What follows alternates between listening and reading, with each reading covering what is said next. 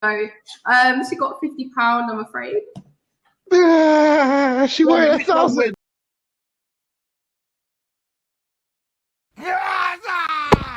Suck on a mama! Suck on a mother! Fuck off! Yo, gatekeeper, play me blood clot, yo! Suck your mother 1,000,000 times! Depressed music! Oh Lord, Trauma made another one. DA got no hope! Depression took it to 10. Yo Pierre, you wanna cry out here? When I was a young boy,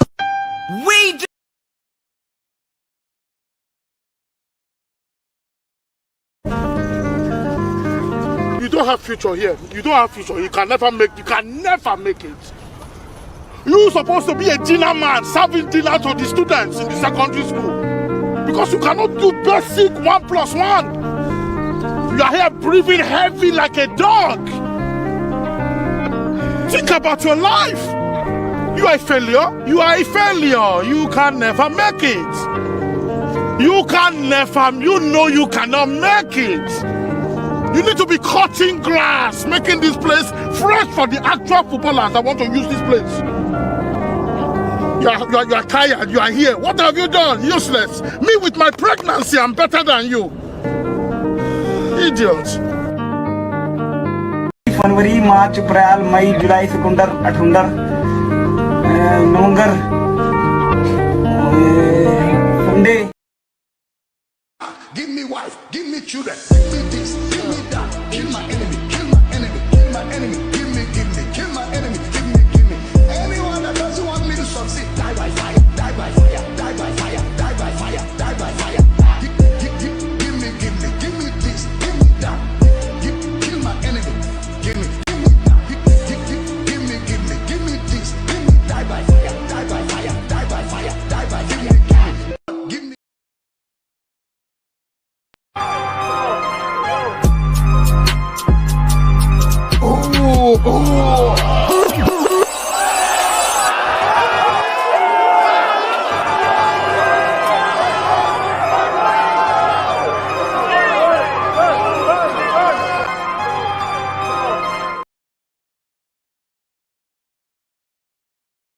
If it's me, your mother, you get a scar on your chest like Saga. She fighting, that's something bad. My thing working.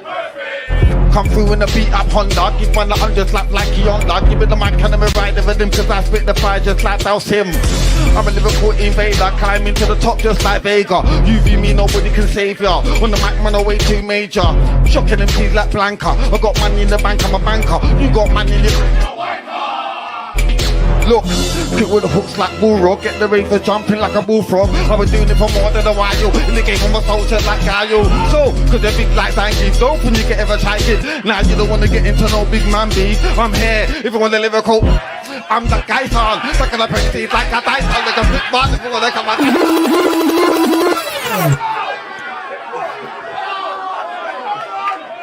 Top with a thing in your face like What did he say? Yo, I know why I never got the award, cause I'm still putting man up in a hospital ward. If I pull up in a Honda Accord, long clip teeth so big enough to floss with a sword. I don't know why they wanted to. Yeah. Yo, I know why I never got the award, cause I'm still putting man up in a hospital ward. If I pull up in a Honda Accord, long clip teeth so big enough to floss with a sword. Don't know why they wanted the war. I ball out with hooligans, scrapping at home and abroad. You went there, you was home with your broad. Tell him I ain't messing when I'm chefing his beef with the rams, couldn't handle the sauce. Big boy set surrounded by 20 dead MCs, feeling like I'm trapped in a morgue. Turn into a corpse, sperm and alive with a fantastic four. Would you expect when you man gas up a torch? Sets on my own mic, on my left blade, on my right. Never ever got my back to the door. Luke Skywalks when I cut man with force. You don't want me battering. Grab a stake and rattle it. Firing so many shows from the top, the ground looks like a gravel pit. Wanna see what I got till I unravel it. Look how they starring babbling it. You and I'm backing it. When it gets messy, they don't tackle it. Take who's chain aboard, you ain't having it. Never caught that lamb, but claim you're trapping it. Fool, it's not that in it. You ain't got the belly, you're grabbing it. If I left the money, you're grabbing it. Snakeboard MC. You been in the ground for years without stacking it. Every year attacking it, that's why I'm busy. Summer after summer, you man know I'm busy. They don't know Dylan. So every MC that I span knows what it's. Yo, live on the. Yo. Been a hot girl from Paul's Boutique and a slick side part in my rolled up skirt. I pass round in no industry, your favorite MC gets swerved like Tub. There she thinks she can chat for me, you ain't even a freak, you're just a little dirt. Come against me, you must be absurd, like I'm the hottest chick in here, no jerk. Who better you for suck, your mother them coulda never reached Big B more thorough. I just wanna ball like I need more gala, or should I be a wife like I need a more seller? We were outside, you was not outside, you snapped the wheel, that is not your right. Said he wants me to be his ride or die, but I'm just a girl, I am not your wife. Raised in the era of Gully and Gaza, so you know me, I could just switch it, reverse it and flip it. Thinks that she bad, them girl are just timid. I'm not just bad, me, I'm coming on wicked. But you knew that already, my friend them few, I don't roll with many. I don't trust nice man, but I still love Temmie. Just said hi and I gave him a nasty with it. I got crafty lips, where I fuck up the beat, I get archy with it. I can back my chat like yes, I said it. I got the juice, I'm too acidic. Why does my man think he's the shit? I've saved his name as weirdo, don't pick. He hits women, you call that a bitch. I'm real from my forehead down to my them girl have a new friend every week. I can't trust it if we ain't 10 years deep. I don't want your man, I heard he's a creep. Them man to pictures of feet. Fine babes don't hate, and I hating bitches ain't fine. If he ain't giving me his die what time, I swear that nigga ain't mine. Trust me. Yo, I'm like, trust me. Yo, I'm live, and I just done did it. Do the dance, Biggie bounce with it. I'm live, and I just done did it. Do the dance, Biggie bounce with it. We're live, and we just done did it. Do the dance, Biggie bounce with it. We're live, and we just done did it. What? AG, Biggie bounce, Biggie bounce, Biggie bounce.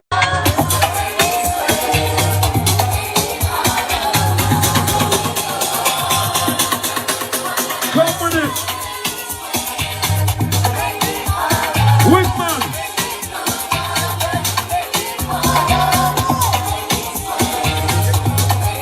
Answer from me, brother. I think they turn it up a little.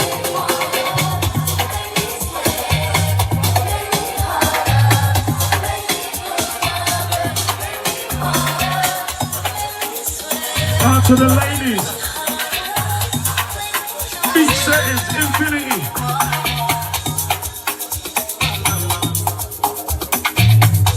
Okay, the birthday gang.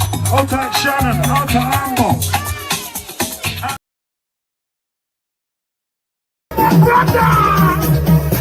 I am a money maker. Hand to the edge, I'm a money maker. More one time, you're a money maker. If you're on this train, money maker. Hand to the air, money maker. More one time, money maker. On this thing, money maker. You see us terminal. You see me. You see me. I ain't watching you, I ain't watching her, I ain't watching him. I got to dance and bubble and sing. Terminal 4 with a terminal 3. Terminal 4 with a power goes. When you come to my house, just respect my house. Don't let my house. Somebody got about the house. When you come to my house, just respect my house. Blood clots over there. What's wrong with it? What's wrong with it? Hold on. Hold on. I'm like, no. I'm like, yeah. Play sleep hop, hold on. Play wiggy, hold on. I'm like, no. I'm like, yeah. Can I please have an attention? I said this is the captain's weekend, and I'm in the terminal 4. Can I please have an attention? Early.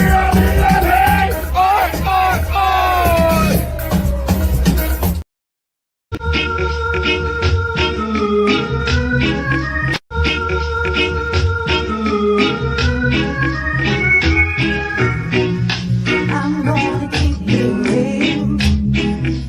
How you make me feel. Boy, you give me chills, baby.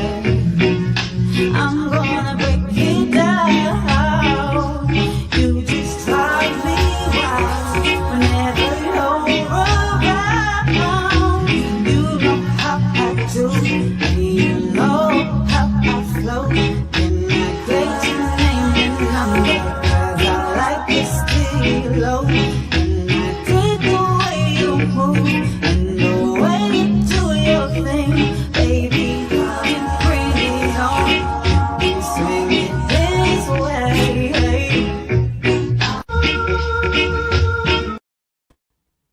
Yo, come on, you telling me? Yeah, man, it's G-Block up in this biatch.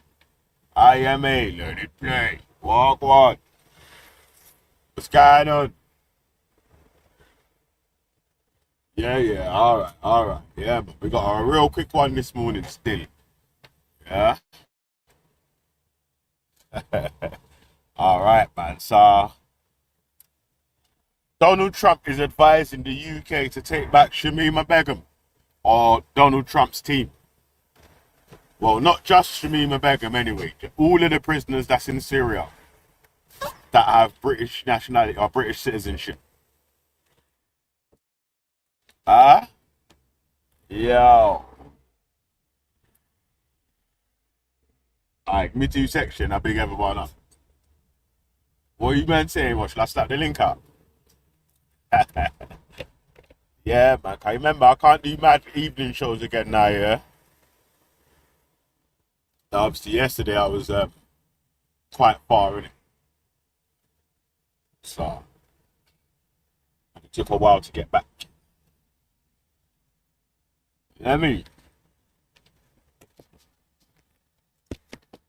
Yeah, alright. Yeah, man, alright. Let me slap the likes real quick. Hold tight, damn son. Man said like number 3, you know. Yeah, first comment and like number 3. Yeah, big up the people that's slapping the like, you get me? Straight away. Yeah, man, we like that still. Hold tight, Rashma. Oh, sorry, hold on. Hold tight, the Rashma show. Yeah, walk on. Come on, big up yourself. Hold tight, Nebula. Yeah, walk on. What you saying? Hold tight, way, man. There you are. Yeah, man. Jeez. But like Schiffer done Hex. I want them feel alright. Alright.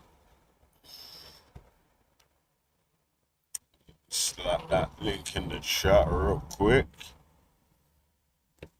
And then let me pin it. Alright, pin. Yeah. Pin. You're thinking what me thinking. You see, I first have that slim thing. Another wine panel. The girl I'm warming it. Are you made? Grabber and wait. Mad. Jeez. Slow motion. Yeah, man, that was the G Block remix, yeah? Say less. Alright, man, so Donald Trump's balling. Or, well, not Donald Trump. Donald Trump's team saying that if the UK want their special relationship back, the tariff-free relationship back, if they want to receive that Trump love, they want to receive that Trump love, Trumpy love. You. Yo, we saying saying? you agree with Trump, yeah? Big up, though, big up. I ain't said I agree or disagree yet. I'm just Oh, laying my out the bad. point. My bad. Oh, what? Bring back the white people then, man. Bring them back. Yes.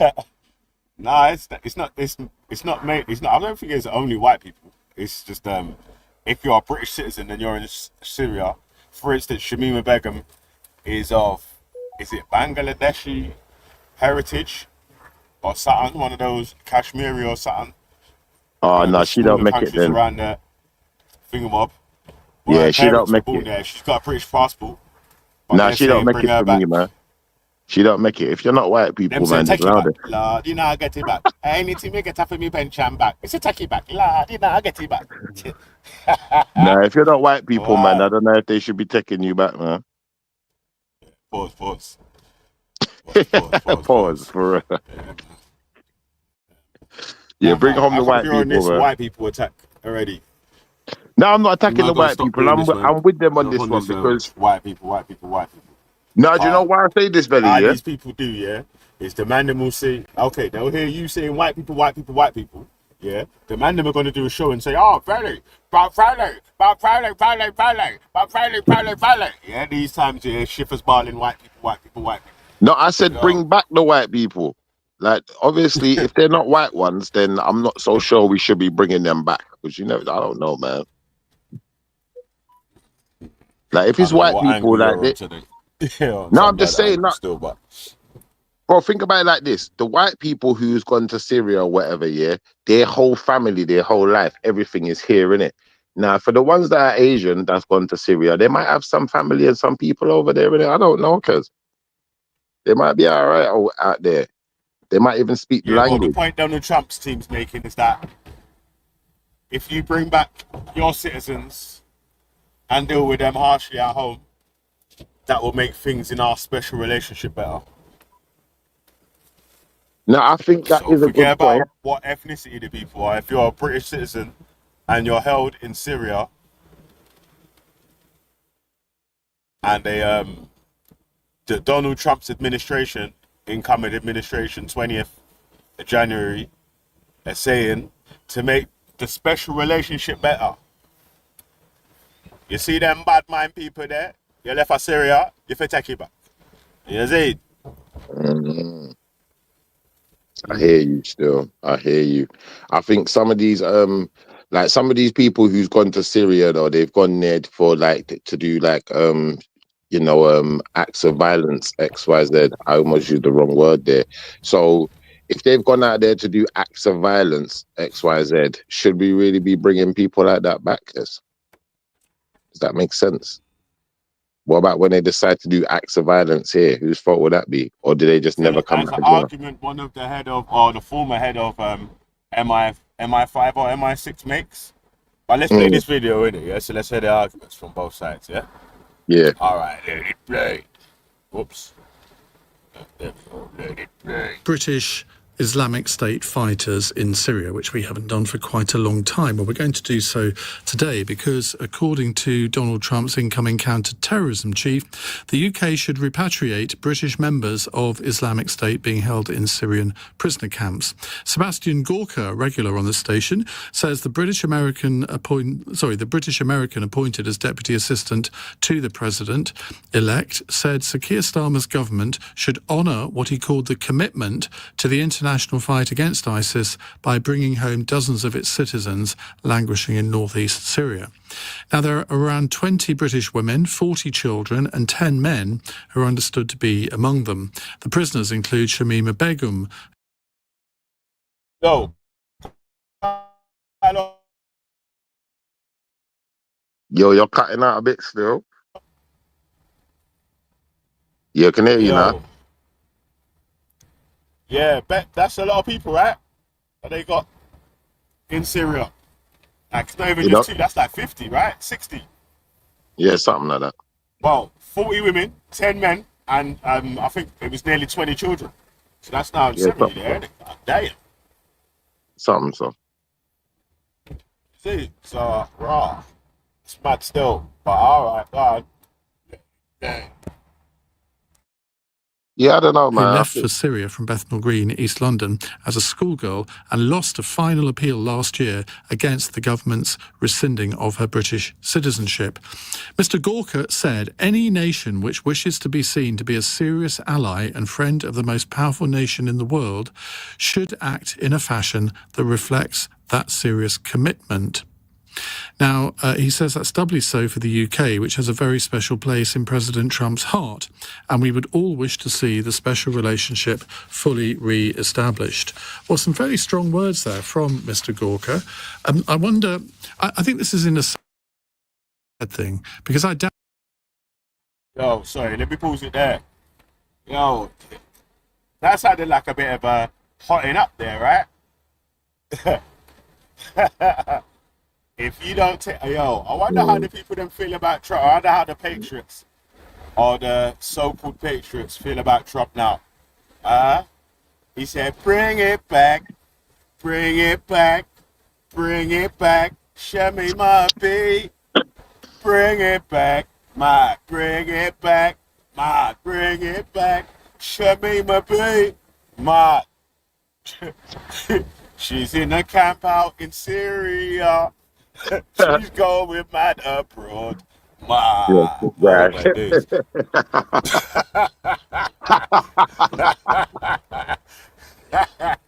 hold on, is Shamima Begham Asian or is she Yeah.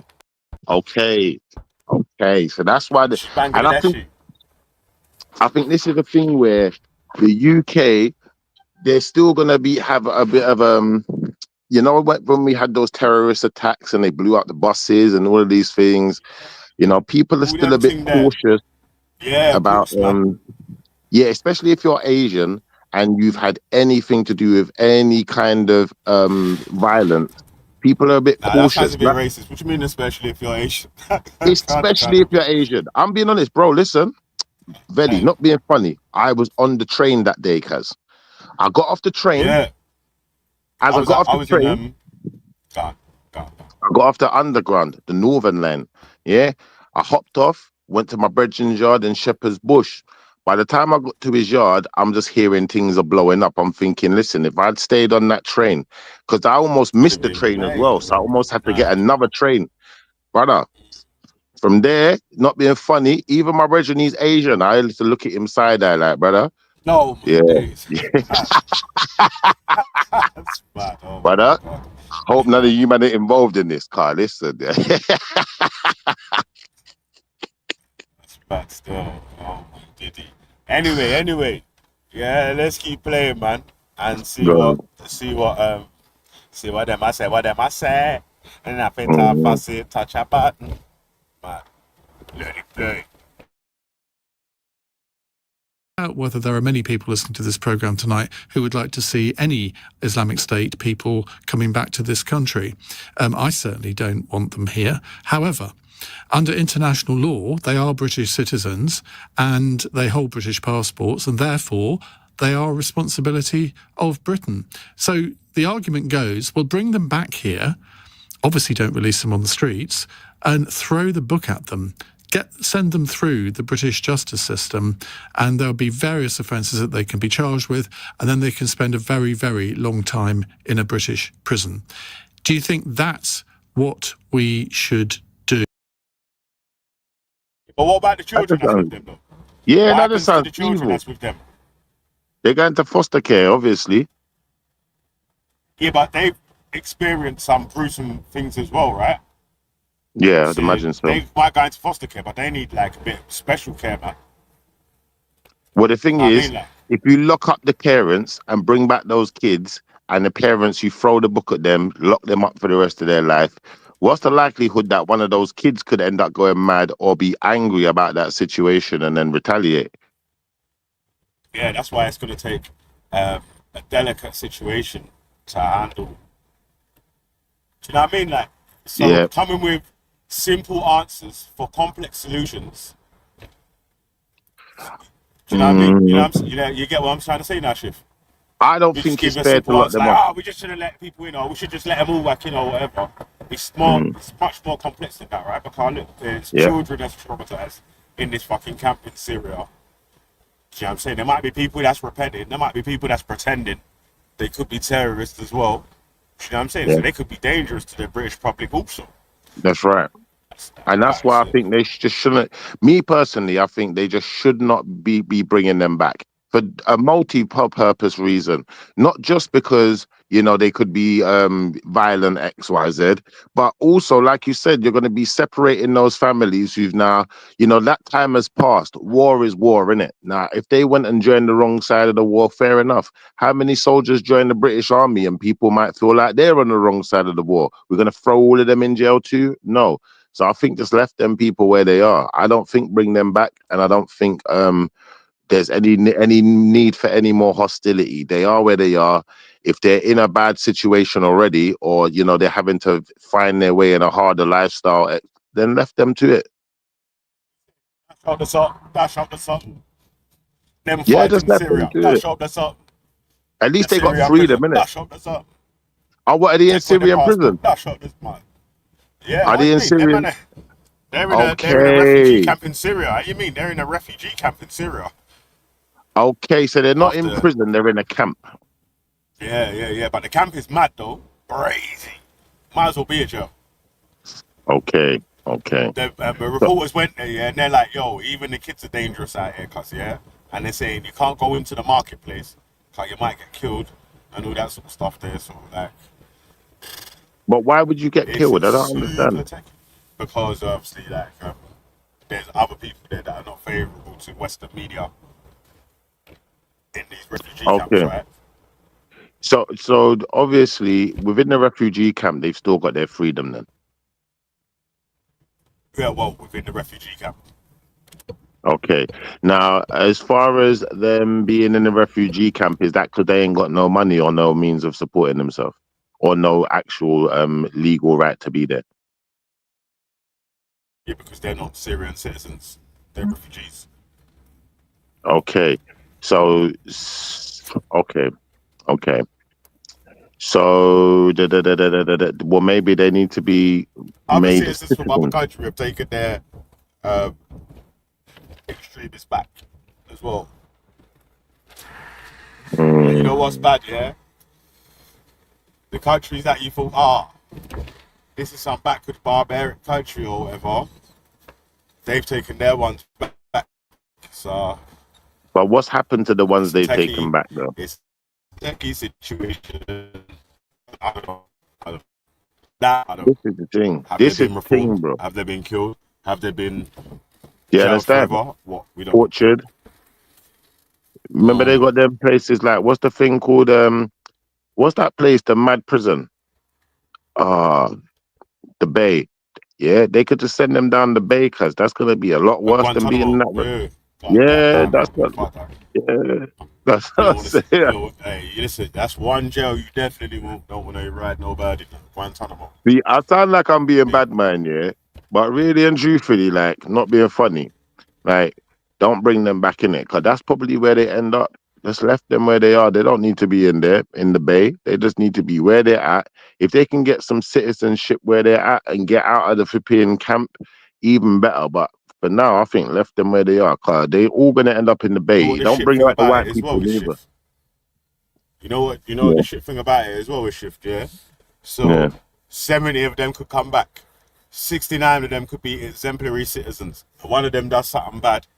And now it's like, we shouldn't have brought none of them back. Yeah. This is why we should. And then whichever government brought them back, get the blame for said terrorist attack forever. Yeah. So, it's super techers. But let me play the rest, yeah? Let it play. I recognise that there'll be a lot of emotions in this, where people say, we can't possibly have terrorist sympathisers back in this country, even in prison. Well, Britain's independent reviewer of terrorism legislation, Jonathan Hall, KC, was taking your calls on LBC this afternoon and was asked about these demands to repatriate British jihadis. The idea of landing a lot of hardened male jihadis with fighting experience, some of them would be deeply traumatised by the violence that they may have either suffered or engaged in, would be a very big ask at a time when the authorities are also dealing with major state threats. So I think pragmatically, I would say children and women, I would find it very hard about the men, I have to admit. Well, Major General Chip Chapman. So what are you saying about that? That's sexist as hell, because women can be just as dangerous as men. Remember, it's equal opportunities, equal rights, all of this equality bullshit that they like to talk about. And then all of a sudden, no, it's not equal no more. Hell no. You bring them all back or none. Not even the Hispan the wall of Babylon. I go get saved. Man. Oh my days. I say it's all or nothing. It's a kill them all and do. Oh my days. Just because. Yes. Well, does that sound like a fair resolution? Bringing the women and children back, which could be reformed, but not the men. It's like what you were saying, yeah. You see the men, if they're extra what is putting them in jail with other people that aren't potential terrorists or whatever. These men could either have an influence to them or either gain some sort of power within the jail system or whatever, you know what I mean? Because obviously, like violence is currency and all that sort of stuff there, you know what I mean? Like, if I'm willing to be a lot more violent than you're willing to be, Nah, that's not going to work. A powerful tool. Nah, that's not going to work. Remember what happened to that boy? Remember the guy who mashed up the soldier boy? Yeah, and then he went jail. They mashed him up in there, cuz. They mashed him up differently. So I'm saying, like, any of them man there that come back here. He just done a mad act. I'm talking about. No, but any of them man that come back here, they're going to split them up. they're gonna split them up and they're gonna be putting them around them. What are they called? Them Combat 19, whatever you want to call them. Yeah, they'll split them up and put The them racist right where Joes. they. Yeah, they'll put them right in them, bro. Like split up as well. You ain't doing nothing. They're gonna be getting bullied, beat up. That's mad. You know, Them like boy- people say Come on, man. about our Muslims run the jails or whatever, but there's some racist jails as well, you know. That's You right. can get shipped That's out to right. one of their racist ass jails, yeah, and it will be on top for you guys, yeah. So you have to scrap it out every day. You get me? Breakfast, lunch, and dinner. So. And people say the Muslims run the jails, but I heard a man say the other day, this is what a man said. A man said blatantly, the only reason he turned Muslim in jail was to get the food. Who was it? Young Spray, idiot thing. And I'm saying like, the next thing is now, enough of these men go jail and then they're joining up with Islam because they're shook, because they feel like that's the gang that they're going to join. And it's like, if Islam is a gang in jail, then enough of these men are fake Muslims. And secondly to that, like, not being funny, that is no reason to convert. That's not a good reason. That's probably the worst reason to convert to any faith that I've ever heard in my life. So at that point, enough of these men are demonic, bro. They're sick. They're not well. They need help. Like that. What the hell are they doing? Shift against 2 years. Alhamdulillah. No, forget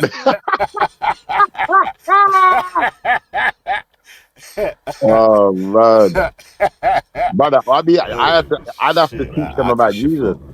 I would have to teach them about Jesus. Like, I've been in a situation like that where a man was trying to tell me about Islam stuff, and I've had to teach a man about Yeshua and teach a man certain things about his own book. So a man's got upset with me because it's like, bruh, you can't bring that to me, innit? You can't bring Islam to an Israelite. It don't make no sense, cuz. Nah, you know what it is though. practice Differently, it, like you just can't bring it to me. Man can be a or Christian or someone of the that follows the Bible in jail and be calm as well still. Yeah, that's what I mean. I ain't got a problem with Islam. You just can't bring it to me, innit? Because at the end of the day, that book won't sense to The my only thing people. is like, right, obviously, if you do have a falling out with him, well, the man might rush, man, innit? And that's true, but I think that's the point where man has to just not be shook. You have to really be a believer at that point, innit? Because if you really believe in your maker, you really believe in the Most High, I know that they could think about rushing me, but they couldn't touch me. No matter what I said, no matter how upset they are, no matter what truth I told them, they're going to have to hold this L today if I really believe in my maker. And I think for the people who are scared, that's why they've got that fear, because they're unsure. You can't be scared of nothing like that, because especially not when it comes to religion. Because if a man's saying he's a Muslim, he's supposed to be a man of God same time. So he has to behave himself and conduct himself a certain way. Otherwise, really and truthfully, the people who's with him in that faith, they're gonna have to step in. And if they don't, then they all look bad. They're all going to hell or Sheol. And I'll happily tell it. I don't know if you'd be able to make a speech like that before it goes down or whatever. No, I've done it. To say all that shit after it. No, brother. What I'm saying to you is this happened in real life. It got techie. Imagine I'm with a man, yeah, not with a man, like me and a man's arguing over over the Islam thing and the Christianity thing. And I was saying to a man, there's certain things within your book, within your book of Islam, that you can't bring to me, in it. There's certain things in there you can't talk to me about because it's already in my book. And furthermore to that matter, it's like, for instance, you can't come to me and tell me, for instance, that that Yeshua is not more important than any prophet. There's no prophet that Yeshua is not more important than. That prophet does not exist because Yeshua is infallible and perfect. The only so-called prophet is, according to Islam, that has these attributes, and also is the only one who has godlike powers. So at that point, or is able to access godlike powers, should I say? So at that point, I'm gonna have to suggest to my Muslim brothers and sisters that you might get upset with what I say, but fighting me over it, you'd look stupid. Because when we go to the Imam. That's Yeah. shirk. No, but when we get the imam or when we get the actual guy, you know, like one of the elders who know that, who actually Man read can have their the same Quran, powers of God. yeah, it's gonna be over for them. Once the elders come, the ones that actually read the Quran, they're not arguing with me. It's these young ones, these fake ones, these new recruits, these ones, like you said, they Yeah, went to man. You jail know, just to yeah, join the this gang. ain't gonna be speakers corner, cause you're talking about hearing this is fucking Belmarsh, fucking block fucking B and C and fucking whatever. Do you know Yeah, what I but mean? them Like, ones don't so get the respect. They got no respect. Them man that's just gone in jail and just joined up with Islam just for protection. They don't get no respect. They think they got respect. No. The guy who actually reads his Quran is the guy with the respect. And he's the guy who's gonna tell these boys, listen, calm yourself down. Cause if you're wrong, innit? Sometimes you just gotta hold this L. You can't come to me and tell me about Muhammad when I got Yeshua, bro. You can't bring him to me because my book clearly states that you cannot be oh, you're saved gonna unless you go receive through him Yeshua. You can't be saved underneath. without going through him. See through your flap or underneath your door. You're just gonna get receive an envelope. When you open it, it's gonna be full of shit. Yeah. Nah, I got surrounded. Yeah. There was about, listen, I got Envelope surrounded happening, by don't about 8 forget men. it. I got surrounded by about 8 men. There was one big one, one black one. He was huge. They got him first. Yeah. So they bought this big black guy, massive. I'm thinking to myself, shit, today's gonna go bad.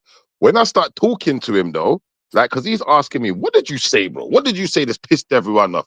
So I've told him what I said. I said, bro, listen, I'm an Israelite. You can't come to me with Muhammad when I've got Yeshua. You can't put Muhammad above Yeshua. You can't even put him next to him.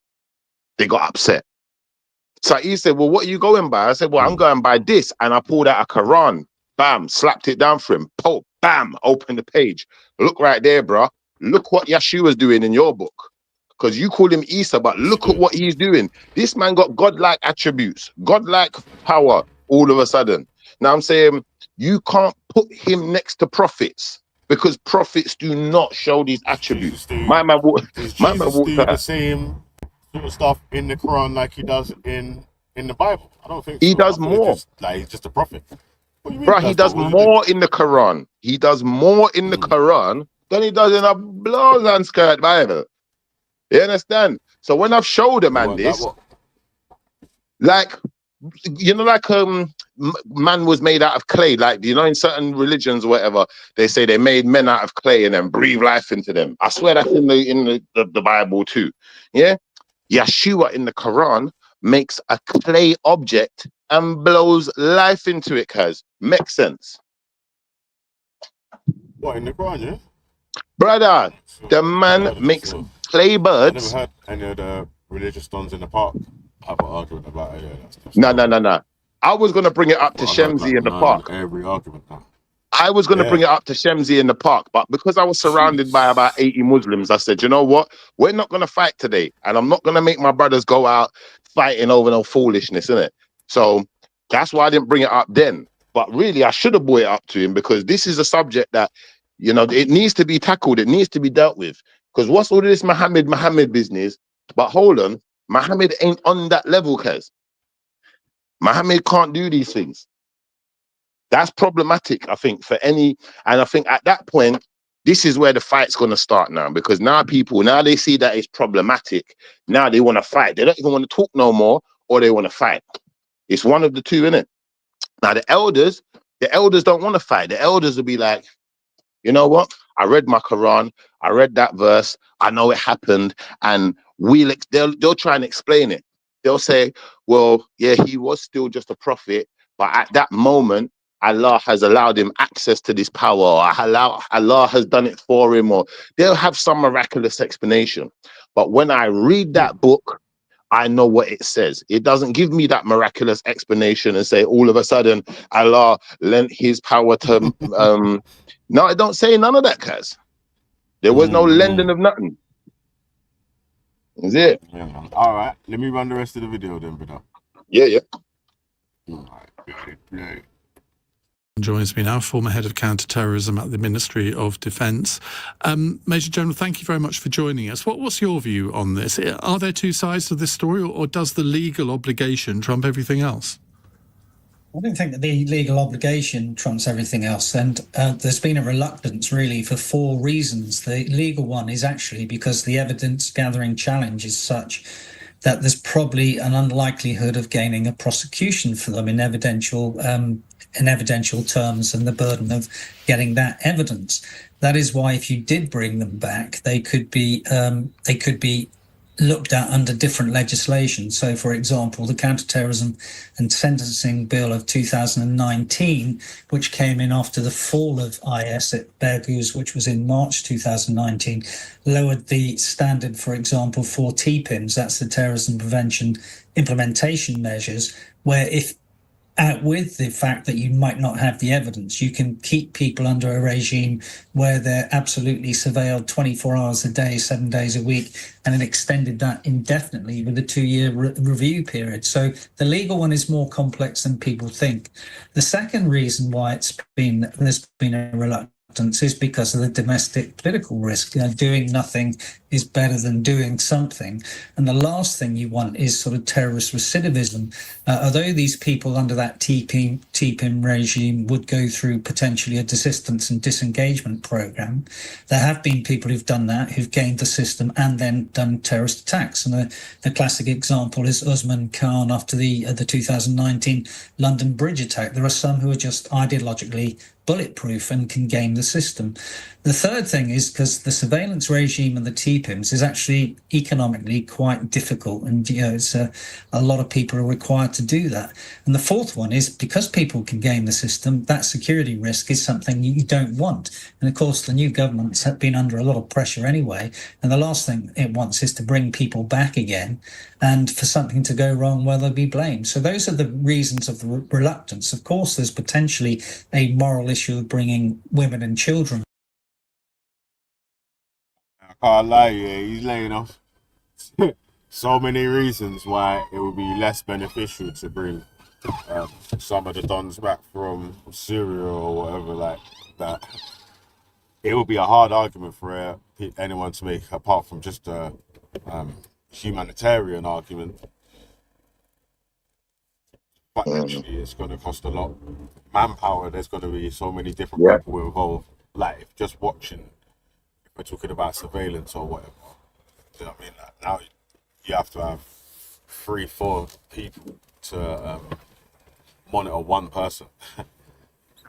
But not even just that though, because remember you got things like the probation system, for example. You got certain systems which are in place literally just for monitoring anyway. So, they could put them on ankle monitors. There's all sorts of monitoring systems that they could use. You got a Ring doorbell now where there's a camera at the front of everyone's house and all this stupidness. So I think they're over exaggerating a bit, personally. But whatever it is, isn't it? Like, even if it's a digital thing, it's still there's a cost. What they're saying is that there's actual financial cost and then a manpower cost that someone has to front for this person to come back. That's true, but if they're not a financial cost and a manpower cost just to having black people in the country, because every time they call police on a black man, they got to send 50 police. So yeah, there's a financial cost just to having people here. Yes, that's normal. No, but they don't have to put. Oh, they might do. I don't know about that, but it's highly unlikely that they've got every single person being surveilled by either digitally and so and so. Specifically, I mean, they're following every move that Veli Vision makes or something like that. Yeah, just because. Not Veli Vision, but let's say, like, for instance, you was one of these man that's just come out of jail, yeah, and you got a bad reputation for going back and forth. I think, especially if you've done like dangerous crimes, at that point, yeah, they watching you, bro. You're under surveillance, and even if you're not under surveillance 24/7, you're going probation every week. Some of them are signing on every day at the police station as well and doing all sorts of things. All that doesn't signing on at the police station or whatever. That just takes the person to turn up to the police station, but to have someone monitored basically 24 hours a day takes more than them signing on to the police station. Do you know what I'm saying? That there's a financial cost, there's manpower, and there's other bits and pieces that's going to have to go into that as well. Innit? Like, so that's what I'm saying. Like, if in Parliament for you to make an argument on them Yeah. returning any of the people from Syria, or what, especially any of the men from Syria, if that's Yeah. what he was speaking on specifically, it's going to make you're going to have a hard argument trying to make it seem financially viable to Do you or know anyone that's been in the beneficial deportation jail before? to Do you know the anyone that's people. been? Do you know anyone that's been through that deportation system before?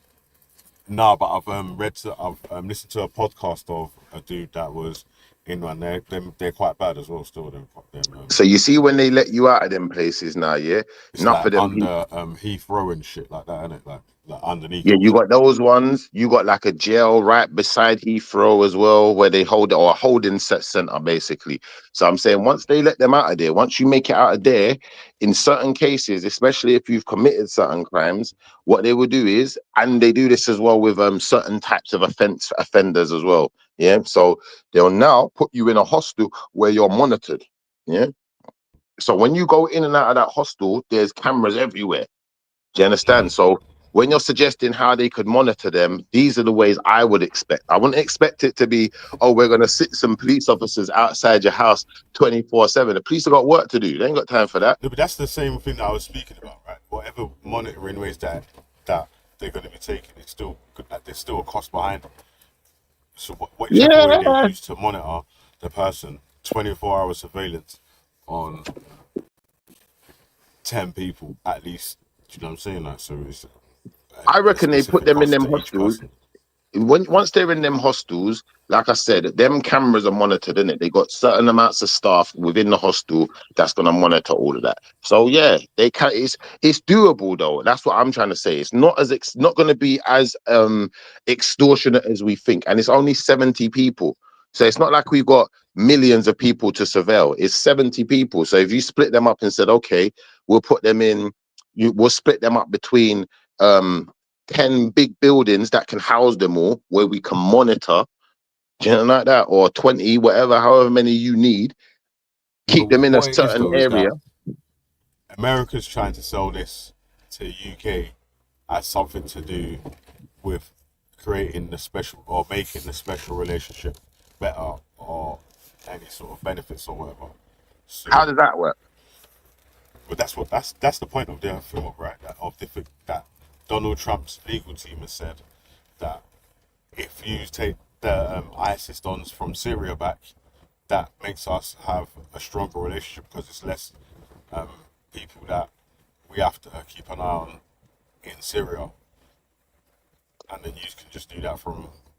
But if they're your already in, if they're already in concentration camps in Syria, the like who's British public or whatever are going to be like, "What fuck that?" Because these man, the reason why these men are in them thing what was in Syria is because they was going mad. What if one of them comes back here and goes mad?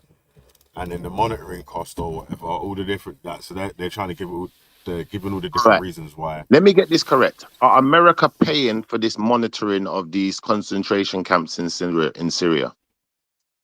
I'm sure that they've got some agents that did some bits and pieces. Like they've got eyes and Okay. spies everywhere. Now it's making more sense. Now it's making more sense. So they want to bring their agents home. They want to shut that situation over there down. And the only way they can do that is if they get everyone else to go home. Then Syria can just handle its own issues with its own people. Bottom line of it. Something that they might be trying to do. Yeah. So in that Trying case, to make it as simple as possible. Yeah. in that case, I think right now, Donald Trump, you know, he's about to get inaugurated. He's not necessarily trying to win votes still, but obviously, if that was part of the reason he got voted in, then he's still got to be seen to be acting on it. But I don't think it's that big a deal because we're talking about 70 people here. And at the end of the day, okay, he's asking Britain to take them back. They're British national. I'm assuming they're all born here then. They've got British citizenships. They might not be necessarily born here. They're just British citizens. What? So if they got dual nationality, then some of them have got dual nationality. Some of them have got were born in the UK. But if they got dual some nationality, of them haven't got it's dual not just one. nationality. Like Shamima Begham didn't have dual nationality, but her parents are from another place, innit? Now that one there, I think you have to take that one back because, like you said, she ain't got paperwork for anywhere else. But if they got paperwork for somewhere else, then it's not just a UK argument for me. That's a fact. And even if it is a UK argument, what the UK should do is bring them back and then deport them. Yeah, just deport them. If you already got that much of a problem with them or you see them as that much of a threat, if they got another passport, deport them to where that passport there. The ones who ain't got no passport, then you can't, innit? You have to keep them. The ones who ain't got no dual nationality, so. It's Shamima Begham for Sean Nepal. After that, we deport them. We not support them, man. Oh, yeah. But she would get to stay because she's only got a British passport. So I think anyone who's only got a British passport, UK, you don't really have much choice in that situation. But if they got a British passport and a Bangladeshi one or Indian one or Pakistani or wherever, or I don't know, somewhere else in Asia, Iranian, send them back home.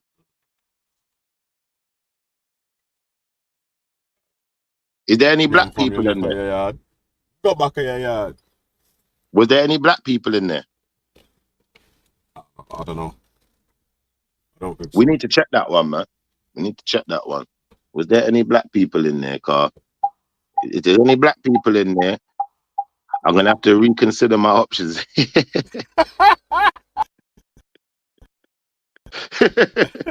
Oh, my days.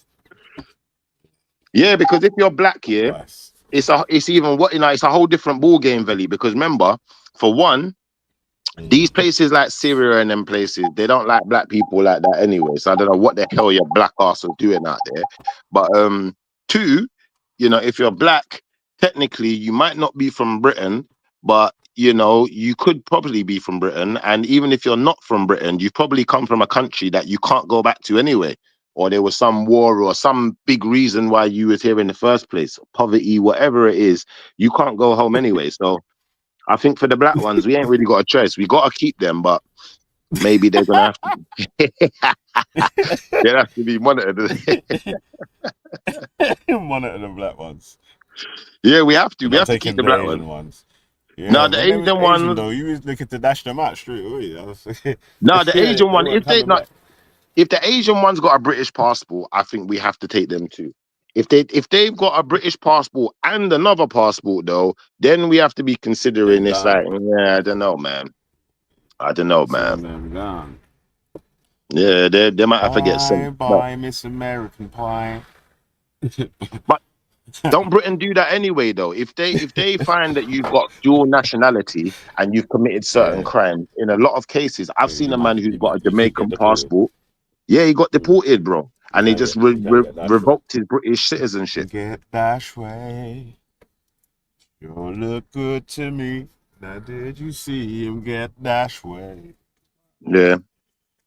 But I think at the same time, the moment they went to Syria, yeah, if these people have gone to Syria to join up to do F-frees, yeah, at that point, are they? It's like giving up. You might as well have given up your citizenship, as far as I'm concerned. Because remember, you're supposed to be a British citizen. So if you're gonna get in, you're supposed to go to the army like a normal British citizen and sign up the right way. Go through the right channels. Then no one couldn't be telling you nothing, could they? But they didn't do that. So at that point, you know, we're gonna have to treat them like the criminals that they are. Because if this was a black man that did this, bro, not being funny. Look what happened with the black boy in Dubai. Everyone said, well, you know, if you committed the crime, then you know you should do the time. You should just have known better. And these people should have known better too. They're in their own business. If you took your pitney over there, your pitney's gonna have to suffer. Should have known better. Shipper, did you see the Mampy? Did you see the Mampy that got 2 years? Which Mampy?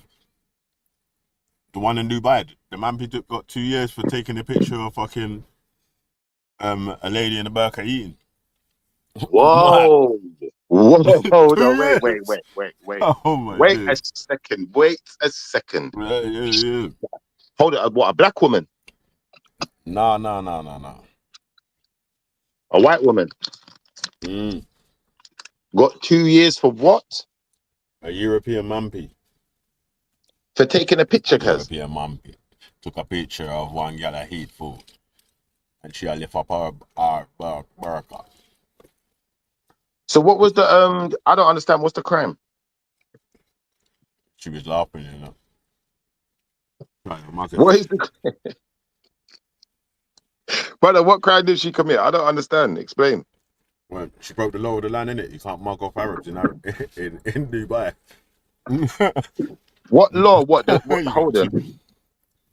There's a law that says if you can't mug off take an pictures. Arab in Dubai, you're gonna hold 2 years. Innit? If you mug off an Arab in Dubai, you're gonna hold 2 years. What kind of racism is that, Kez?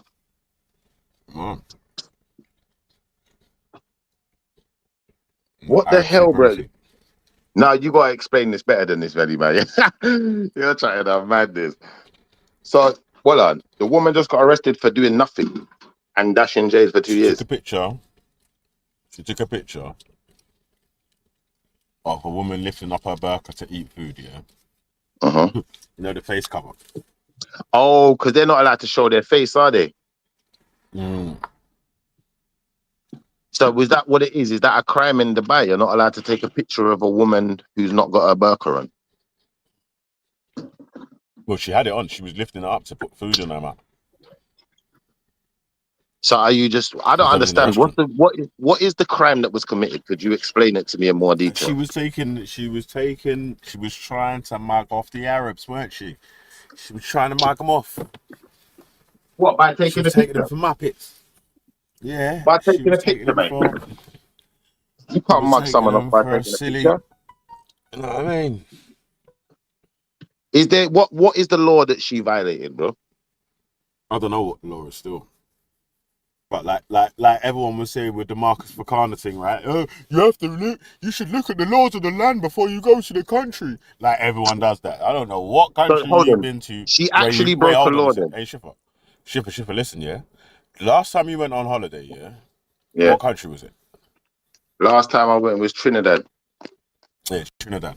So before you went to Trinidad, did you look up the laws of the land of Trinidad to make sure that just in case there's a funny law that you might violate without violating? Did you look that law to say, oh, let me just look it up just in case I might violate it by accident? Nobody does that. I'll be honest, the only law I looked up was the one that states that I'm allowed to have a certain amount of smokes and edibles and I can't get arrested for it. That's the only law I had interest in before I stepped out on road.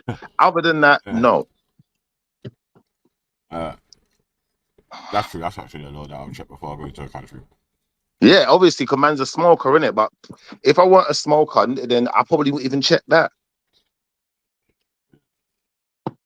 Or maybe alcohol laws, innit? I definitely check smoking, alcohol laws, and obviously anything to do with like driving, stuff like that. Yeah, stuff like that. Menial stuff, yes, because I might be having to drive out there, innit? Gonna hire a car. I need to know what the hell I'm doing. All right, I'm going around the area. It's a little side law that you just wouldn't know about, or whatever. Yeah. It's mad. Like you say, the age of consent in your country is whatever. If you was like a teenager who was 18, you might not look at the age of consent in another country. No, you're not doing that. From you're 18 and you said to a beans like rah, that looks your age. Well, we know most countries, the age of consent is 16. You got some countries who's as low as 13. So at 18, you're thinking you're way above the flipping boundary, cuz. Let's be honest. Don't matter what country you're in, you're going to be thinking, well, 18 is considered an adult. You can sign a legally binding contract where I come from. All I'm saying is, yes, you gotta follow the law of the land, though, ain't ya? Oh, yeah, well, if you didn't follow the law of the land, then you deserve to be in jail. You see that how fucking unsympathetic people can be when it's like someone that they think they could just wind someone up with. Yeah, but then it happens to someone that they might want to cap for. It's not the same. You're not going to make the same arguments. So crazy. But hold on, what are you saying? That lady shouldn't be in jail. The lady shouldn't be in jail for taking a picture of the lady eating in the burqa and laughing and that shit. You know what I mean? That. But guy, you're in the people's place, innit? Like, so you have to take time, man. Yeah, but if she shouldn't be in jail, the little boy shouldn't be in jail. Obviously. But that's dumb. And I think at the end of the day, I don't know what the law is that she's broken. But if there is actually a law stated in law, then yeah, she needs to sit her ass down in jail. Furthermore, give her 4 years, man. Man. Double that, man. Like Bab Just said, because she's taking Iran the just piss. lowered the age of consent to 9. Iran. That's I'm Banksy not and Maya surprised. Tuzi's country. I'm not That's surprised Banksy when and you Maya talk about. Tuzi's country. Well, this is the thing now. Remember, when you talk about Iran. Wait, hold on. Iranian, Banksy was born in Iran. yeah, He's an Iranian. yeah, yeah. When you talk about Just reminding you Iranians, guys. Iraqis, I'm just yeah, they reminding you move a guys bit just in case different. you forgot.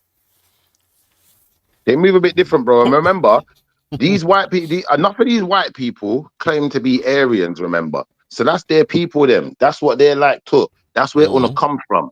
Yeah. So anyone who claim for be Aryan, remember, Yes, say Libby, you probably get Iran. a slap or whatever, man. But guy in jail's a bit harsh still. But like you're saying, boom, people was extremely unsympathetic when it comes to the Marcus Fakana situation.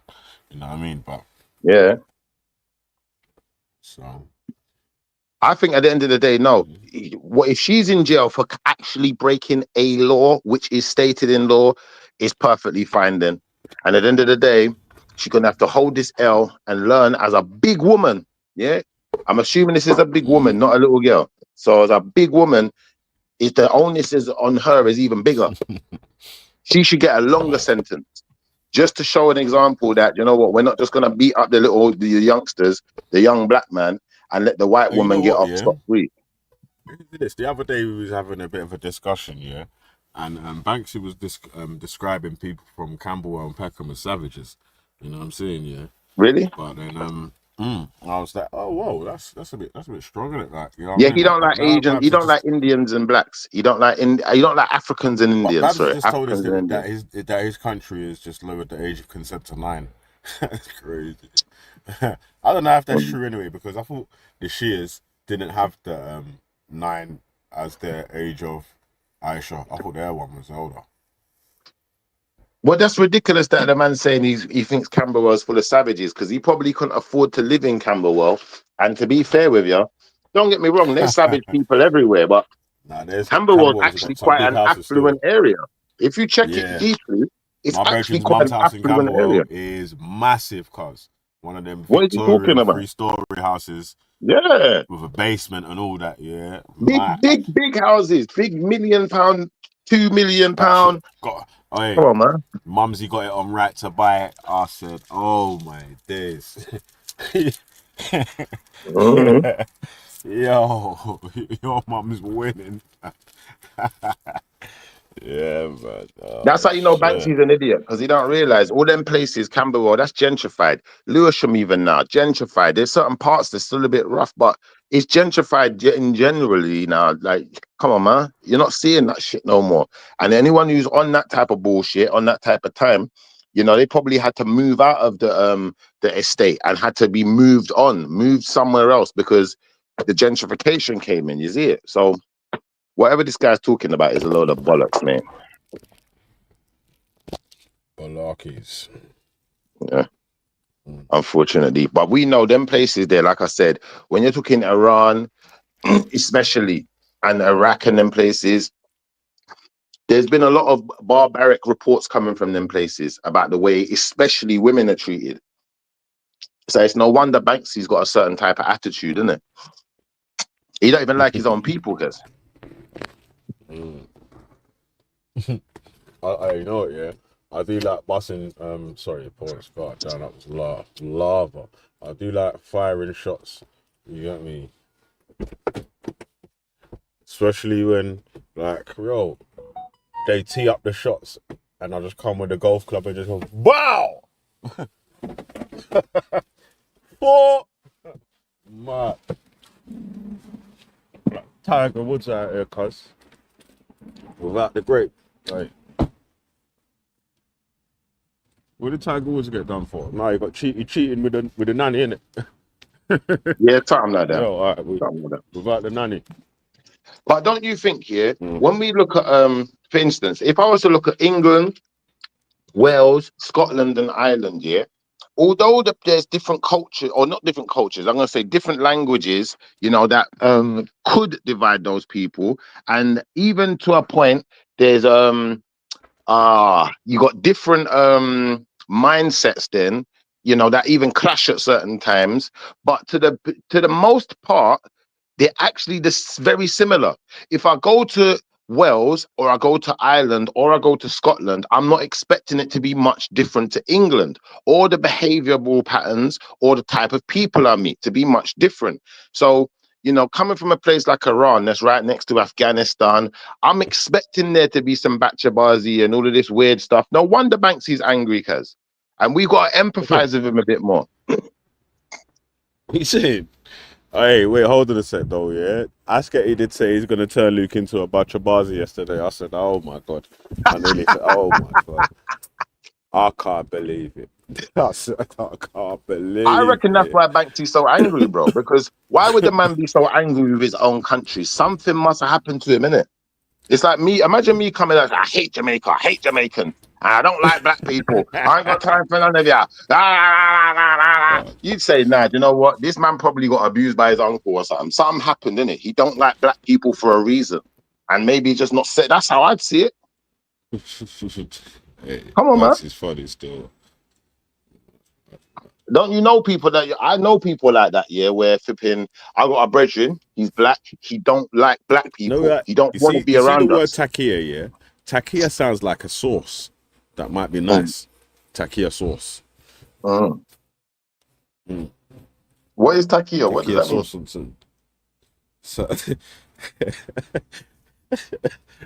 takia, when that's when allegedly when the Shias are supposed to be telling a lie or whatever. Okay. Of Islam or whatever. But I'm saying like takia sounds like teriyaki. Sound like tequila. Sounds like tequila. Yeah. Sounds like it might be nice still. But all right, let me play the rest, man. Go on.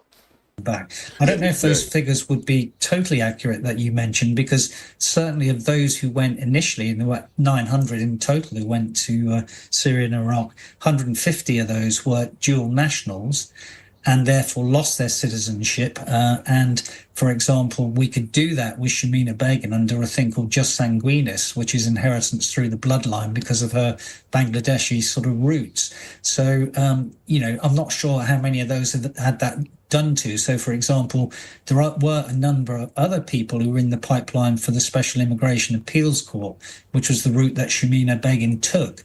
Now, there have been countries who've taken a very robust approach to this and have actually brought all their people back. And rather surprisingly, most of them were in the sort of stand. So Russia, Kosovo, Uzbekistan, Tajikistan, Kazakhstan, they did take all their radicalized people back. And we've been very reluctant to do so. And there's bad political or good political reasons why we don't want to do that. And no repatriation has been the policy line. Sebastian Gorka is effectively saying, if you don't do this, the special relationship will not continue.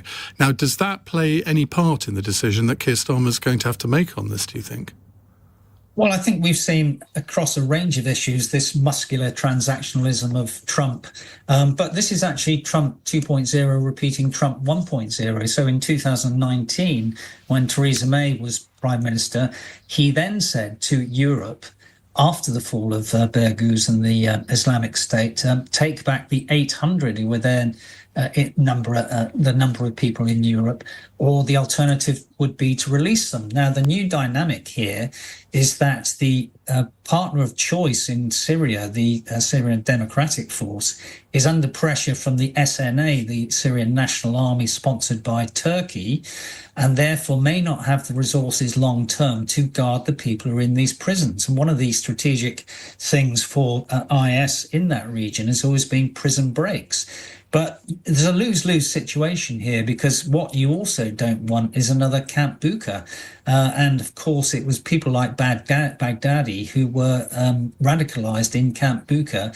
And the fact if you keep people in indefinitely or near indefinitely in these places does potentially produce this radicalization and a ticking time bomb for the future. It's precarious suspension is the phrase generally used about this. Thank you very much indeed. That's Major General Chip Chapman, former head of counter-terrorism at the Ministry of Defence. Well, Mater Gifford joins me now, human rights activist who left his job in the City of London to fight with Kurdish forces against ISIS in Syria. Now, Mater, I can't remember how long ago it was that you and I spent an hour in the studio taking calls from listeners on this, but I do remember that it was a very memorable hour. Just before I ask you about this, what's happened to you since? Well, plenty. Obviously, one of the most obvious things in regards to Syria was I wrote a book. But in more recent years, I actually went out to Ukraine to fight against Russia alongside the Ukrainian military. So I was there for 2 years alongside the 131st Separate Reconnaissance Battalion, fighting in the south in and around a place called Kherson, finishing my time in the east of the country, only returning at the beginning of the year for sort of family reasons. So, on this question of repatriating British ISIS fighters, what's your view? Well, I personally think it would be appalling to rescue these people from Syria before they've spent their day in court there. They've broken 2 sets of laws here, our own in the UK for going off and joining a terrorist organisation, but also, more importantly, they've gone to a country that is very diverse, very beautiful. In the eastern part of the country, the British and American government supports the SDF, the Syrian Democratic Forces. They are the ones holding these people. This organisation, this group, is a secular and democratic group, as I said, supported by the West, the coalition. They were the ones that led the charge against the Islamic State, and they're the ones that have called in the past for a sort of truth and reconciliation process, a process where they can also start trying ISIS prisoners and jailing them for their crimes. I would hope to see something of that nature come into force and get support in the West. And the judicial system that they have, is it one that could command international respect? Oh, absolutely. I mean, this region, as I said, liberated itself from ISIS, and then in the years afterwards started putting together a progressive, secular democracy. They've struggled. Obviously, Syria is a country blighted by civil war. They've tried to do things by international norms.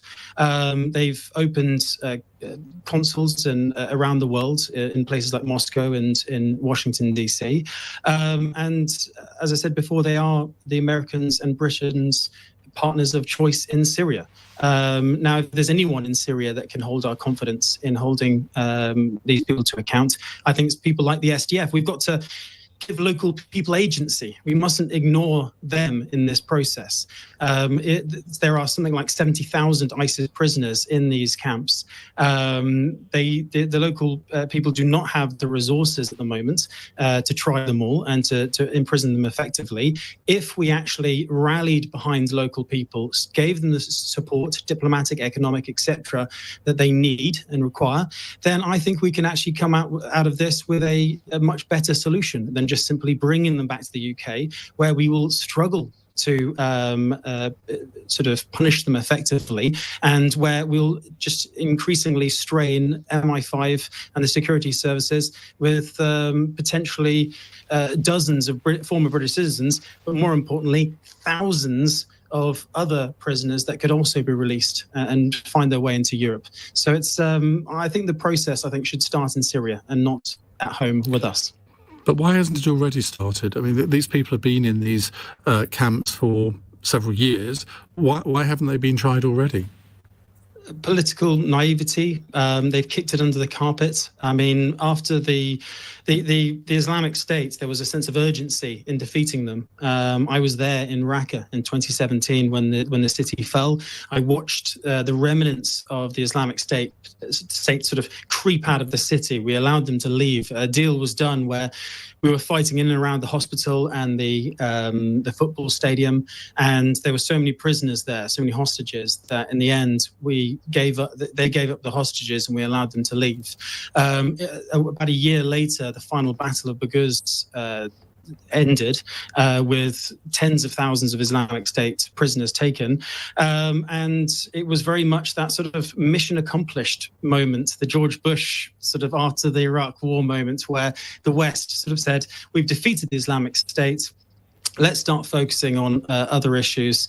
And then obviously with the rise with COVID and everything else, I think we've just been distracted.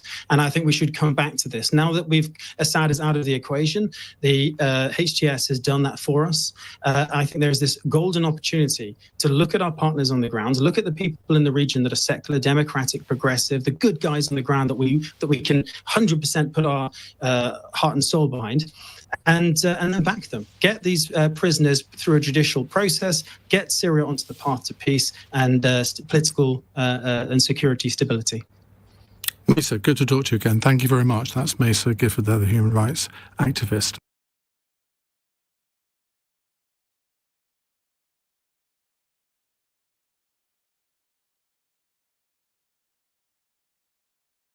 That has slightly puzzled me today. Kemi Badenoch's spokesperson said that she hasn't met any grooming victims and has no plans to.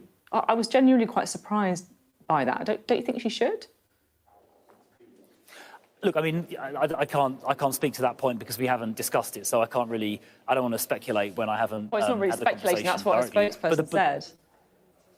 Okay, well, I'm afraid I can't speak any further to that because I haven't discussed it with her office. But the most important point is that it's important we think about victims in this, and victims families have been saying that they do want a proper inquiry so the truth can come out, because having gone through this terrible experience, having been, suffered this awful abuse at the hands of these gangs, to be let down by the police and by local councils, and particularly local councils may well have deliberately turned a blind eye to this. They do need to know what happened, and the people responsible need to be held to account.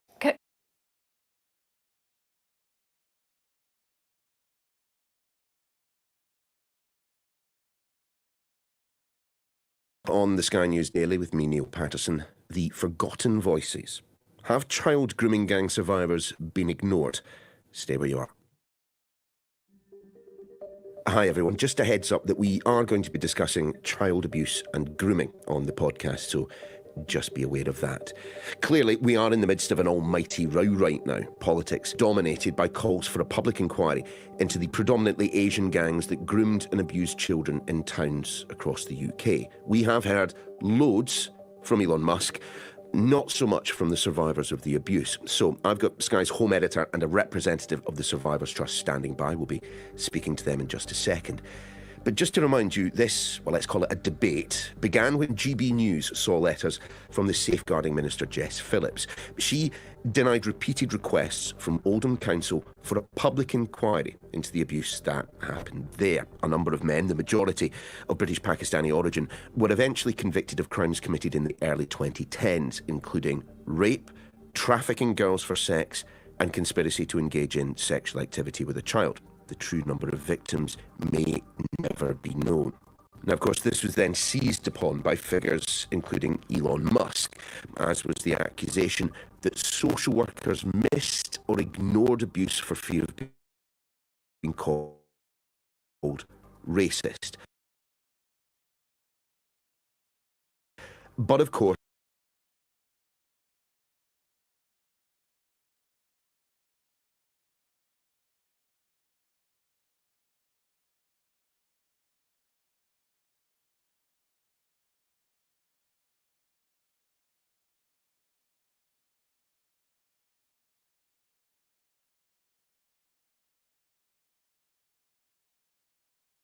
Yo, the video's gone quiet still, can't hear it. there has already been a public inquiry, Professor Alexis J reporting 2 years ago, yet none of her 20 recommendations have been acted upon. The Safeguarding Minister, Jess Phillips, has been speaking to our political editor, Beth Rigby, on the Electoral Dysfunction podcast. Nothing is off the table.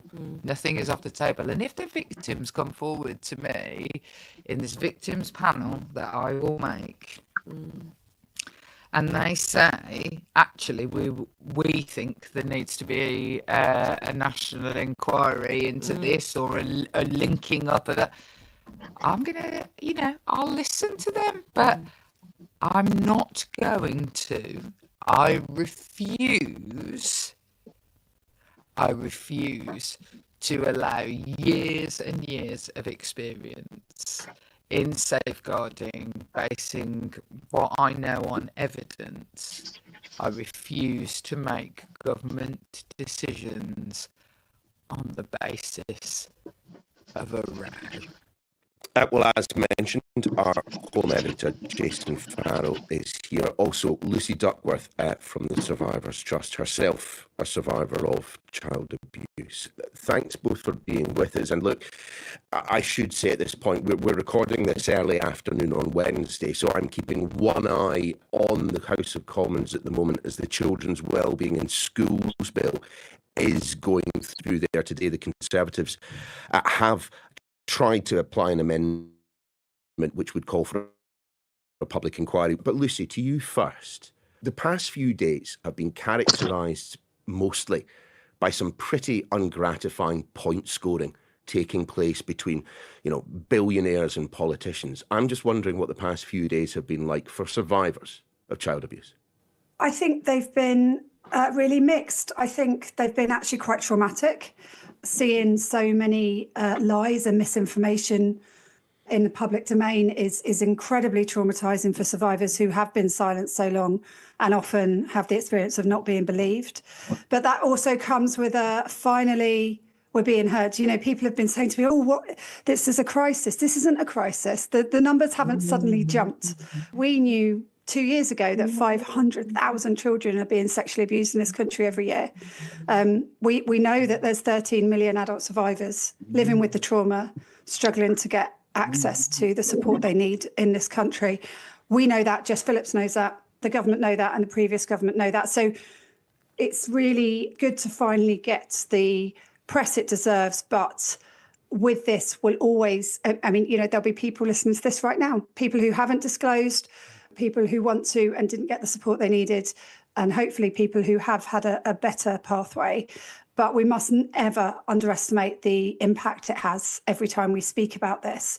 And therefore, we only speak about it because we have to and because we want action. Lucy, you know about the extent of the abuse. Other survivors will know about the extent of it. But do you think that the general public do? The reason I ask, do you think Elon Musk has done something of a public service in thrusting this conversation into the national spotlight? I think it comes as disappointment for all of us that it's taken somebody outside of the country who doesn't understand anything of the complexities of what we're dealing with to get this to the prominence it deserves. No, I don't think the public understand it, and that's not to offend anyone at all. It's been discovered that, and that was one of the recommendations of ICSA, was that there is a public awareness campaign. Just for those who don't know, ICSA is the Independent Inquiry into Child Sexual Abuse, which of course you are involved with. It is indeed, and it ran from 2014 to 2022. It published a really big report on the same day that Liz Truss resigned, so already it didn't get the press it deserved then, and so survivors are hurting from that. There is no point in changing the law if we're not educating people and taking them with us at the same time. So yes, this is helpful, this sort of exposure is helpful, but it's only helpful if it's well informed and if debate can be had. Jason, just pick up the reins here for us, if you will. It's been mentioned at Prime Minister's Questions today. It's been mentioned many times before, frankly, by people like Lucy. We have had 2 years since the publication of Alexis Jay's recommendations, and pretty much nothing has been done.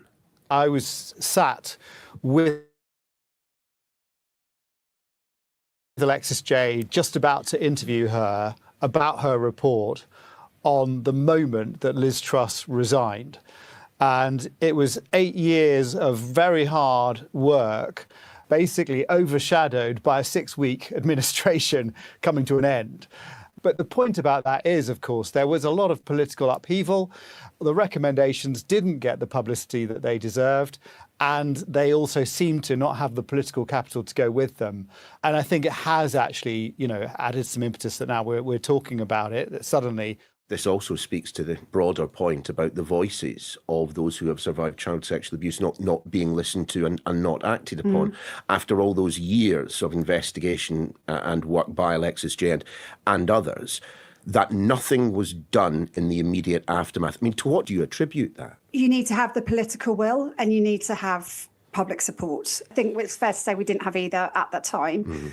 Jason, you recalling that story, I remember it well. I remember it actually gave me goosebumps, you just saying that. And that's just the impact of that day. We were all in this room waiting, as Jason says, and then it was pulled. And the metaphor that is for survivors who don't get believed, or whose cases get delayed, whose cases get pulled at the last minute. We hear it time and time again. It's huge. And this issue isn't in one town. It isn't in one organised gang. There's organised networks everywhere. And what the issue we've got is our systems, our laws. That, I mean, the last major overhaul in child protection was in 1989, before the internet even existed. Our systems and our laws haven't evolved to absorb the emerging threats of child protection in the way that they should have done. And that's why we need a change in law. The inquiry was important because it looked at patterns and trends. It obviously couldn't look at every single area of where there is child sexual abuse or child sexual exploitation, because it would never have finished if it did that. I'm speaking as a church survivor. The town I was abused in wasn't looked at. However, I'm fully supportive of the fact that if the recommendations were implemented, it would have. Yo, so I'm gonna have to jump off in a sec, yeah.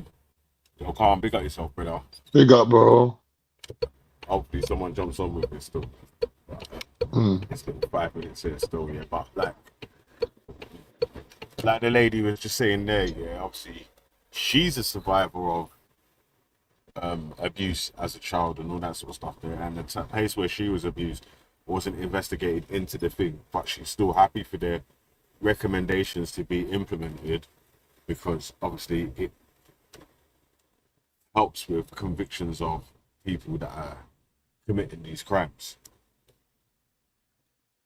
So, and it might even help with the people that have felt like they've been able to get away with these crimes previously, right? Because with new laws, it means that these people have broken these laws. If they've got any evidence that goes to show that, yeah, these men have broken these laws, then boom. That's at least a case opening the door there. You know what I mean? Yeah. It's not like as if the thing come up with no findings. Like, they're changing the laws, they're like updating things, like there's changes to be made and implemented, and like, you know what I mean? That moving forward, even Luke was saying yesterday, he goes, I could see that moving forward things will be different. But like, these lot are concerned with the cases that have come and gone, right? The past cases. And I think that even Keir Starmer, every single area, exactly, that had exactly been thingable, didn't it? Like, because, like they said, it would have took longer than 7 years. It really took 2 years to look into just the grooming gang section of exactly, and they still couldn't look at all of the places which might have been affected. They just had to look at the things that was, say, similar patterns in different towns with people that actually don't know each other. Now they can add that in as a noticing pattern in a database of if these things are happening in any other town in the UK, that can trigger an investigation into any abuse. Well, now, didn't it? I think a lot of work's gone into this, man, and I think when people are asking for another have an impact national across the whole nation. The only way we can start to tackle this is to start, you know, those recommendations, they got criticism for not going far enough. There were 20 of them. For my 8 years at the inquiry, I would never have dreamt that I would be sat here 2 years later saying, can we just have one of them? Jason, you yourself have been covering these sorts of stories for a long time. You've spoken to victims of abuse yourself. This whole narrative around another inquiry being pushed by Kemi Badenoch, Nigel Farage, and of course Elon Musk. I mean, are those that you speak to of a similar mind? Is there a demand for a public inquiry, a wide-ranging, broader ranging than Alexis Jay's inquiry of the type that those politicians are asking for? I was listening in on an X-Space gathering last night with some victims talking about this, and I was with Marlon West, who's the father of a victim.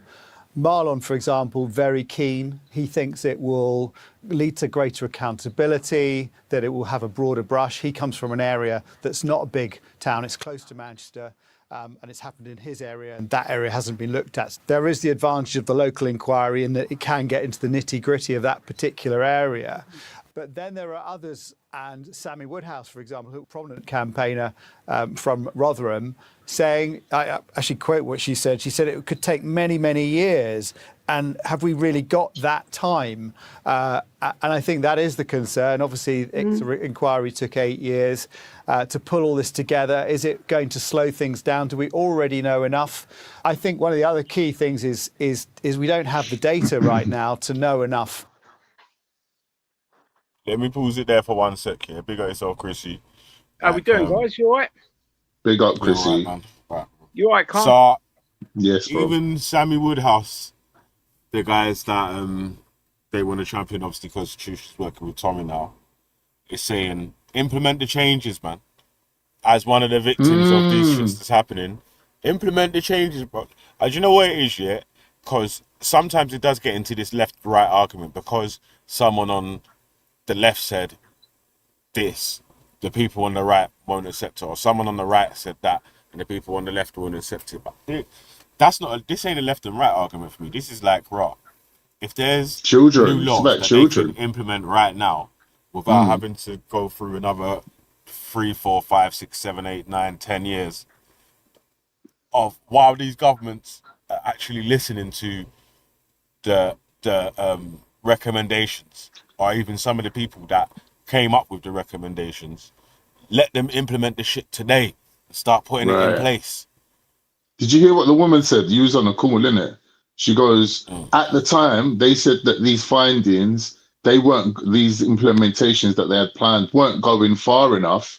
She goes, I didn't think that all this time, now, later, I'd be just begging them for just to implement just one of them things. Now, that's just like, to me, that's just a shock. I didn't think it was important enough. I just didn't think it was important enough. Well, they're arguing, saying it's not far-reaching enough. It's not like enough of a change, but then they don't do nothing about it either. Well, play the rest. They're not bothered.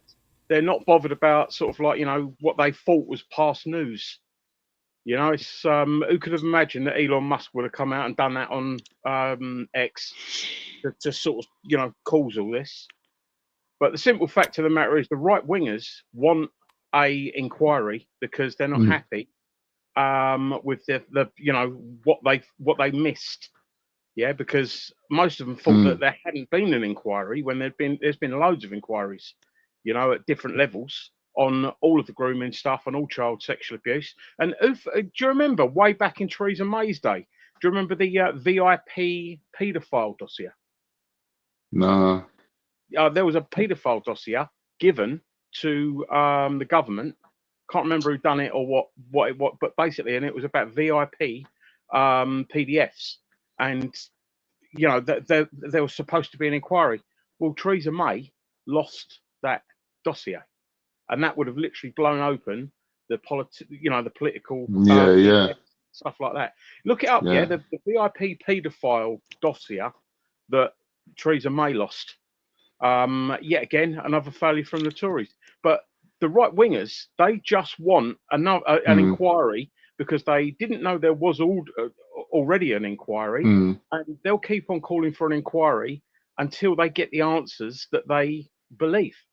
You know, if there's another inquiry tomorrow that costs 100 million quid and takes years, when that finishes, if they don't like what it says in there, because it's all they want to see is the is justification for their racism, because everyone's forgetting, right? There is not the amount we've done in biology and medical science.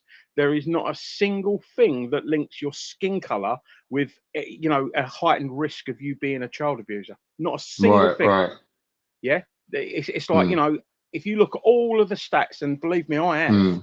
And there was, I think when I looked at it, there was 2 places. One was like in fucking deepest, darkest Sweden, where they looked Mm. at the DNA of like the townsfolk, and they found that it was pretty inbred because it was such a fucking cut off place. And the other one was, I think, a place in Australia that was Mm. pretty much exactly the same.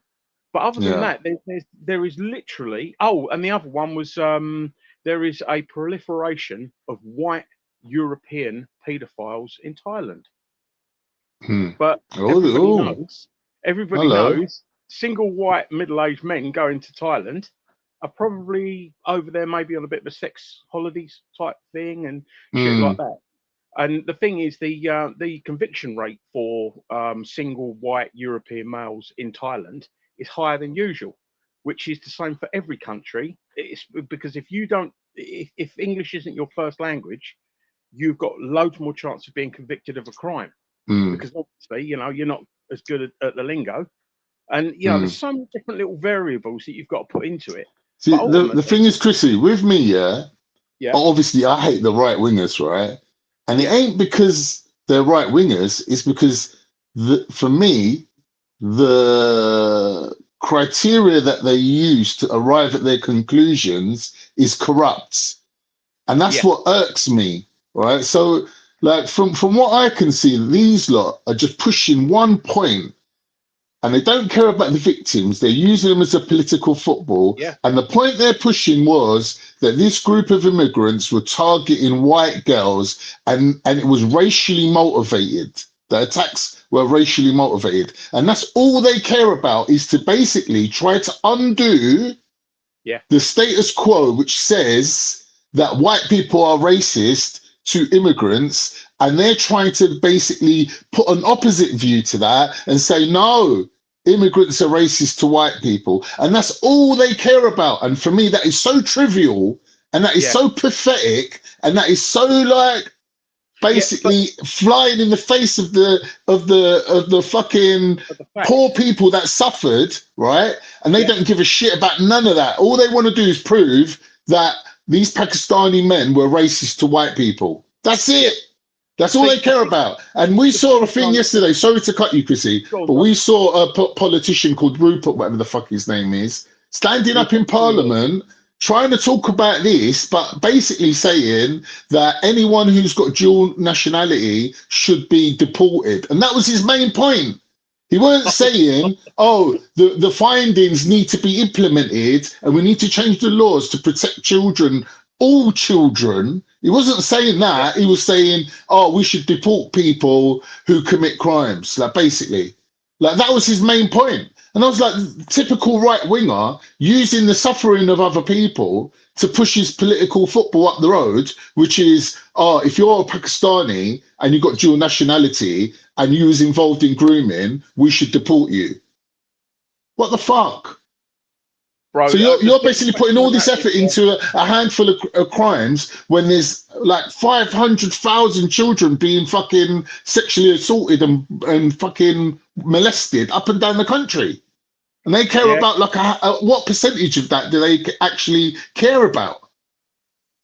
If you look This at is all bullshit, both- man.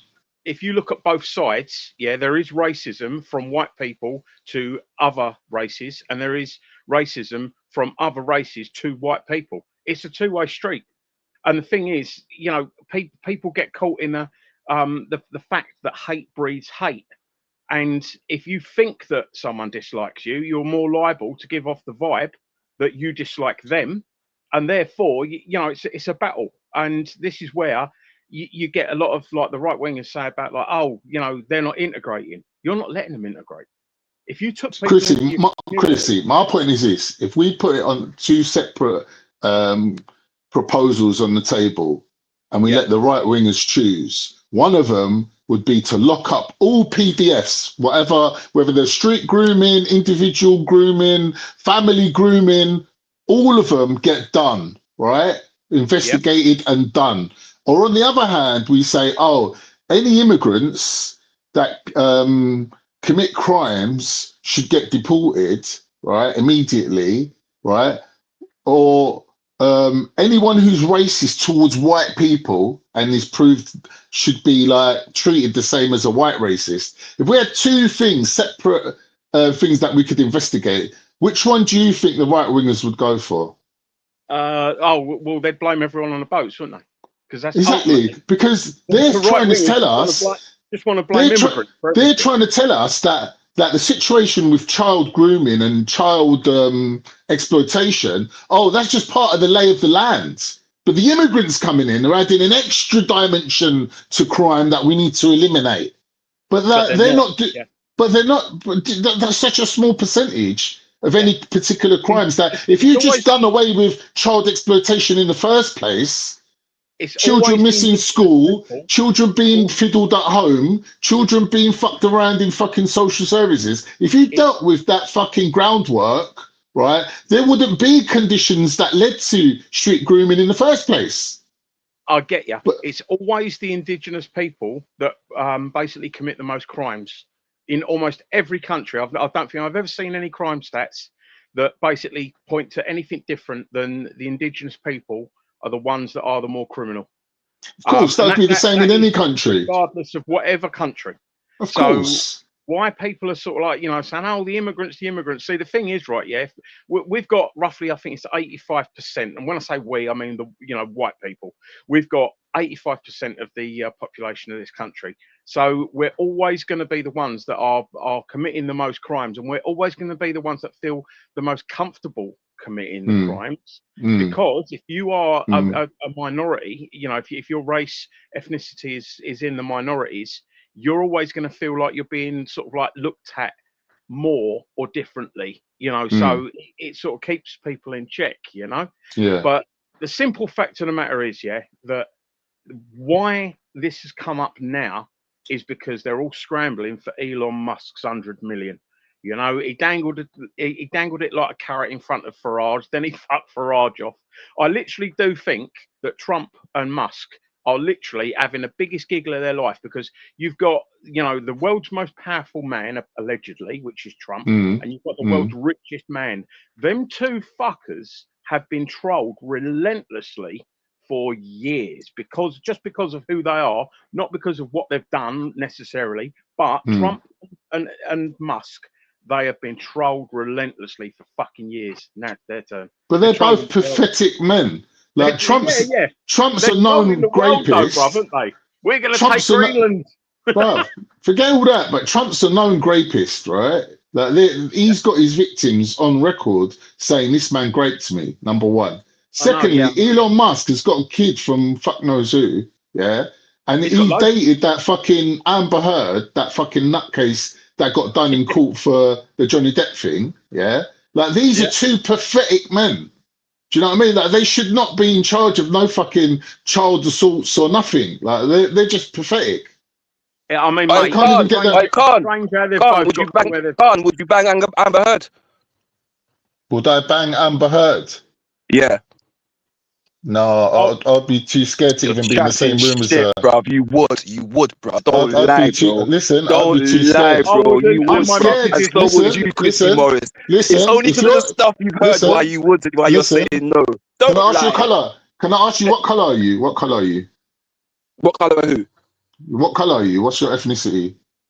What's my ethnicity, bruv? I'm bloody born in Britain, bro. Born in Britain from Jamaican parents, bro. Don't you know that the most dangerous creature on this planet is a white woman? Do you not know that? Amber Heard is the top of the peak of the evilest white women on earth, bro. Like I would run from her. I would run. What? She's wait. She's more evil than the Myra Hindleys and stuff like that, bro. Can you see how stupid you're talking? Myra Hindley. Can you see how crazy you're talking? You've got actual evil. Wait. You've got actual evil. You've got actual evil, right? And then you mention somebody who is part, and I'm not going to say that she did no wrong, but in my eyes, that relationship, the abuse was both ways, right? Whatever they did was both ways. Hang on.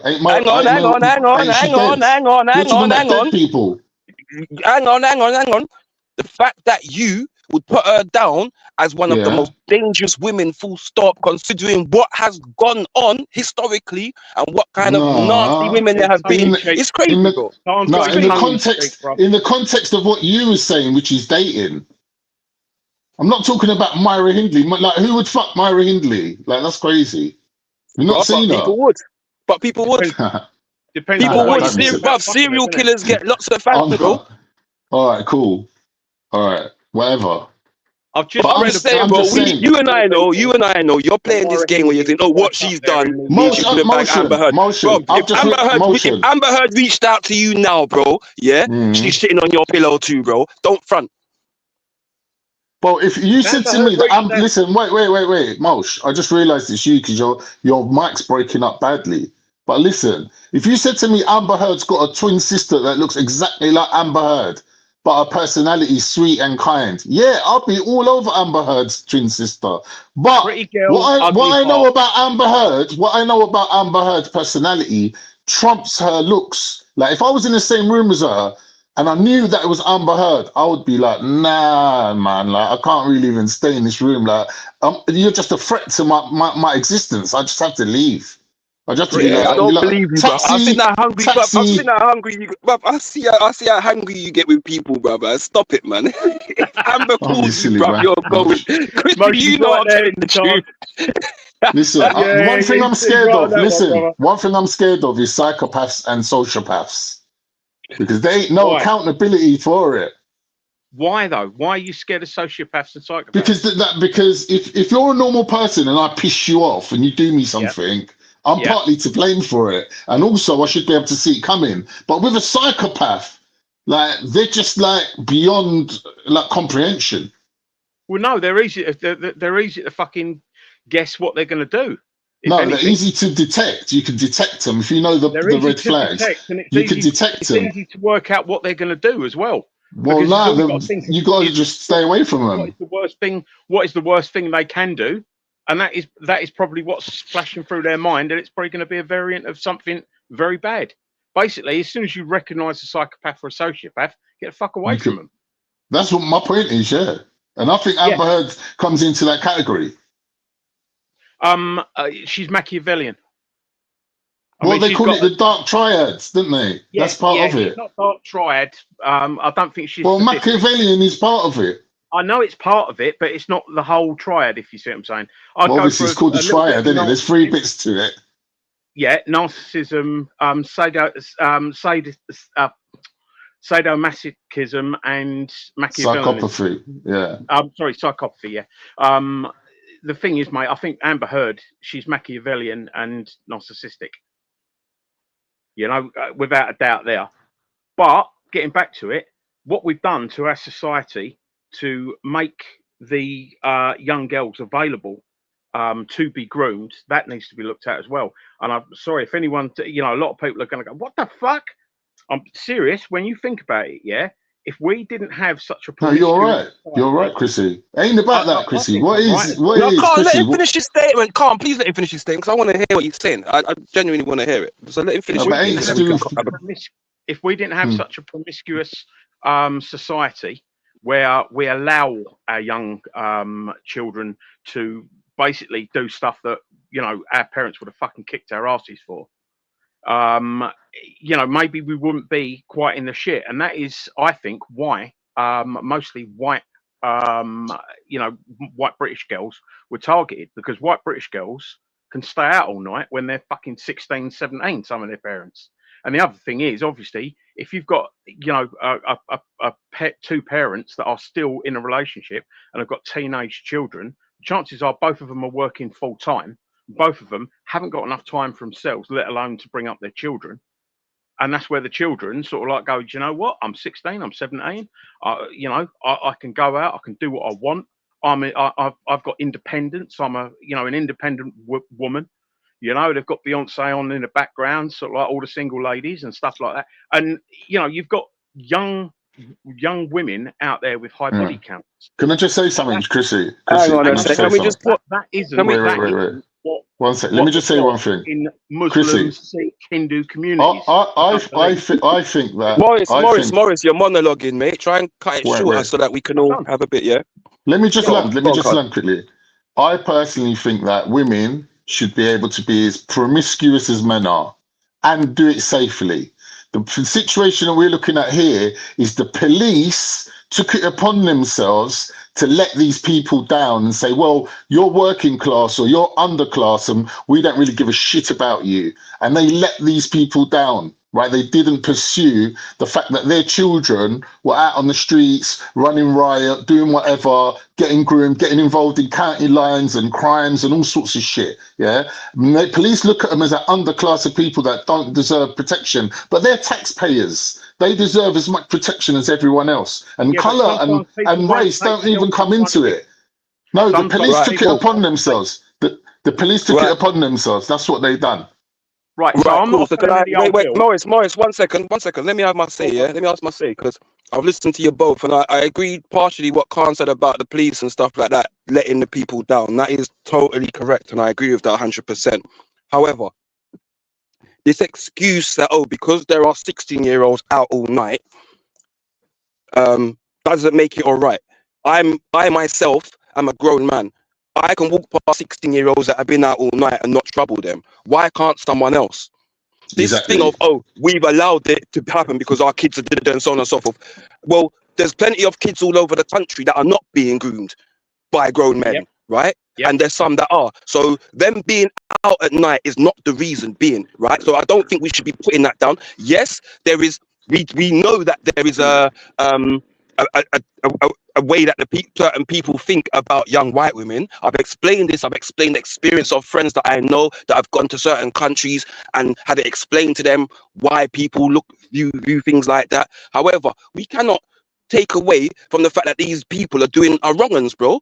Just because there's children out there. Wait. Let me finish. Just because there's children out there when they shouldn't be, doesn't mean that you should just go and do what you're doing because there's children out there. No, you fucking leave them alone.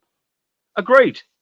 But you've also got some of them, a small amount of them, which are putting themselves in harm's way. I'm not saying they're to blame, but I am saying that some of them are not blameless.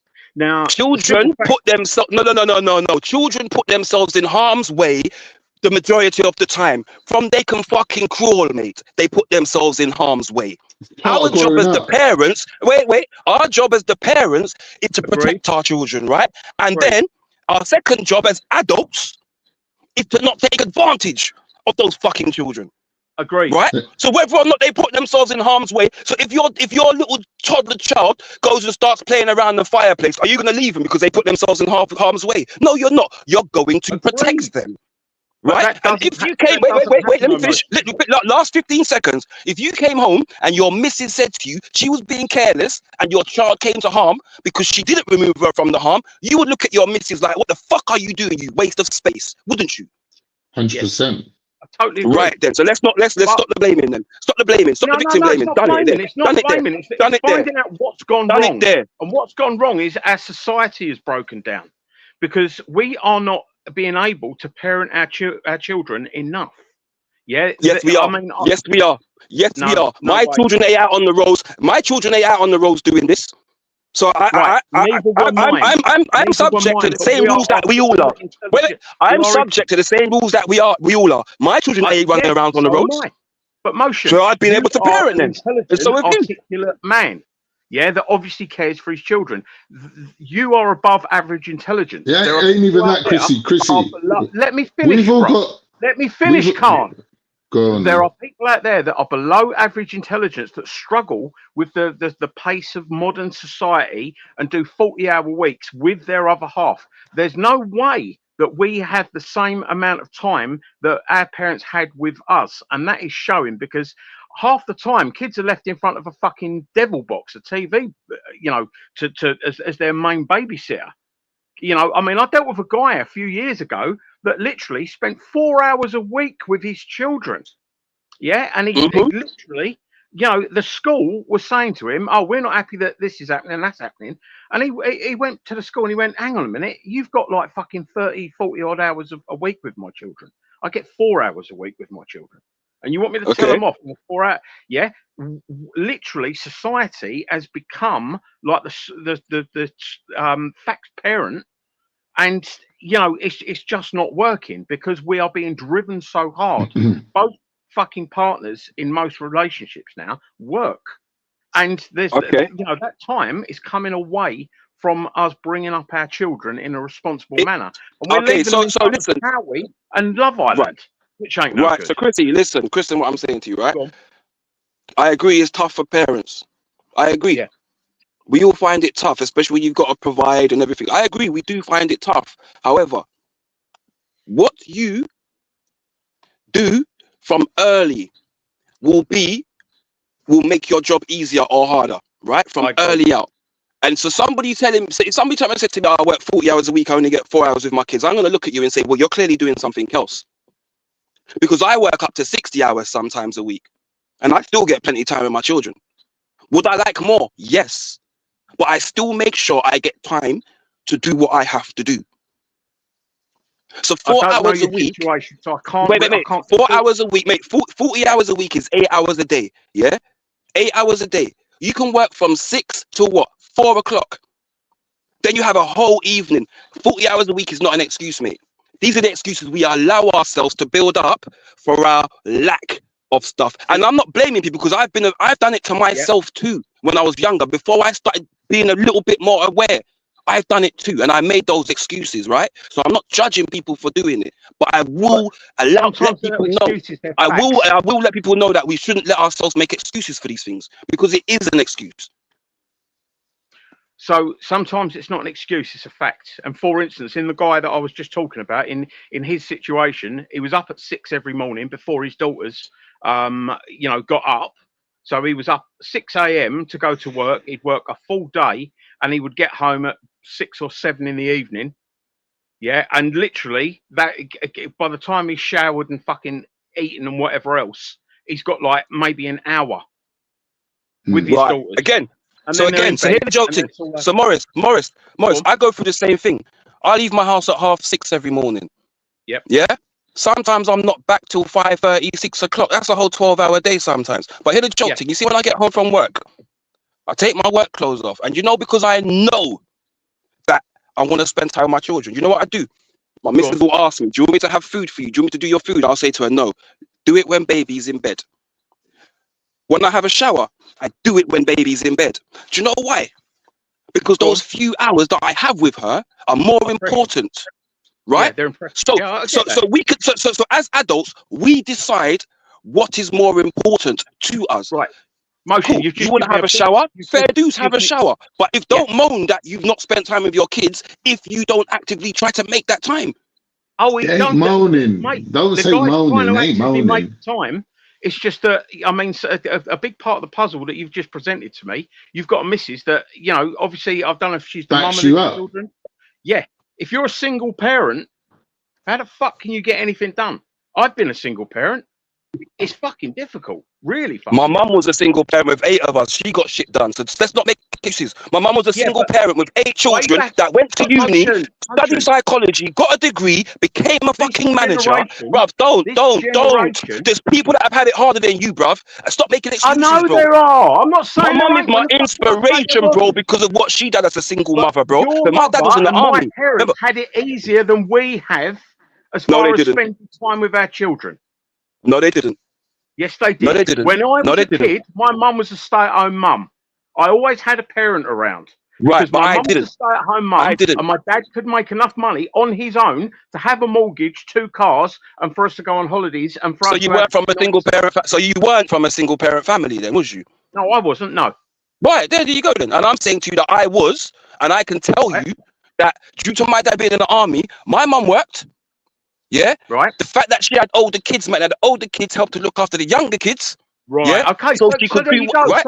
And this is how it works. No, but this is how it works. No, wait. This is how it works, Christy. We don't make excuses. You start to learn how to delegate. This is what we do as adults. We start to say, actually, I've got a child now. He's 16. Can he pick his brothers up from school for me? I know. Yeah? Right then. So stop talking like it's we're both intelligent people.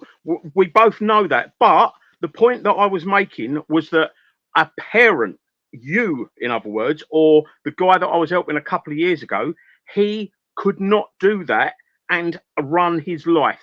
He could not just quit work and go on benefits and be a full-time dad because he needed to earn money to pay for their shit.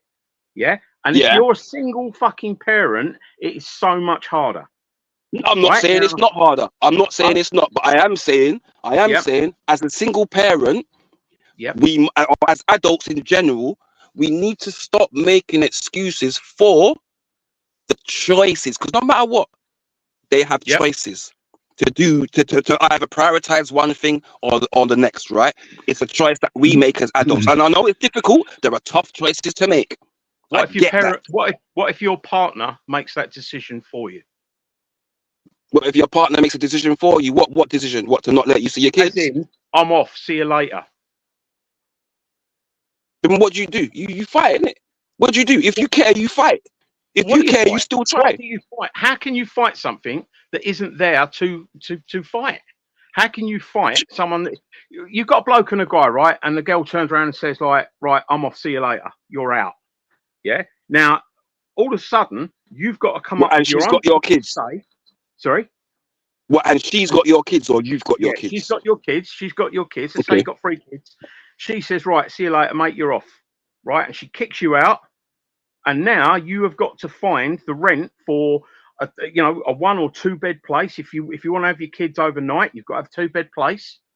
Yeah. She's sitting there on the benefits, being a single mum, getting everything paid for her, and you've got to pay half to everything like you already were. It's the society trap. But you don't know. So that's all. That's providing a myth and an extreme situation where you've got to provide half, bro. Providing half is when you're in a marriage, bro. Yeah, bro. And if your missus, I know guys if your that missus, still pay for every fucking thing, and that's their choice. That is their choice. What? It's their choice. That is their choice, and that is Okay, them being so idiots. it's their Mate, choice if to your provide missus for their left you, family. quickly, Morris, one second, Morris, let me ask you a question. If your missus left you and she took your kids, and now she's got another man, are you still paying half of everything? Well, that's what the fucking government would have you do.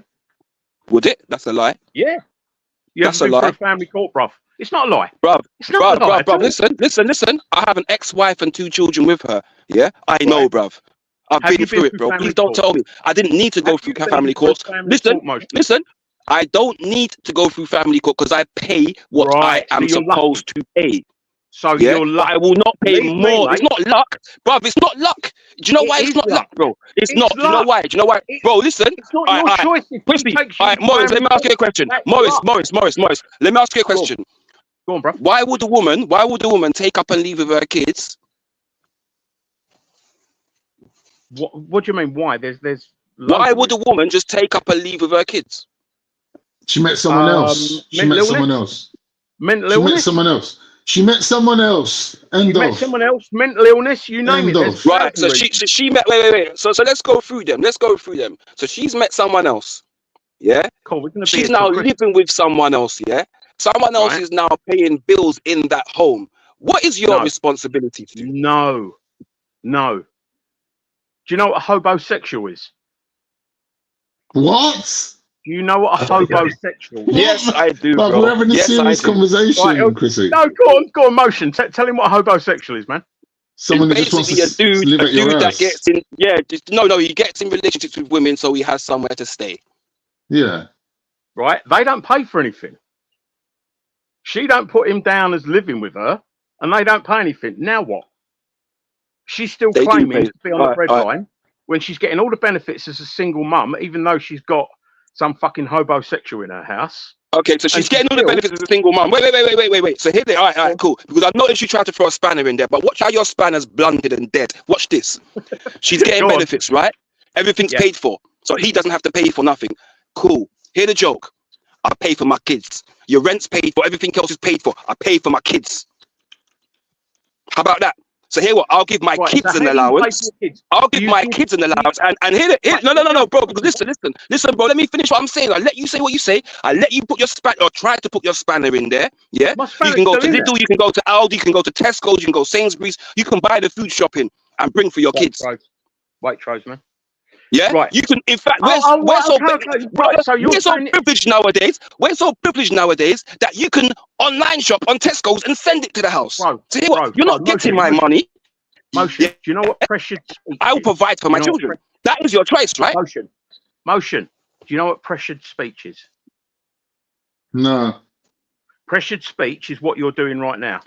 And the thing is, right, when Can someone you address Morris? Yeah.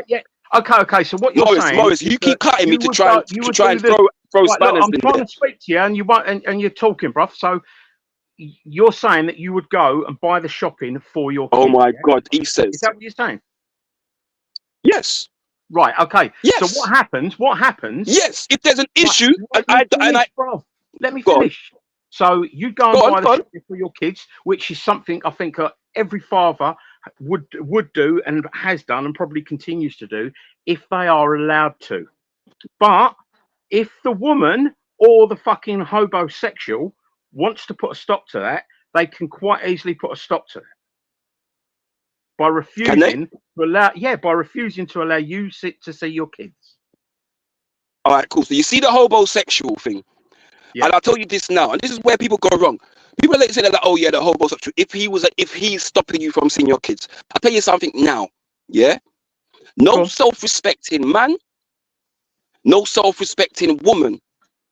Yeah, no self-respecting man would tell a woman to stop her children from seeing their dad, and no self-respecting woman would put a fucking man over their children. So if you have an issue with these women, that is your choice. It is an issue between your choices and the fact that you couldn't determine what a good woman was. That is the facts of it. So now it's down to the initial choice of your partner as to why it's your fault. That's what you're saying. No, I didn't say it's your fault. I said your choices. Yeah, right, your choices. Because they listen. There's nothing that comes out of the blue. Nothing comes out of the blue. There are always signs. Always. That sign might have been. But that sign might have been how she treated her ex when you got with her. Do you know what I mean? Those signs are there, bro. Yeah, we choose to ignore them. No, they're not subtle, bro. Not if you look at them. Subtle. They're not subtle, bro. They're not subtle, bro. Yeah. I'm one of them people. I'm one of them people that I don't see no bad in my children, even though in my heart of hearts I know that maybe one of my kids might fucking be a little shit occasionally or something like that. We all don't want to see what we don't like in the people we love. Yeah, love is blind. Now, the person you get with 10 years later might be completely different to the person you're with. Listen, love is blind. Love is not blind, bro. Love is not blind. That is a myth. Love is not blind. Because I tell you now, yeah, there's people that sit down there and say, oh, love is blind, I'm in love. But look at something that their partner does and don't like it. Love isn't blind or don't agree with it. Love is not blind. We just choose, we just choose to let things go for the sake of love. It's not blind. Stop chatting shit. Stop using these dumb fucking sentences and making it seem like this is the fact. Love is not blind. Love is not blind. Love is blind. Of course, love's blind. It's not blind. People do fucking crazy shit that's fucking completely defies all reality because they are. Does that make you blind, or does that make does that make you blind, or does that make you stupid? All right, man. You lot have had long enough with your back and forth, man. Let me speak now. Go on. I watched the TikTok yesterday. This girl who was groomed, because of this Elon Musk thing, put out her story. She goes that she met some man on road. Yeah, the geezer got her in the car, took her around all these trap houses, showing off that he's some big G.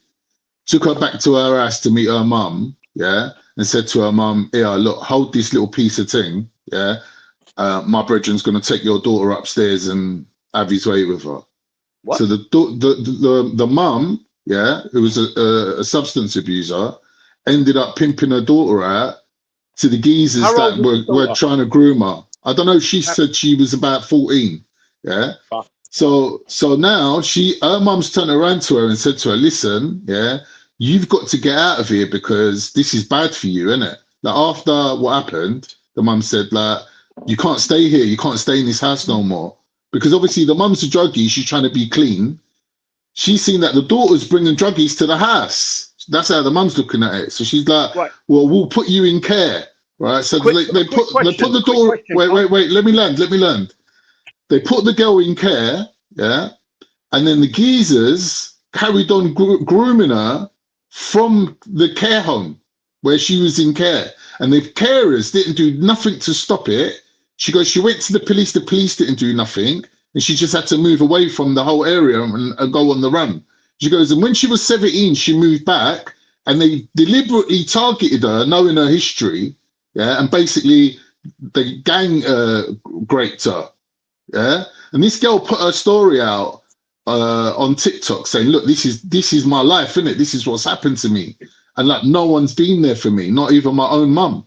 And like, if you see the comments that people were putting, like, oh, your mum pimped you out, and stupid comments, like trolling comments, yeah, I was feeling so sad. I was like, wow, this woman's been through hell. Do you know who's writing them comments? The police, wait. The same trolls we got in our fucking chat, bruv. Just arseholes. Just arseholes. They're just arseholes. They're arseholes. Bruv, they're jurors. Chrissy, listen, forget that.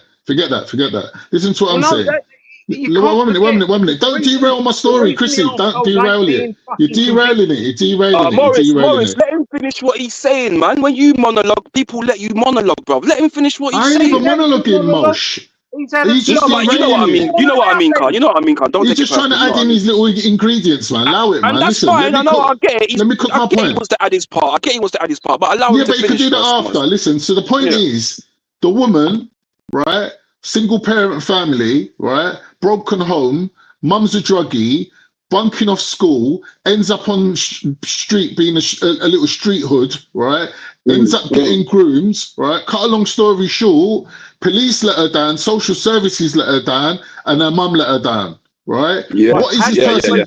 What is this person to do? What is this person to do? How did the police let her down? And I'm not a fan of the old bill, but how did the police let her down?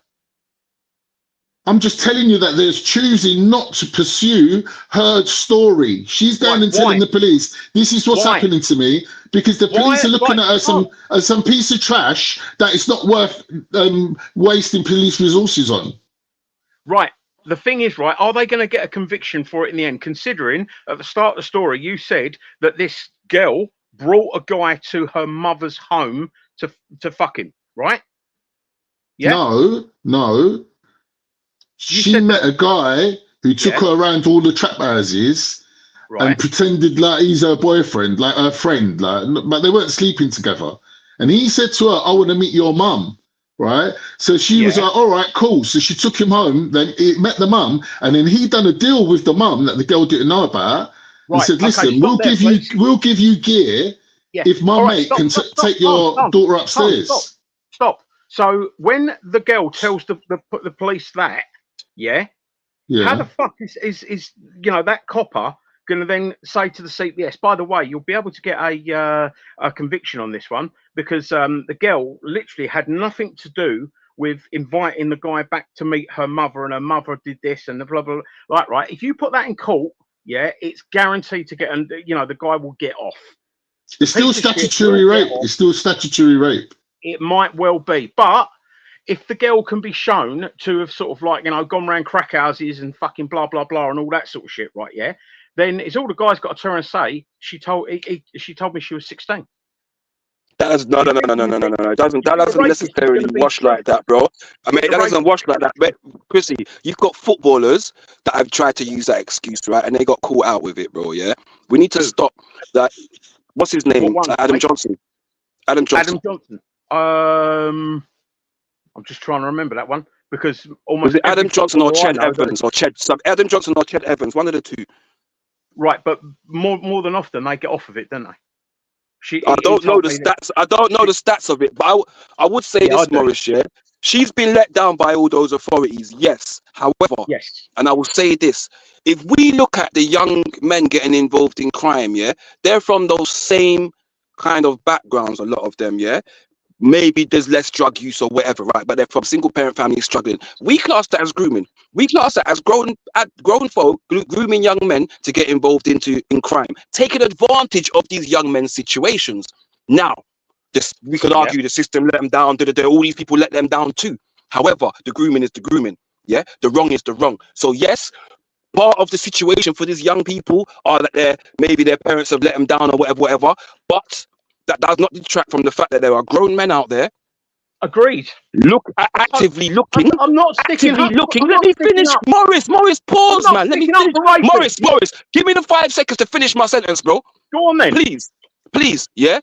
We can't detract from the fact that there are grown men out there actively looking for young, underage girls to abuse. Agreed. In the same way that we can't detract from the fact that there are grown men out there looking for young men to get into the gang life and the drug selling life and all the rest of it, yeah? Agreed. It's the same thing, bro. But how do you prosecute a rape case when you've got evidence that the person took themselves to that and consented? Morris, if a woman invites you to her house, that's not an open invitation for sex, bro. Me for cutting across ya. Let me finish, bro. Yeah? Bro, that is So a disgusting. You have got, and the thing is, this is where it's like, there's so many different fucking types of shit that's going on, and we're trying to bundle them all together. You have got girls out there that do themselves no favors in the eyes of the law. Now, I completely understand how girls can get involved in this, yeah, and how it's not, their fault. I totally agree with that. But when you put it in front of 12 Men and True, yeah, and there's all they've got to prove is a tiny little bit of reasonable doubt, and that guy is saying, she come to me, she told me she was 16, and I slept with her, yeah? Reasonable doubt, you'd be like, oh, fucking hell, hang on. But she did go to him, and the father did say that he'd locked her in the house and she'd still got out of the house to go and see these fucking people. So, a lot of people will look at a rape, and when you mention rape to the low average intelligence, what they see is a bloke jumping out on a woman in a park and forcibly raping her, a stranger rape. That's what most people imagine rape to be. A lot of people. No, Morris. I think you need to stop talking for most people. We're talking on a panel between us. Let's not talk about most people. Let's talk about what we understand as the men that are talking on this panel. Yeah, I'm not talking about most people. I'm not responsible for most people's thoughts or actions. I'm responsible for my own. Yeah, and what I investigate. You're talking about something that involves the whole country. Yeah. Bro. Now, I don't think that one of your children would get caught out like this, because you sound like a good dad. Khan, I think, sounds like a good dad. I don't think our children are the people we've got to worry about, but we're not talking about our children. We're talking about what has happened and why it's happened and how. Look, Chrissy, let me stop you there quickly. One sec, Chrissy. Give way, yeah? Give way, one sec.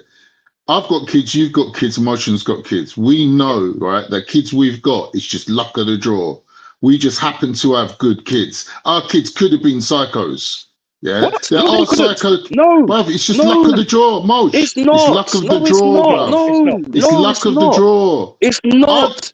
Listen, it's nature and nurture. It's nature and nurture. Right. So you can't ignore the fact that there is that DNA floating out there of nuttiness. That it could have randomly just come to your kid, but it didn't. You dodged the bullet, right?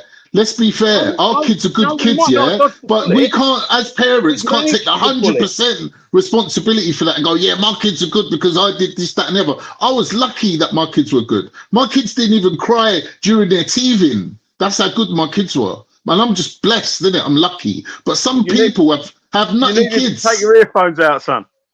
Some people have nutty. Listen, there's parents out there can't cope with their kids. I've seen little kids punching their mums in the face and all sorts of stuff. Agreed. But where does that happen? There's not a reason for everything, Chrissy. Not everything is down to reason. It's just like Motion said. It's a balance of nature and nurture. Right. It's a balancing thing.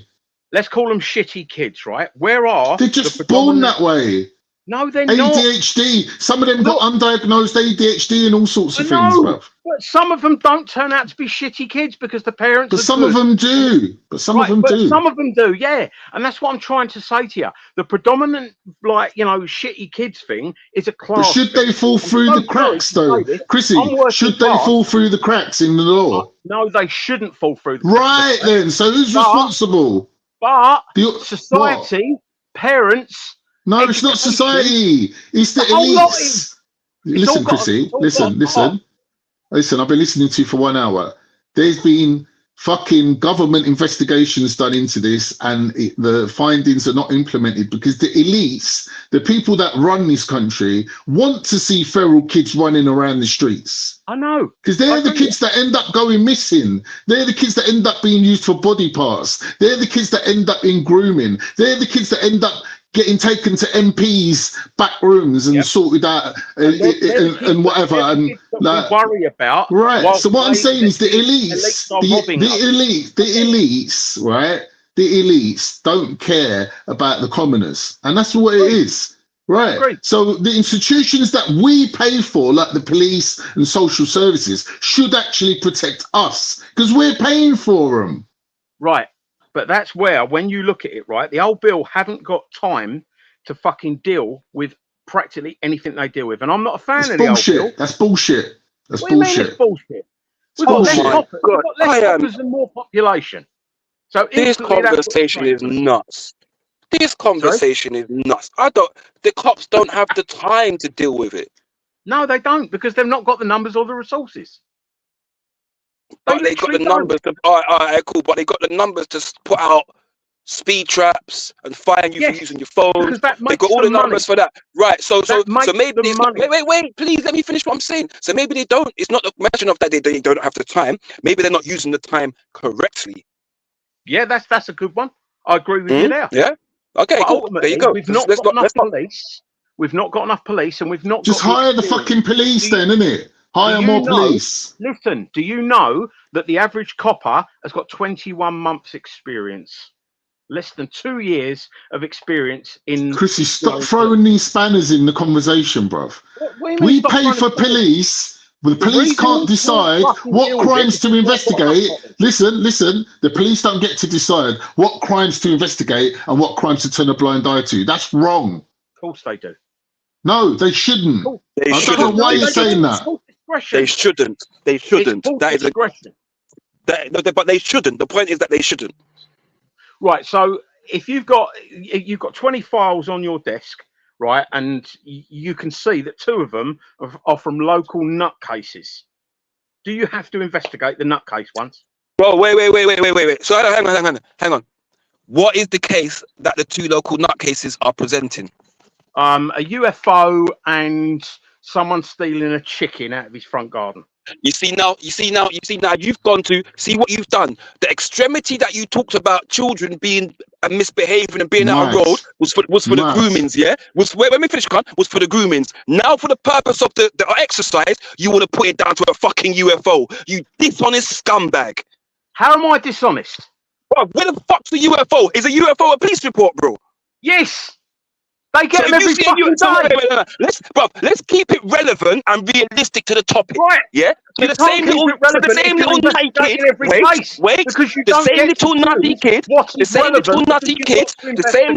kid. Let me finish. The same little nutty kid from that bad home is now reporting she's been troubled by grown men. Right. I'm going to investigate them all, and if I need to delegate to a special team that deals with those offences, I will delegate to them to do it, so I can deal with other cases too. Right. So what you're saying is it's okay for the old bill to discriminate on certain cases, and they don't have to deal with every bit of shit they're thrown. Because wait. Who just said it's okay to discriminate? Wait. Who just said it's okay to discriminate? No. Wait. Let me finish. Please let me finish. Because you've asked me a question and I've not said that. So where did I say that? The fucking question, brother. Where did I say that, Maurice? You dishonest prick. The question, brother. You're so dishonest, bro. Where did I say that? How am I dishonest? Where did I say it's okay? Morris. Where did I say it's okay? Discriminating. Wait. What's the difference between discriminating let me answer it for him so I can educate and using him. your discretion? I just made a statement saying that the police should investigate all these crimes, yeah? They shouldn't be picking and choosing what to do, yeah? If you're busy, you delegate. And then he just turns around and says, so you're saying it's okay for the police to discriminate. That is dishonest. That is the dishonest part of what you just said, Maurice. Right, look, you just wait, let me finish. You just misrepresented what I've said to the opposite scale of what I've said. That's what you've done. When you're a PC, you don't get to delegate because you're at the bottom of the pile. So bro, listen. Morris, Morris, Let me should finish. I bring you? Let me finish. Hey, Morris, have you ever heard of police officers? All right, Let me finish. Anyone here from Nottingham? Anyone here from Nottingham in the chat that knows about a police officer called Robocop? I'll let you finish. Anybody here from Birmingham in the chat that knows about another police officer called Robocop? These guys are PCs. Yeah, they go and do what they need to do, bro. I'll let you finish. This guy lying. Are you gonna let me finish? Bro. You are so dishonest with that, bro. I beg you, please. Morris, I beg you, please just don't misrepresent me. Just don't misrepresent me. We can I'm have not the conversation. misrepresenting you. You did. I'm making my own statements. Now, the misrepresented fact me. of the matter is that if a copper's got 20 cases on his desk and he thinks that 5 of them are fucking dog shit and ain't going to go nowhere and ain't going to help no one, then chances are he's going to probably leave them on the bottom of the pile. If there were more, who chooses? Let me fucking Morris, finish. who chooses? For Who fuck's chooses? sake, motion. Let me finish. Who chooses to charge people? For fuck's the copper, because The that's copper, what we no, it's not. It's the fucking pay 'em CPS. to. The CPS choose. No, it's not. Not Yes, until it the is. fucking case is put into them. Then it's CPS. Now, His job is to put it in. His job is to put it in. Exactly. CPS say there is not a 50% chance of it winning, it doesn't get fucking put into the court. Right, but you have to get into the court. You have to get charged. Who chooses to charge you? The CPS. Exactly, that's what I said. But you told me no, it doesn't. You see what I'm trying to say? Motion. No, I didn't. No, I didn't. Yeah. Oh my God, bro! People in the chat, please explain to Morris when I said who charges you is the I'm not CPS. reading the He just fucking turned around and chat, said no, I'm it doesn't. talking, It's the copper. Did he not Motion, just say that? I'm not reading the chat. Read I'm the chat, talking Morris. to you. Read the chat, Morris. Ask I'm them. not Ask them reading if you the just said chat. that the I'm in CPS don't. fucking StreamYards. Motion. Let me Now, just say one thing simple to fact of the One matter minute. is Morris, that there are chill so out. many Chill out. fucking Chill out, bollocking Morris. fucking- Forget Right, trying let to me cake. speak then. Morris, Let me speak and I'll listen. chill out. Forget trying to cake for the police all the time. Just listen to what I'm telling you. not caping for the old You bill. are, I'm man. telling the Shut. fucking Look, truth. just chill out, bruv. Just chill. Listen to what I'm telling you, Morris. There was a girl, yeah. I actually heard this on Jupiter's yesterday. I was shocked, or Wendy's. There was a girl that was 16 years old. She had the mental age of a 4-year-old. Social services saw it befitting to teach her how to get on the bus and go to school on her own. She had the mental age of a 4-year-old. These groomers got hold of her, yeah, and basically convinced her that they loved her, and they gangbanged her, right? She went back to social services, and the report said she had male juices coming out of every hole in her body, right? Like every hole. Listen. I'm putting it politely compared to how it was put to me, yeah? Right, Anyway, yeah, but do you know this is true? Listen. Do you know if this is true? Listen. The police said because she felt that they loved her, right, and she was complicit in having sex with them, they couldn't prosecute the geezers that done it because she, even though she had the mental age of a 4-year-old, legally she was 16. 16, yeah. And that's down to social services, What? bruv. Right, That's down to social services. That's a failure of law and social services. So I'm saying the police, the CPS, social services are letting people down. Right, They're falling through the cracks. The law needs to be changed. Bruv, stop. See, the thing is, right? Why are you stopping me? I'm landing my point. Listen, because why are you stopping me? Listening right? to what? What are you going to add in there? Ultimately, the CPS has to follow What law. spices are you going to add into the recipe now, Morris? Have to follow law, right? And if it says that you can have sex at 16, physical age 16, then you can. There's nothing the CPS can do about that because diminished responsibility, Morris. You had the mental age of a 4-year-old. I know, and I agree with you. Can I just say something? Not the fucking law. That's where the law's wrong, not the CPS. No, can I say something? I just said the law needs to be changed. Right, and I agree with you. But that's not the CPS that do it. It's the fucking politicians. You got a funny way of agreeing with people, mate. Can I just say something? Can I just say something? Yeah, that story you told. I'm saying to me and in my experience, I don't know, I can't speak for everything, but from what I've known, that is an anomaly. Yeah, I've known of people. Yeah, I'd go as far as to say that's bullshit. I'm saying that I've known of people that have done that with people that are over 16, but because of their mental age, have been prosecuted for it. So I think that's potentially an anomaly. Yeah. Doesn't make it right, but I do think it's an anomaly, and I do believe that they do charge people for those offences if the person has a mental age that's under. Yeah, but motion, that would make it worse. That means that there's a precedent for pursuing these sort of crimes, but in this particular person's case, it wasn't. That makes her even more of a victim. That Mate, makes this it is more from of a Jupiter, yeah? letdown. This is from Jupiter Khan, this story, yeah? No, they were playing someone else's channel. They were reviewing it. I thought you said Wendy and Jupiter were reviewing someone else's program. Right, so unless you know it's true, right? Because I don't know, I just don't think it rings true. Yeah, I mean, if you know that someone hasn't got capacity and you sleep with, you take advantage of them, then that is an offence.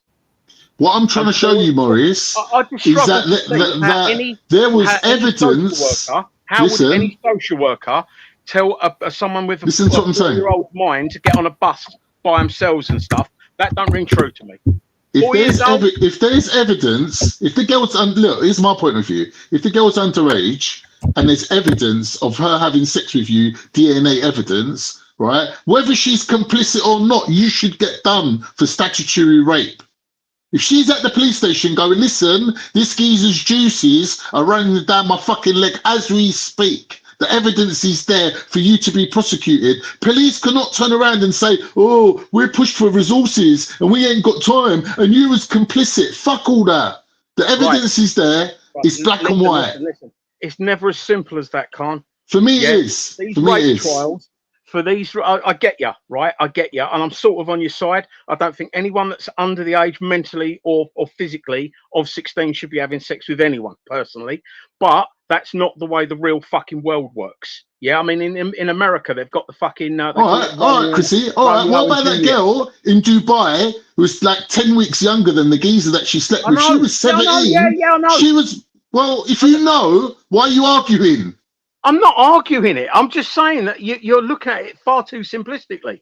Because the thing is, right... Why? It was simple enough in Dubai. It was simple enough for the geezer to do 1 year in prison. Let me finish. Carl, let me finish. Right? You've got hundreds of thousands of pounds being spent on rape cases, yeah, that can all fall apart because the victim, yeah, could say the wrong thing on the fucking stand or whatever. There are so many intricacies to it, and it's such a fucking big amount of money, and there's no court time, yeah, and they've got no staff and shit like that. You might as well just be fucking flushing money down the toilet sometimes. And I'm sorry to say it because there is a victim involved in all that, but the fucking fact is that loads of rape cases fall apart because of the reasonable doubt angle that juries have to consider. But most cases don't even get to a jury. But the ones that do cost hundreds of thousands. And so be it. And so be it. We're sending billions to other countries. So fucking be it. How about we don't send billions and do the fucking proper trials? So at least these fuckers are arrested. So at least these fuckers are arrested, put on remand, so that there can be a pause on the abuse, bro. Right. So I sort of agree with you, but ultimately we're not talking about the money that we should have. We're talking about the money that is available now. Bro, the money's there, bro. The money's there. It's all computerized. It's all on the computer, bro. Listen, bro. Listen, bro. A family sitting somewhere can literally go on their computer and type another O and put in your bank account, bro. Let's not play like this thing is digital, bro. Like we're sitting here on actual physical money. Motion. He's made the same point 10,000 times. Leave it. Question. Do you know what the statistics is of women that have made the claims and then went back on their claims afterwards? Very high. It's very high. This is what I'm saying. And a lot of them doing it out of spite and all kind of, oh, he cheated on me, all this kind of thing. So and they get all together. Hold on. One sec. How do you think a police officer feels when they grab up a man, bend him up, thinking, oh, you done this? For the girl to come back and say she lied. And that's happened. And they're saying that happens a lot. Now it does happen a lot, but does that wait? So because it happens a lot, does that mean that we shouldn't investigate them? No. This is the point. You don't bother. It means when the coppers see a red flag for that type of case, I'm saying, how are they going to know, right? When they're putting all of this energy based upon the wording of somebody, when we're getting because there's certain cases, like the brother said, when we think of that R word, right, the grape situation. Normally what comes to the mind of most of us of this age is that man's jump out a bush, drag her up and do something like that. Or somehow, you know what I mean, she said no, maybe even in a flat or whatever hotel room. But when it comes to the situation in which you can't tell, it's just literally her word against his. What are they supposed to do in that circumstance? Reasonable Well, doubt. in that circumstances, obviously they will do what they will try and do what they can prove, right? So if they can prove it, they will push it, right? If they can't prove it, no, because if it's your word against his, then did you hear it's what I not just a said? case. Morris, stop trying to I just said, listen. I said, if they can prove it, if they have a way that they can prove it, they will push it. If there is no other evidence, then it is just his word against hers. Then it is more likely that they won't. However, we are talking here about grooming. Yeah, Right. The curtain situation is a separate situation, right? We know that there are false claims and all kinds of stuff going on, and it's a money spinner for people nowadays. However, in my opinion, it still doesn't mean that I wouldn't investigate, because I'm certain that a thorough investigation would prove or disprove an allegation, right? And if I can't prove or disprove it, it may be an open case where if more evidence comes to light, for example, that same person is now accused by another person and then another person. I now have an open case where I can show a pattern of behavior. Bro, stop. He's stop. right. He's 100% right. Morris, I beg you stop, bro. It's prejudicial. No. What he said is correct, because if the complaint is made, they are supposed to. But all I was saying, I was going off the back of what I heard when I just come in. I'm just saying that because you've I think Motion said what the actual subject is, the grooming thing. That puts it in a different light. But if you're talking specifically about the great situation, they're supposed to do they're supposed to record something, they're supposed to get a grape kit, all them other kind of thing, which is fair enough. But my point is, it's not as simple as that. You lot mentioned, brother said there was a woman who was the intellect of a 4-year-old.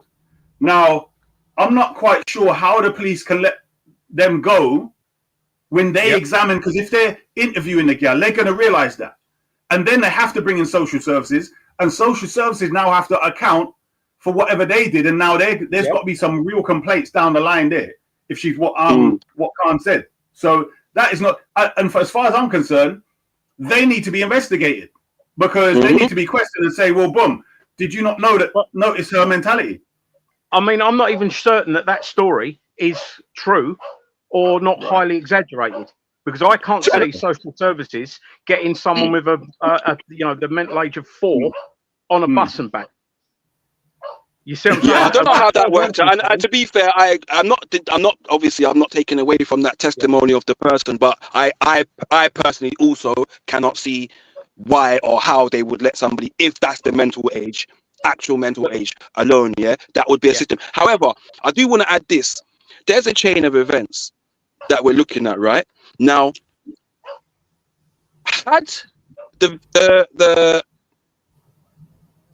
people not done the acts of the grooming, we would not be looking at as a response, their family lives, the systems and stuff like that. The system have let them down, and the system have let these people get away with it. Well, that's the final part of the chain of events. The first part of the chain of events starts with these guys are looking for people to groom. You know what? Is it as simple as that, bruv?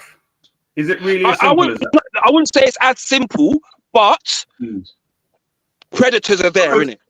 All right, let me ask you this, because I've thought about what's the difference between us and them, right? Motion, you're a black man, yeah? Yeah. Okay, so there was an Asian bro, I can't remember his name yet. I think it was on Veli's channel, one of these channels, a couple of years ago, and he said, it's all right for you black guys, you're considered cool and this and that. And he said, like, getting girls and wherever. And he said, but for them Asians, it's a different story, he said.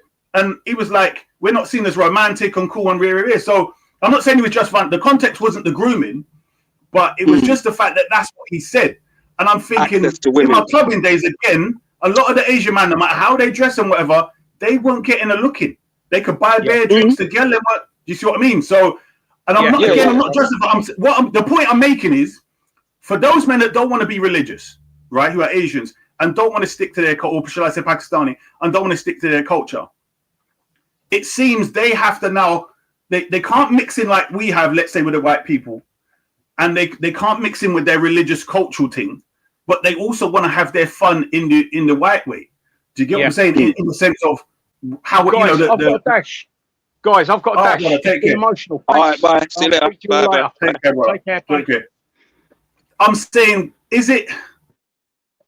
I mean, it's hideous no matter what, right? And there's clearly some cultural thing that makes them do it, and not Bangladeshi, not Nigerian, not Somali, in the way that they're doing it. Do you see what I mean? And for me, it's a thing where you just have a bunch of sick people that have evolved this thing as the way that they want to do it. Do you see what I mean? The only way that they see they can do it. That's what it seems. Yeah, and I mean, fun in the white way. Like, oh my. So let me just explain to this Louise Gethin, whatever her name is. Fun in the white way, meaning, I literally said, as opposed to their culture, which is, if they're Muslims or Hindus, it's marriage. That's it. The white way, as in Europe, in England, back in the day, if you weren't married and you were having relations, you were considered something else, right? A hoe. So what I'm saying is, where you go to the pub and drink and you have illicit sex or unmarried sex or something, chill out, Issa.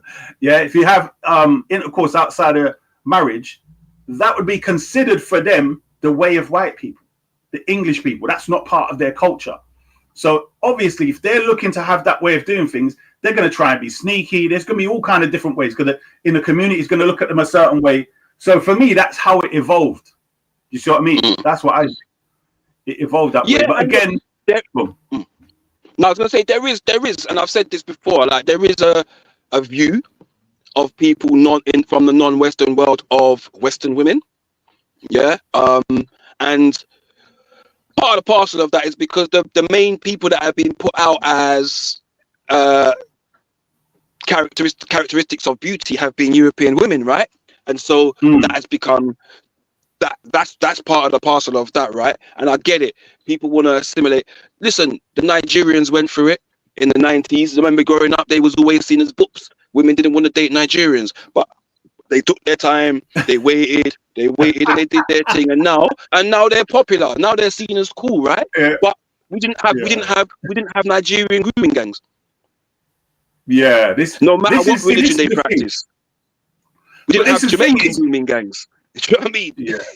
Yeah. No, I hear you with this, but my thing is, even an English guy was explaining on the next channel yesterday that this Bangladeshis and Pakistanis can speak the same language, right? Or can understand each other, I should say.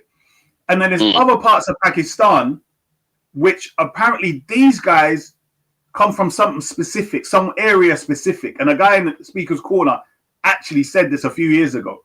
And he said, do people know like 90% of the Pakistanis in the UK come from a specific area? And I think he was trying to say they're of a certain mentality and a certain set of behavior. Do you see what I mean?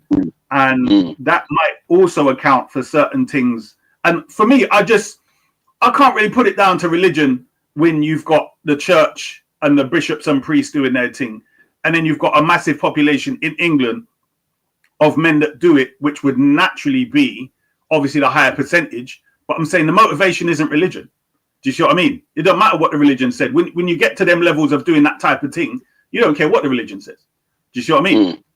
You might try to think, well, this legitimizes it here, but at the end of the day, you wouldn't care anyway. Do you see what I mean? No, it's not just, and I agree, it's not just religion, but parts of it, especially in terms of the church, was used because they would use phrases like the God said that you must give power to those that he's given dominion over you, and they put themselves as the people that God's given dominion over you, right? So that means that I become God's voice on earth.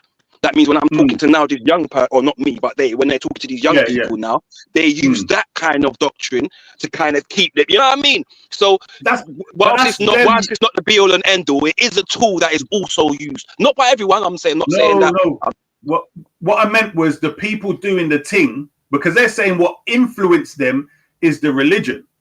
Now, what you're talking about with a priest and a bishop is what makes those that have been abused allow it to happen. Because there's others testifying and they're saying that the priest and bishop is telling them that this is what God ordained and blah, blah, blah. Whereas these guys, they ain't saying that to the girl. They're just treating them like they're nothing.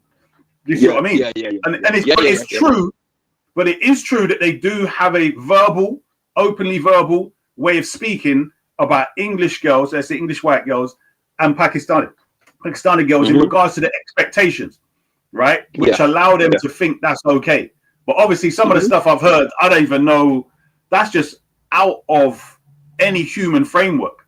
Do you see what I mean? There's no religion or nothing would say to do any stupidness like that. Some of the stuff that I've read. Do you see what I mean? So, yeah, that just sounded a bit.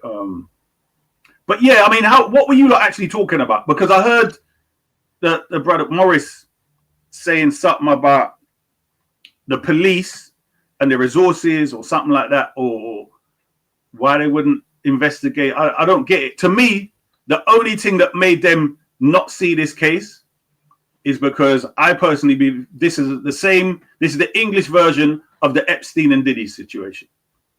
That's what I personally think. And that's why when I don't know if you see the thing where Tommy is pointing out big up there police officers standing next to these guys. Yeah? In a picture, right? So all of these pointing out, it's not even like there's two in the corner. He's pointing out like 5, 6, 7, 8 people, of which they're all in the same picture with police. So I'm saying, well, clearly there's something going on here. Like, what's going on here? Yeah, you know what I mean? And I'm saying, well, why would they do the blackmail Diddy thing of politics and actors over there and not do it here? And this is why I feel like the excuses that we get, because I'm saying when people are saying they don't want an inquiry, right? I'm saying the last inquiry that they had was based on 6 places out of the whole country, 6 places. Now, personally, I would like to know and want to know which police forces decided that it wasn't worth investigating. I would like to know which MPs. I would like to know which people that are heads of the CPS in different regions. I would like to know which people are involved. I want a full thing, because I want to know how much of you politicians are involved in this thing. How much of you musicians are involved in this thing? Because you know the worst thing is, bro, in my eyes, sitting down and saying, oh yeah, but they've done a thing and there's recommendations, to me is just saying, do you know what, they've done it, let them deal with it. No, I'm saying I want to know everything, not so much everything, I don't want all the gory details, but I want to know who and who, and I don't want it to be left out, we're going to do these 6 places so that we can protect all the others. No, do everywhere. I don't want to see nobody. It's been done. The woman who done the 7-year report done 2 years just on the grooming gangs. But it was only on 6 places, Khan. It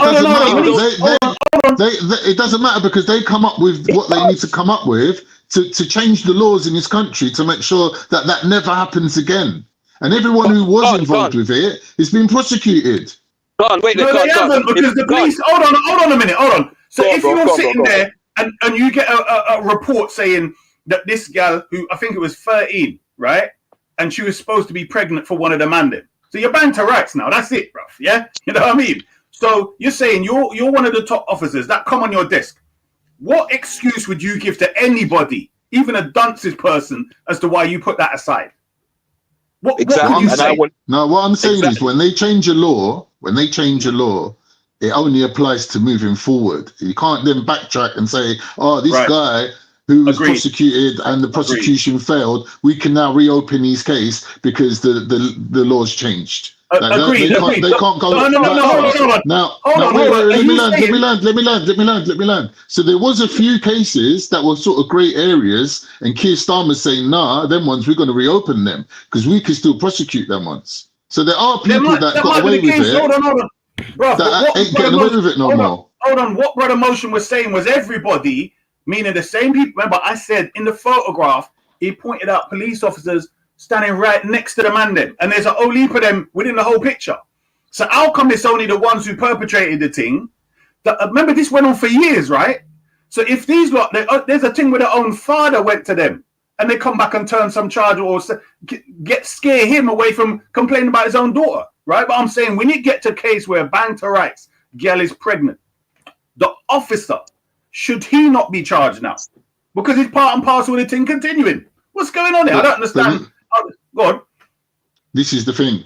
So moving forward, they have to change how social services and police deal with these things, that the guidelines that they're given. Now, if we start prosecuting police and social services, who are the people that we're asking to step forward and protect these girls, and then we're actually prosecuting them for not doing it properly, it's like a bit of a catch-22 for them. Like no one's going to really want to. Can't. One second. Isa, please. God, I can hear your passion as well, right? So big up yourself.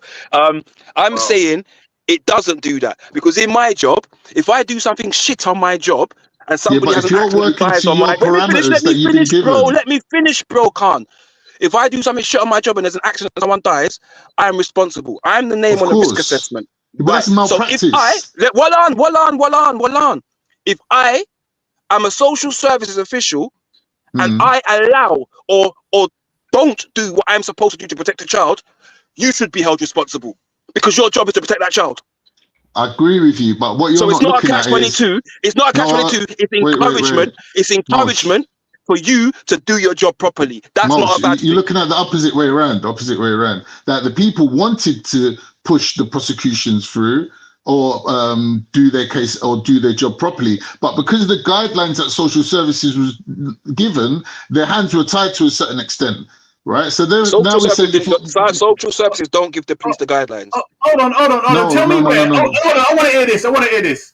Which guidelines and whichever you're talking about from that time? So I'm not going back to 1800s, right, where it might have been okay for 13-year-olds to get pregnant. Yeah. So I'm saying in the timeline given, so let's do with 1990s up to now. Where in the law or social services is it okay for some big grown man to get the 13-year-old pregnant? I want to hear that one. Now, obviously, they're the ones that got prosecuted, though. Yeah, now. I'm talking about when they complained at the beginning. Yeah, what do you mean? They got prosecuted. No one got away with doing that. No, not straight away.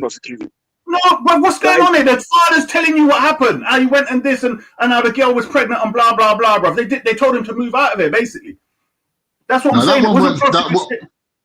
Look. Straight away. It wasn't here's the thing, yeah? Social services are giving guidelines to act upon. Now, if you're doing that job and your manager's saying to you, all right, you've done your bit, submit your case now, that's it, done. Whatever happens, it's up to the police to deal with it, right? Someone in the future can't now come to you and say, oh, you didn't do your job properly because this girl was groomed and the person wasn't prosecuted, and now you as the person in social services need to be held to account. She's saying, but I've done my job and my manager signed off to my work and everything was done legit. It's just that the guidlines that we were given tied our hands. You know about the social services guidelines? If I mention extra words, what I'm saying is motion. 1 minute, motion. What I'm saying is the investigation that was done has now come up with findings that they say, no, so now the law needs to be changed. Now we need to implement X, Y, and Z to make sure this never happens again. So how the police deal with it and how social services deal with it. Hold on, you didn't answer my question for the 5th time. All right, because I noticed as soon as I mentioned social workers, you'll jump onto that. I said a police officer gets this on his desk. He's told this 13-year-old, let's say she wouldn't even groomed, right? Whatever it was, that was our boyfriend, right? Let's say she believed that was our boyfriend. What excuse would he have for taking 10 years before him do something more, before other people push for something to happen? Why did he reject it in the first place? That's the question. 13-year-old pregnant by the 30-year-old boyfriend. Ex or 40-year-old. You can easily check. You can wait a gestation. That's not the question. He told you that's what's happened and this is what the policeman's done. That's what he's telling you. No. What I'm telling you is the investigation has been done. The findings are there. The reason why it's not been implemented is because the elites don't want to change how social services and the police deal with these matters. Right. So, Khan, that's what I'm saying. Khan, listen to me, right? And this is what I'm saying to you, yeah? The social services require less factual and physically evidence-based proof than the police. The social services can take away a child from a situation easier than the police can because they require less evidence to do so. So if you have a child that has come to you and said they've been groomed, or a parent that said their child has been groomed, at social services, you know what you can do? You can put that child on a child protection plan. Anything other than that is a failure. But motion, you're not getting the point. That is the least, bro. And you know how I know this? You know how I know this? Because you know how I know this? Because you see my mum. she trains the police in safeguarding nowadays. Yeah, so I know about all this stuff, bro. Motion. It's not no guesswork, bro. Motion. Check it. I'm talking about specifically where they already got the case, and they are ignoring the specific case where they can get the guys banged to rights. There's no need. Social service. It don't matter what social service say. I'm saying they can say, all right, social service, you deal with the girl. They are supposed to deal with the man. That's all I don't even get how this is a conversation. I agree, bro. I agree. I agree. Go on. Yeah, big up Veli, man. Come, he's a scientist, he's a doctor of this thing. Explain that to me, Veli. Come on. Yeah, obviously, you know, like, everyone would want them to investigate the thing fully again or whatever, yeah, but it's going to be like another 10, 15 years before they get to implementing any of the recommendations from the second national inquiry. Like because the original one nigh on 10 years to get seen through anyway. And like Khan was saying, I played a video yesterday of the lady that carried out the 2-year investigation into the grooming gangs thing, where they're saying, like, obviously the findings that they've found from them grooming gangs means that they're able to put different markers and labels on scenarios that are happening in other parts of the country, which means that if there is people that are covering up for these people or whatever, they will get prosecuted for them sort of stuff as well. But it will be like an easier database for people in the child protection. Veli, question. Veli, if you already have laws in place that say a 13-year-old with a 40-year-old man, what are you telling me needs to be put in place when the law already says, It's against the law, yeah. No. There's new recommendations. Oh, it's against the law. Yeah, but wait, listen, Lisa. Yeah, there's new recommendations that they've tried to put in place, or that they're trying to get put in place right now. That's what they're voting in the House on, or whatever at the moment. That they're trying to get put in place to help either with the past people that have got any grooming or child abuse cases against them or whatever, and then any of the people, and to prevent any of the cases in the future as well. Like, so I was obviously like, I get the way that people are upset about and they want the investigation, yeah. But when the lady gave the explanation on how long these inquiries take, and like I keep saying, obviously everyone's heard me say this 10 million times, because they do the same thing with the institutional racism. They get an inquiry, they get recommendations, they never carry it out, and then they just do another inquiry like 10 years later and come to the same conclusion. Right, but Veli, can I ask you a question? So Veli, this is why I see this as their excuse and an excuse that we're allowing to sit. Because when these pussyholes want net zero, you see how quickly they say, we're aiming for this year, and then they bring it forward 10 years or 5 years. Yeah? So I'm not hearing it. The things that bring them money, the things that bring them money, they implement straight away, bro. That's right. So I'm not hearing that it's gonna take no 10 years thing. Yeah? Do your fucking thing and protect youth, dog. That's what I'm screaming. But that's all right. Hold on though. If they're to investigate further or build on the original investigation they got here, because they've already got like a 10-year investigation that they've got a report that the J report or whatever that they've produced with recommendations or whatever. So Professor J. To build on this sort of stuff like that, yeah, and to come with any conclusions that they might be done that the conclusions. Veli, you're breaking up, Hajina. You're breaking up. You're breaking up, Veli. Veli, you're breaking up, bro. You're gonna have to reload, bro. Yeah, that's worse, bro. That's worse. Oh, go on. Yeah, that's mash, bro. Your mic is bro. Just give it a minute, Veli. With your. Sounds like you're underwater, bro. Man. Give it a minute. Hold on, Veli. Reception, bro. Your reception at receiving. But what, Veli? I want somehow you are not answering the simple question. Yeah, No, saying, because your question's impertinent, bro. Your question's got nothing to do with what we're talking about. Wait. Yes, it is. Oh my. How can the cover-up people then? Listen. The police. Listen. I'm only talking about police. Wait. I just want you to answer this. I'm only talking about. I'll give you one case so you don't go left and right. And it's the 13-year-old that got pregnant by the 40-year-old something man. And I'm saying when that appears on whoever high police commissioner, whatever, on his desk, what reason did he have to not prosecute? Tell me that. I'm not familiar with that case. How can I answer that? Right. So the father's on YouTube talking about it. Isa. Sorry, can I add a little bit of assistance on this? Khan, you are the police officer with this landing on your desk, right? You are the police officer with this landing on your desk. You know that this young child is pregnant. What is your course of action? Or what do you believe is the best course of action? Marsh, listen to what I'm saying, bro. Because what you're asking, what you're asking is an obvious answer that's just wasting time. The fact is, listen, Motion.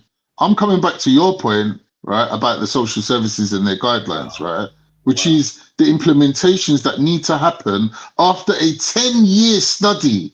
Now, after a 10-year study, these people say, wait, don't cut me. After a 10-year study, these people are saying, we've spoken to enough people now to have a pattern recognition to understand where the red flags are in people's behavior, that we need to stop this from even happening before it even starts. And we need to implement these things. And we need to bring these changes into how social services, police, and everybody in schools, and how everyone deals with this whole situation, right? Now, if you're showing me one case that slipped through the net, that doesn't change anything. That's not a reason. And furthermore, that's not a reason to go and do another 10-year study. I didn't say it was. You're not. This is the problem. I would think that obviously, because like you're saying, obviously the reason that we're all arguing is because everyone wants justice to be met for people that's been groomed, abused as children, and all them sort of stuff, right? That's the reason why we're arguing. And even the charities that look after these people and some of the victims, not all victims, because some victims are calling for inquiries also, but there's charities and some of the victims that are saying implementing the changes, like even the lady on the video I played like just a bit earlier, she was in one of these grooming gang things, and the town that she was in wasn't investigated, but she's calling for the recommendations to be implemented because it can stop past, present and future things happening. Obviously, we know that there's no way to totally eradicate it, but we can make it as hard as possible for these things to be carried out, right? So agree. No, and Benny, we agree with that. We totally agree with the fact that what might be implemented might stop things in the future. However, we're saying we don't want to wait 10 years. And I think that's fair. Yeah, but that's mine was related. We got wait, but hold on though. If they are going to carry out a proper thorough investigation or whatever, we can't give them a timeline on how long we want this investigation carried out. It takes. Bro, listen. It takes to investigate, right? Like, wait, hold on. No. I told you why. Listen, they spoke to over 6,000 different people. They had 2 million pages of evidence that they went through in that first investigation, the 10-year one. Wow. You know what I'm saying, bro? Like, so it's not hold on, Belly. Hold on. And even wait, hold on. With all that, they didn't even investigate every single angle that they could have, or corner crevice of the country that have been affected of it. Like Khan was trying to say, they're trying to look for patterns, what they can say, this happened here, this same pattern happened there. We can implement these things not happening here, there, or anywhere else in the future. We can export the things that we found would be leading to people being abused and all them sort of stuff there, and roll them out across the country. Because so what can they put? So Benny, what can they put in place? What can they put in place? Because again, all right, let's say that the investigation took 10 years to complete. Oh, it took 10 years, right? I can allow you that. Okay, why should we wait another 10 years for you to implement the stuff from the investigation when you can implement certain things straight away? For example, you can push. Yeah, but this is exactly. So when they had the people that quote unquote rioted and stuff like that weren't implementing it. Right, exactly. It was the Conservatives, right? On the day that the report come out, Liz Truss resigned. So the report didn't even get no headlines. Everyone was talking about the Liz Truss thing, right? We've even spoke about the Liz Truss thing here. We didn't even speak about the report on that day because it come out on that day, right? We spoke about the Liz Truss ducking out and all them sort of shit. So, yeah, no, I get that, but I'm saying since that, what can be put in place today? So the judges can say, let me finish. They can. I'll tell you how they can. The judges can say this. Anybody, wait, Philly, let me finish. The judges can say this.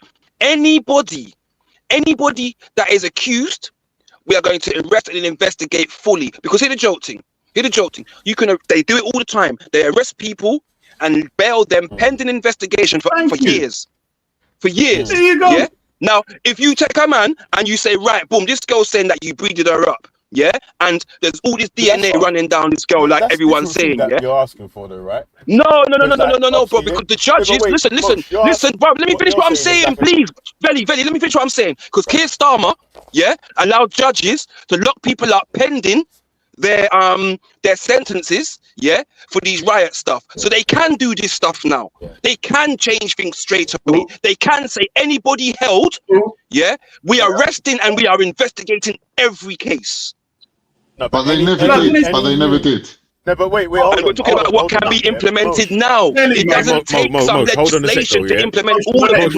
Hold on though. The part that, listen, what you was asking for is like what you're asking for there is different to the actual report, right? Specific people getting arrested because they've got evidence that they could get arrested for means that, with the new things that's been implemented, it means that they have to implement the new rules and laws in the first place for them to be able to bring these new arrests forwards. Or man, I don't respect what I want. Velly,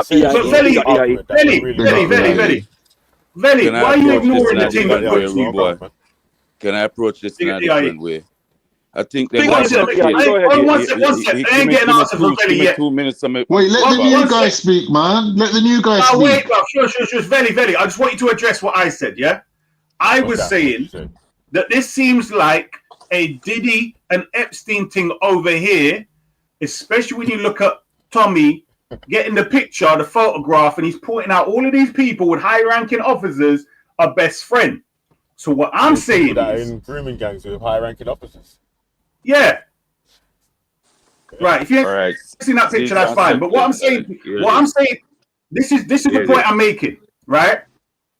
That the reason why they would dismiss a case, which is so obvious, you don't need no recommendation or report if the girl is 13 and the man is 40-something and she's pregnant. There's no need for it. They've already got recommendation in the law. So if the police officer gets that, cases like blatant cases with evidence like that, I don't see how they was dismissed like that.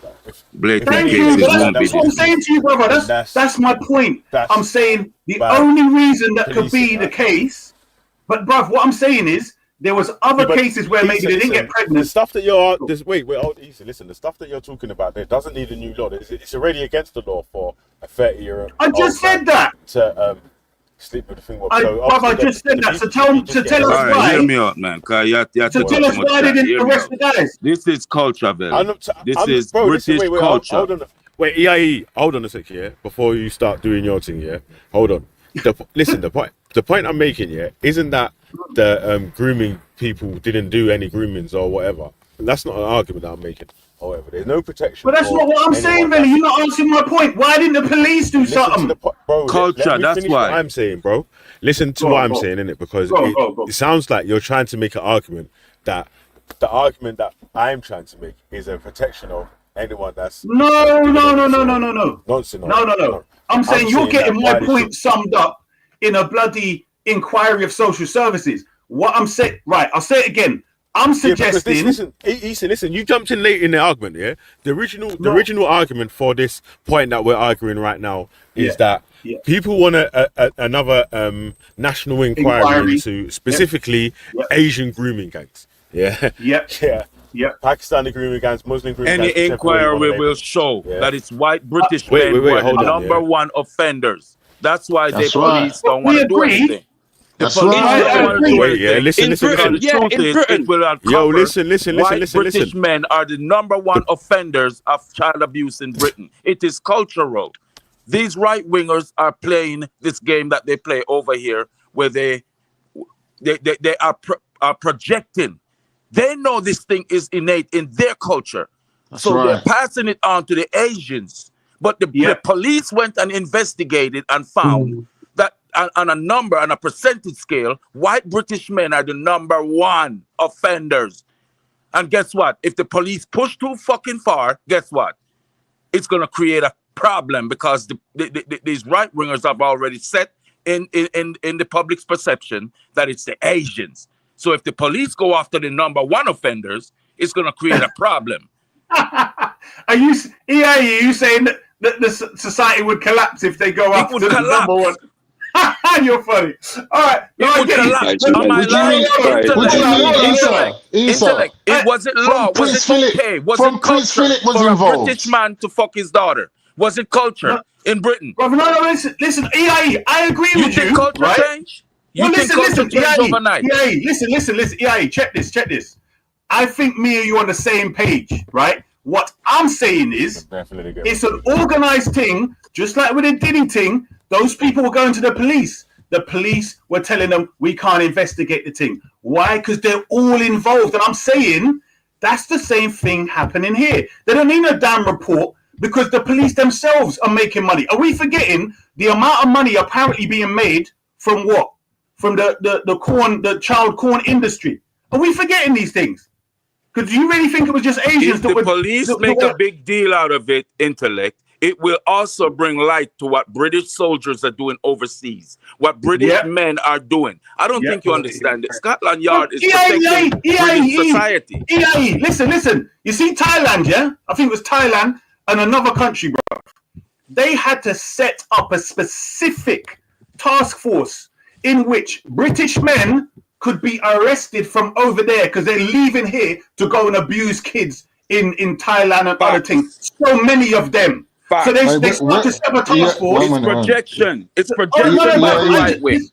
EIE, where was them British soldiers raping up the women? Was it in Kenya? Well, that's just the latest advertised, but they do it all over the Commonwealth. Have they ever stopped? They do it all over the Commonwealth.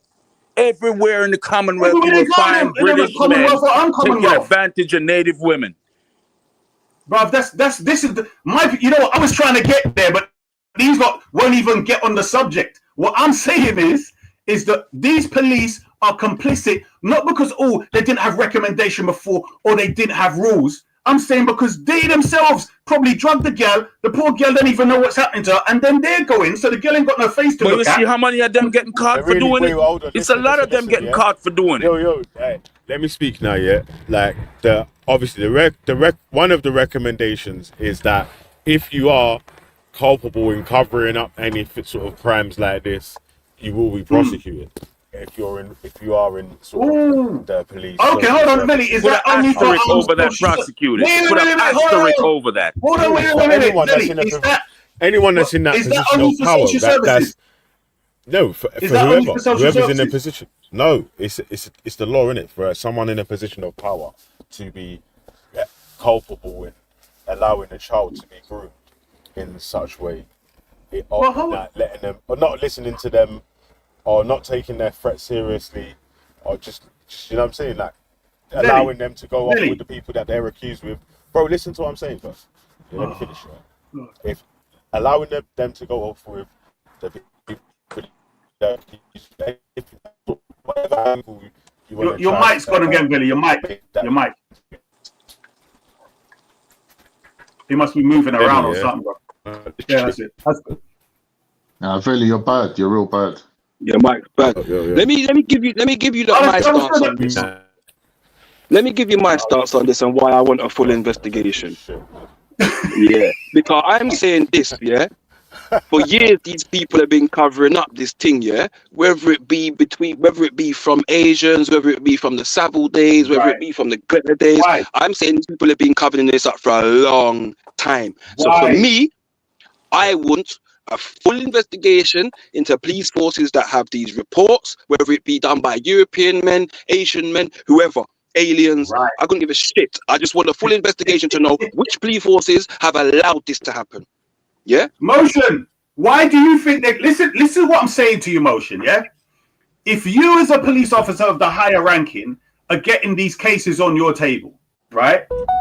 What justification could you think of to tell them, nah, dismiss?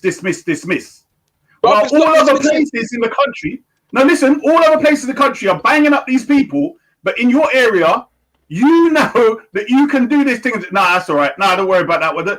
I mean, what's going on here, bruv? Doesn't that mean he obviously feels that it's okay to do that? There must be a higher something than him that said, yeah, keep doing it. And I'm saying that only seems to come when it's some big industry of child corn and them thing like that, bruv. So big money's behind it. Any So you get it? investigation has to be done by a cross section of people. It can't just be the police. It has to be a group of people from different sectors of society. You lot are just going down this rabbit hole of being endless investigations and never getting. No, not I. I think the investigations are pointless. Bro, listen, let me finish though, because it's the same. Like, Bananas put a stat up the other day that there's been like 60 something inquiries since 1990, and there's been 6 implementations of the recommendations out of however much of them inquiries since 1990. So all the inquiries that they've had since 1990 till today, only 6 of the inquiries have had the recommendations. Who carried out the inquiries? So who carried out those inquiries? It doesn't matter who's carried out. Hold on. Listen. It does matter. What matters is that, bro, listen. What matters is that there keeps being fucking inquiry, and never no fucking answer. No one pays for nothing. Like, there's none of why? these people If a thief carry out an inquiry for robbery, you're gonna get that, bro. Veli, one sec. Veli, what is your opinion? So I'm saying it's a big thing where they're filming it, they're selling it, and they're letting other high up man do the thing. Maybe they drug the girl or whatever. Well, I don't know about blindfold them, and those other men are doing it. Any of that conspiracy stuff, that's not. It is not conspiracy. There are many police officers who are getting caught abusing wives, abusing children. You haven't got evidence for. I could class it as conspiracy, right? So no, a lot of police officers are getting caught abusing children, wives. And the police know this anymore in the force. We're not giving my answers here. Let me give my answer in it, man. Stop talking over me. Let me finish it. Like I was saying, like any of that conspiracy stuff about who's doing this, that, and the other, I don't know about none of that stuff. I can't give you an answer for that. I'm saying that's the point is here that the point, and it's going to be the same point forever, is that there's inquiry after inquiry after inquiry. Yeah, recommendation after recommendation after recommendation. No cunt gets found guilty for nothing, or no fucking new thing gets implemented, so the shit gets stopped. There's this one time. That's the conspiracy right there. Bro, sometimes, they're going to implement this one time, they're going to implement the shit that they're actually talking about. Yeah. Like, let them implement the shit. Why are you going to make them take another 10 years, 15 years to start implementing shit that can actually make change? Okay. Like, let them do it now. Okay. But that's what I'm saying. But that's what I was saying. Hold on one sec. What motion? Wait. Listen. It's just an investigation. It's like it's another inquiry. It's just looking into the shit. Listen. No, I'm asking to implement stuff now. I'm saying that they can implement stuff now, though. Some of the stuff they can implement but now. That's what they're voting through in the House of the Parliament right now. Motion. Right now. You see, motion. Check this, Veli rejected the concept under conspiracy theory, despite we have the pattern to follow with Epstein and Diddy, right? We literally have the pattern just recently, right? And you know what? Forget that. Let's talk about England. We have the pattern with Saudi. Wait, listen to what I'm saying. I'm saying the pattern is the higher, one sec, Melly, the higher police force have got bang to rights cases, bang to rights. And in other parts of the UK, they bang them to rights and bang. Hold on. Right now, that are doing these mad shits, I don't know about that. I'm talking about just implementing the actual law that can stop some of this shit happening right now. We agree. Today, tomorrow, whatever, innit? Like, we agree, Veli. But what I'm saying is, detail of different abuse and who's carrying it out or whatever. I don't know who's doing that. Right. That's fine. What I'm saying is, though, what you're talking about is a little 5-minute conversation, yeah, as to, well, should they implement it, should they investigate it, blah blah blah. What I'm saying is, we as adults, who, especially us black people, that are going to be the backlash of this thing, right? Regardless of whether they want to say it's Asians, the whole story is it's immigrants. Anything done, it's immigrants now. You get what I'm saying? A black man does something, they call it immigrants. That's it. Don't matter whether you've been there for 3-4 generations. I agree. That's the way it's going. That's how they roll in the story. So when I'm talking about this thing, it seems like Veli's not understanding the perspective of how we need to understand and give an argument back. Because at the moment, it's just, well, the immigrants of all colors are bringing a different culture to these European, civilized, pure people, and the only thing ever contaminated their society is immigrants. That's the story and the narrative they're trying to push. It's a honest conversation. Do you understand? It's not a honest conversation. Narrative they're trying to push. This honest conversation created by people from the right wing who push this narrative, and now it's in the mainstream news. Hey, listen, if you're the police are the ones who investigate this shit, and if they don't move, the numbers and stats are there in race, isn't it? You can make that argument. It's not. No, you're not, Veli. You're not. I'm not saying about the argument in the sense. My point is, then, just like they've got a thing where they've got a bunch of blanket phrases that cover. First they start with the Asian, then it's Islam, Asian, then it's just immigrants as a whole. They don't give a damn now. I've seen the changes outside on the street, and that's how they're thinking, and that's how it's being pushed. Do you get me? So everything that's done, whereas before it would be, the youth today, this, that. If it's done by a black, the Asian, right wing or whoever, has an agenda, and they're using exactly. They're using social issues to push that agenda, and one of the social issues is this. But this is the biggest thing of it. EIE, this is the most emotional. EIE, check part this. Of the agenda this to is push more the emotional. overall agenda. Which EIE, listen. These what went to the point of calculating. Let's say it's like 10 girls, right? They was calculating how much each one would have been abused, and then put that big number out there. Do you see what they never normally do it like that? They just say it went on for so many years to make it look like, and it is mad thing. But what I'm saying is, although as this Luke saying they're still referred to as Pakistani, yes they are, even in Parliament. However, the comments on Facebook and everywhere else, you see them now. It doesn't matter whether it's Pakistani, whatever it is, whoever, as long as they're not white, it's immigrant. Simple as that. So my point is, they're definitely, and the commentary is these foreign cultures, as if the grooming thing wasn't here before. I mean, we would be justified in saying that those Pakistanis learned that when they come here. We would be justified in saying that. Facts. Now what? Exactly that. Why could we say that? That's when the dirty secret. They don't want to explain. They don't want to explain that people come to the West, picked up Western habits, and do things regardless of what they look like. But then when they do that, they want to blame where they come from. No, they came to your society and learned that shit because you've been doing it for ages. Bruv, this is the thing. They do it wherever they went, bruv. That was so normalized. Whenever these soldiers colonizing, blah, blah, blah, the atrocities and hideous things they used to do in the open with each other, just like them Israelis when they took, in fact, they were trying to hide that when they took that man behind the thing and abused him. But then the guy come out on national TV, remember? And said it was him. And he's boasting about it. Look at the comments from those people over there.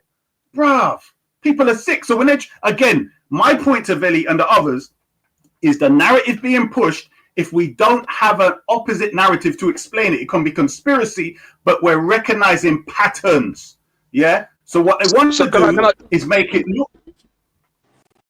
As long as you don't have an answer. My red flag. What point are you trying to make to me, though? Because I don't get the point when they start attacking the police. What point are you trying to make to me? Because you're making a big wide scattergun point that attacks like 10,000. The point he's making really is that it's being used as a political football, right? Yes. So when we listen to Rupert, because I've already made the. But if you're making the point that people were using, no, it's not to you. It's not to you for their own political views or whatever. Like I've been making that point for about fucking.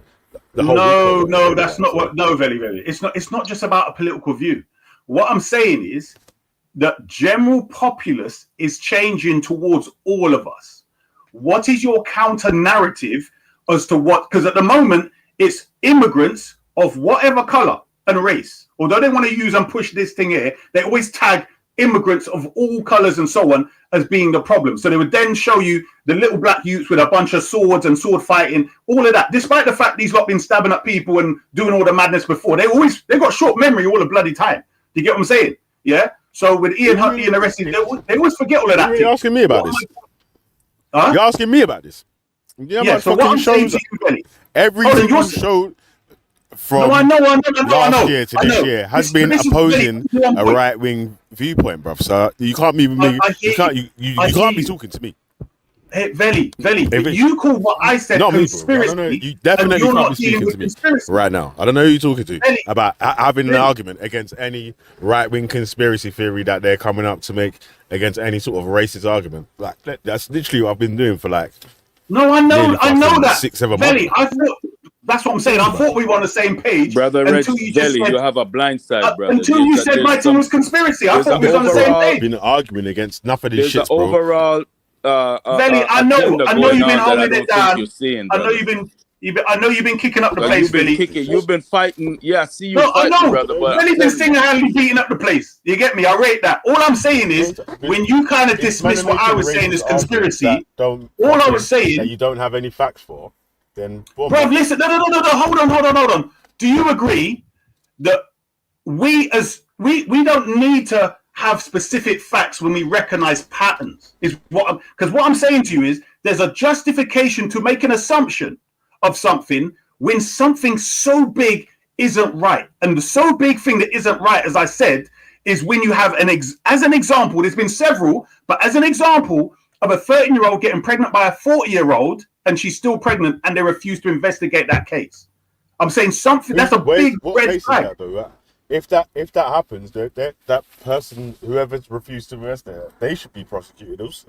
Very good. That's what I'm saying to you. That's one of the, brother. But that's bro. Listen, but this is the whole thing where you don't listen. Yeah, you took all this time to make, brother. Listen, you took all this time to make that point. That's one of the recommendations that they're trying to say. Bro, stop saying no before you've listened to the point. I'm saying you keep telling me what you're saying. Listen, you just, bro. You literally just said that, bro. Listen, bro. Stop it, man. Because you keep repeating the same thing about the 13-year-old getting pregnant by a 40-year-old, and everyone's already said it's against the. No, not that, Benny. The bit I made. So let's see if the recommendation deals with this, right?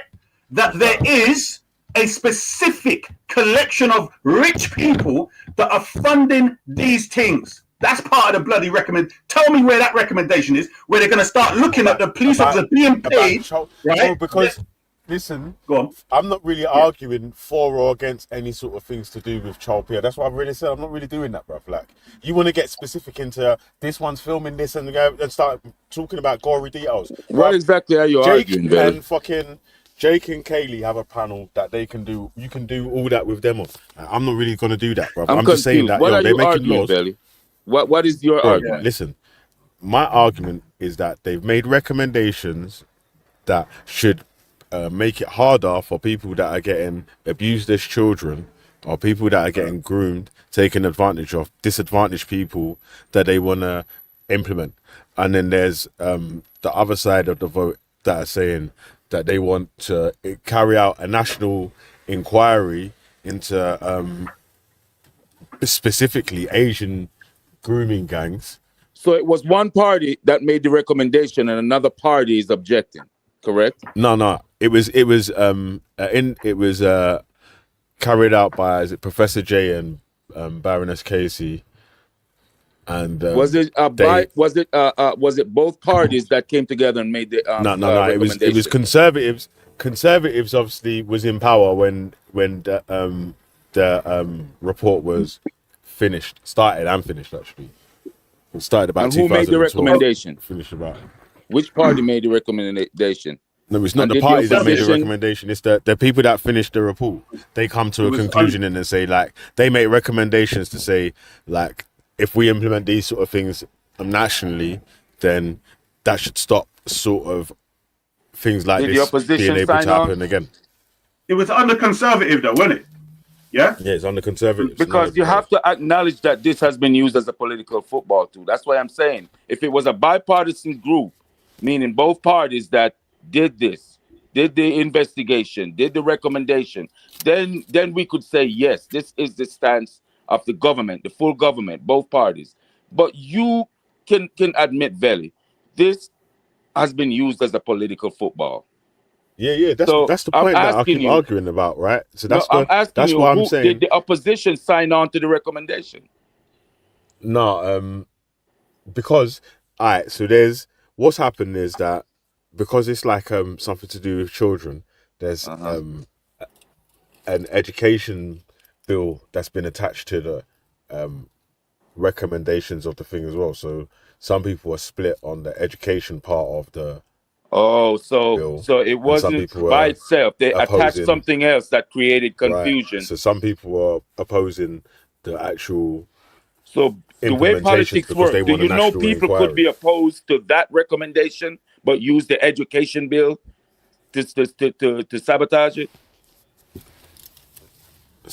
Yeah, well, it depends on how obviously everyone's tactical in their own way that they're voting, right? So some Right. people are voting Look, because they don't but like this the is about education side of it. kids. Some This people is are voting about because kids, they and want it a should national be inquiry. priority, right? Some Yeah, but the people thing are, is, It's they're trying to about kids, pass. and it They're should trying be to pass priority. an So why education both bill. governments didn't take it as priority? Look, it's the because thing the is, they're trying to education pass bill. an It should be two education separate bill. bills, really. Yes. I would say that as well. I think most people would agree with Yeah, that. the fact I don't know is why that Labour when passed it as one governments bill. try to They should pass have done one it two bill, they separate. always squeeze in a bunch of other shit that they want to get for themselves. Essentially, it's like when they pass tax bills, they No, but always the squeeze point in a I'm bunch of making is crap where this their is a corporations priority, can right? take The advantage right of. wing is making this particular issue a priority. So they should be up in arms against the politicians who didn't prioritize this issue. No, the No, fact they is, are as that well, this, to be fair to them. the To be thing fair to is, them, they and are they're holding able to say, politicians. nah, To what be it is, fair, they yeah, are is holding that politicians I would accountable, say which is why a they've lot got of people right like wingers. Farage and that. no one's really, no one of Oh, any real Farage is a caliber part is of going to the be held whole accountable thing. for any of He this. may be, but that's who they've been presented with, right? To go against the political establishment. So that's who they're leaning And that's to. why I know it's a political Look, football. the reason this is even being talked about right now is because of Elon Musk and the fact that he amplified it. Otherwise, nobody would have bothered with this, and they would have just passed this education bill, without any drama. It's just the fact that right now, Elon Musk sort of saw these court transcripts, and then he started to amplify it, and now they're all. It's all because Elon Musk made a fuss out of this. Otherwise, they wouldn't give a shit. These people don't actually give a shit about any of this. They never gave a shit about these girls 12, 14 years ago, and they haven't changed their mind 1 second today. That part. They don't This has been going on care. for a while. Hang on, Banksy. Let's, and we're not going to exaggerate it or underplay it. They haven't given a shit since the 70s, bro. Yeah, they haven't given a shit since the 70s. Say that for. Yeah, but wait, hold on a sec. Yeah, I actually what you agree can with say Issa. is that wait, that can be true if you're talking about the Conservatives being in power in the time of the investigation taking place to the time of the recommendation. They never took implemented any of the recommendations neither and side waited gives a till shit. thing well. Veli, this You is could why. say This about is so, what you can this say is that why. about Labour is that they didn't start to implement any of the recommendations until Elon No, it's Musk not put even pressure that. on The them. fact is, this issue was an issue in the 90s and all the way through the Blair years. Nobody gave a shit. EDL came about through the No, they Blair didn't, era. You know why that is? Because Blair was arrested for soliciting a young man in the toilet. That's why. Gordon Brown That's literally why sent Blair out. did fuck all, because he's part Gordon of it. Brown was told No, yeah. sent out an actual government But they used to put instructed adverts about thing that to shit say on to telly, let bro. this shit go. Gordon Brown was in the, middle of medallion all man this. with the fucking hairy chest, Look, keeping the fact- beans. The fact is From that fucking up Gordon north Brown and shit. was implicated in all of this. He in fact sent out Who the was that? orders to say to let this go. Gordon Brown. Gordon Who Brown was was. that? What do you mean? What are you talking about? Who was that? When You know they, who Gordon in Brown the, is? in the 90s and the 80s, yeah, when they used to do that, the skits, the TV shows or whatever, the adverts of the trying to warn girls about the lover boys or whatever. They used to have fucking adverts of people with flipping fucking hairy chest and the fucking medallion talking about how they love this girl, but it's not really. They don't really. Yeah, they don't really love them. They just trying trying to scam them for something, innit? Take them into the country and turn them into prostitutes or some sort of stuff like that. Yeah, in America we had black pimps with those furry hats. You're a joker. No, but that's the thing. That's been an image of the pimp, the player, blah blah blah. It's always been around. The fact is that these guys, they've never cared for these children. You know that some of the reports, because the thing is, I don't know if you guys have seen the 5 documentaries Tommy actually made called The Rape of Britain, and in the one that I actually went to, which was in Telford. It actually showed some of these girls were not even living with their parents. Some of them were in government housing, and they would come and go from these other men's shops and houses or whatever. And the social services people that were supposed to be in care of these 12-year-olds, 13-year-olds, never even questioned them once. Why are you going to this 30-odd-year-old man's pizza shop and going? Then they were just being, doing drugs and alcohol and being essentially sexually that's part dealt of with one of the on top of the pizza that shop. If they ignore things like that, then they will get prosecuted as well now. So that's what I'm trying to say. Why it's hey Banksy, listen. This is why I keep trying to say it's strange that the people that say that they care about the victims want to get another full investigation that's going to take 10 years. Rather than getting them to implement the shit that they've already laid out. I will say, guys, there's a bit of a misnomer here or a deflection. Just because they're gonna, even if they have another investigation that's gonna take another 20 years, it doesn't mean you can't implement the recommendations from the previous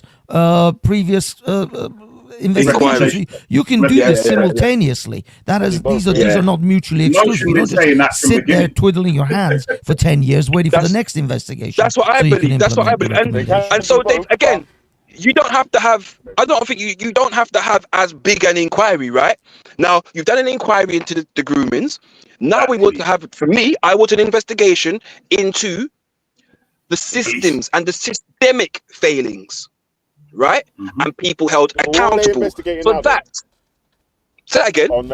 On what are they investigating on this one round?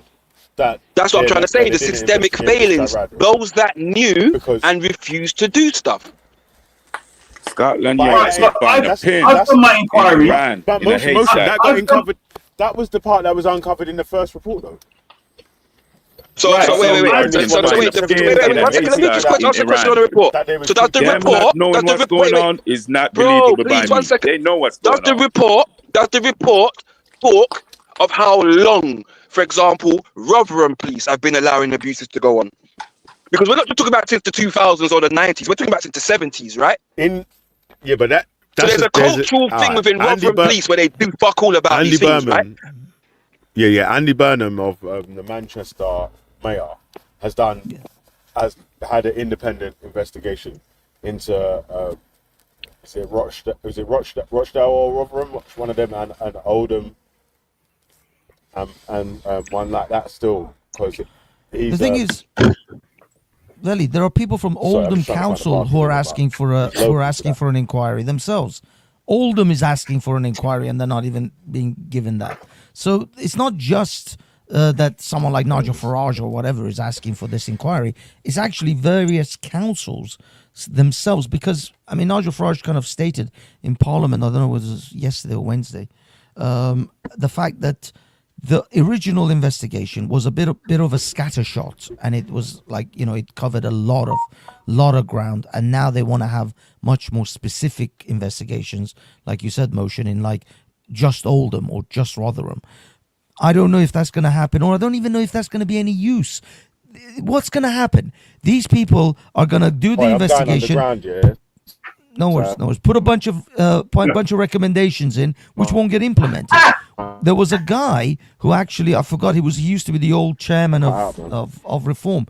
He said, forget about investigations, forget about all this bollocks. You get a task force, a police task force, who goes out, investigates and prosecutes immediately the people who they find, and then they go to the next place, and then they go to the next place, and they don't give recommendations after some bollocks 10-year BS. No, they arrest and they start the prosecution process.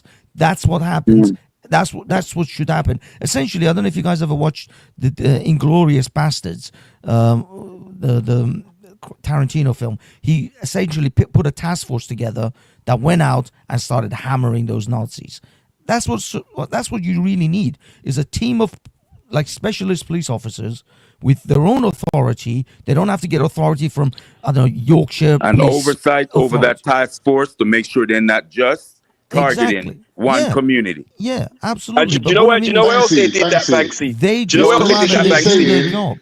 He's literally Banksy, saying do you know where else they did that? Sheer hit squads, basically. Do you know? Yeah. Do you know what? Do you know where they? Do you know where they did that? You sheer bastards.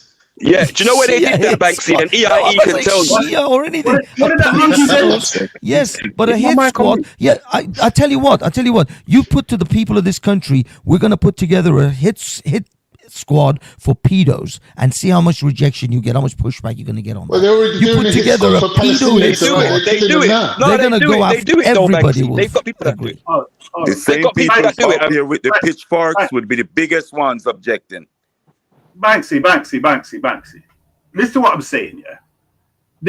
The way that they're writing this thing is as if everyone involved didn't already know this stuff shouldn't be happening.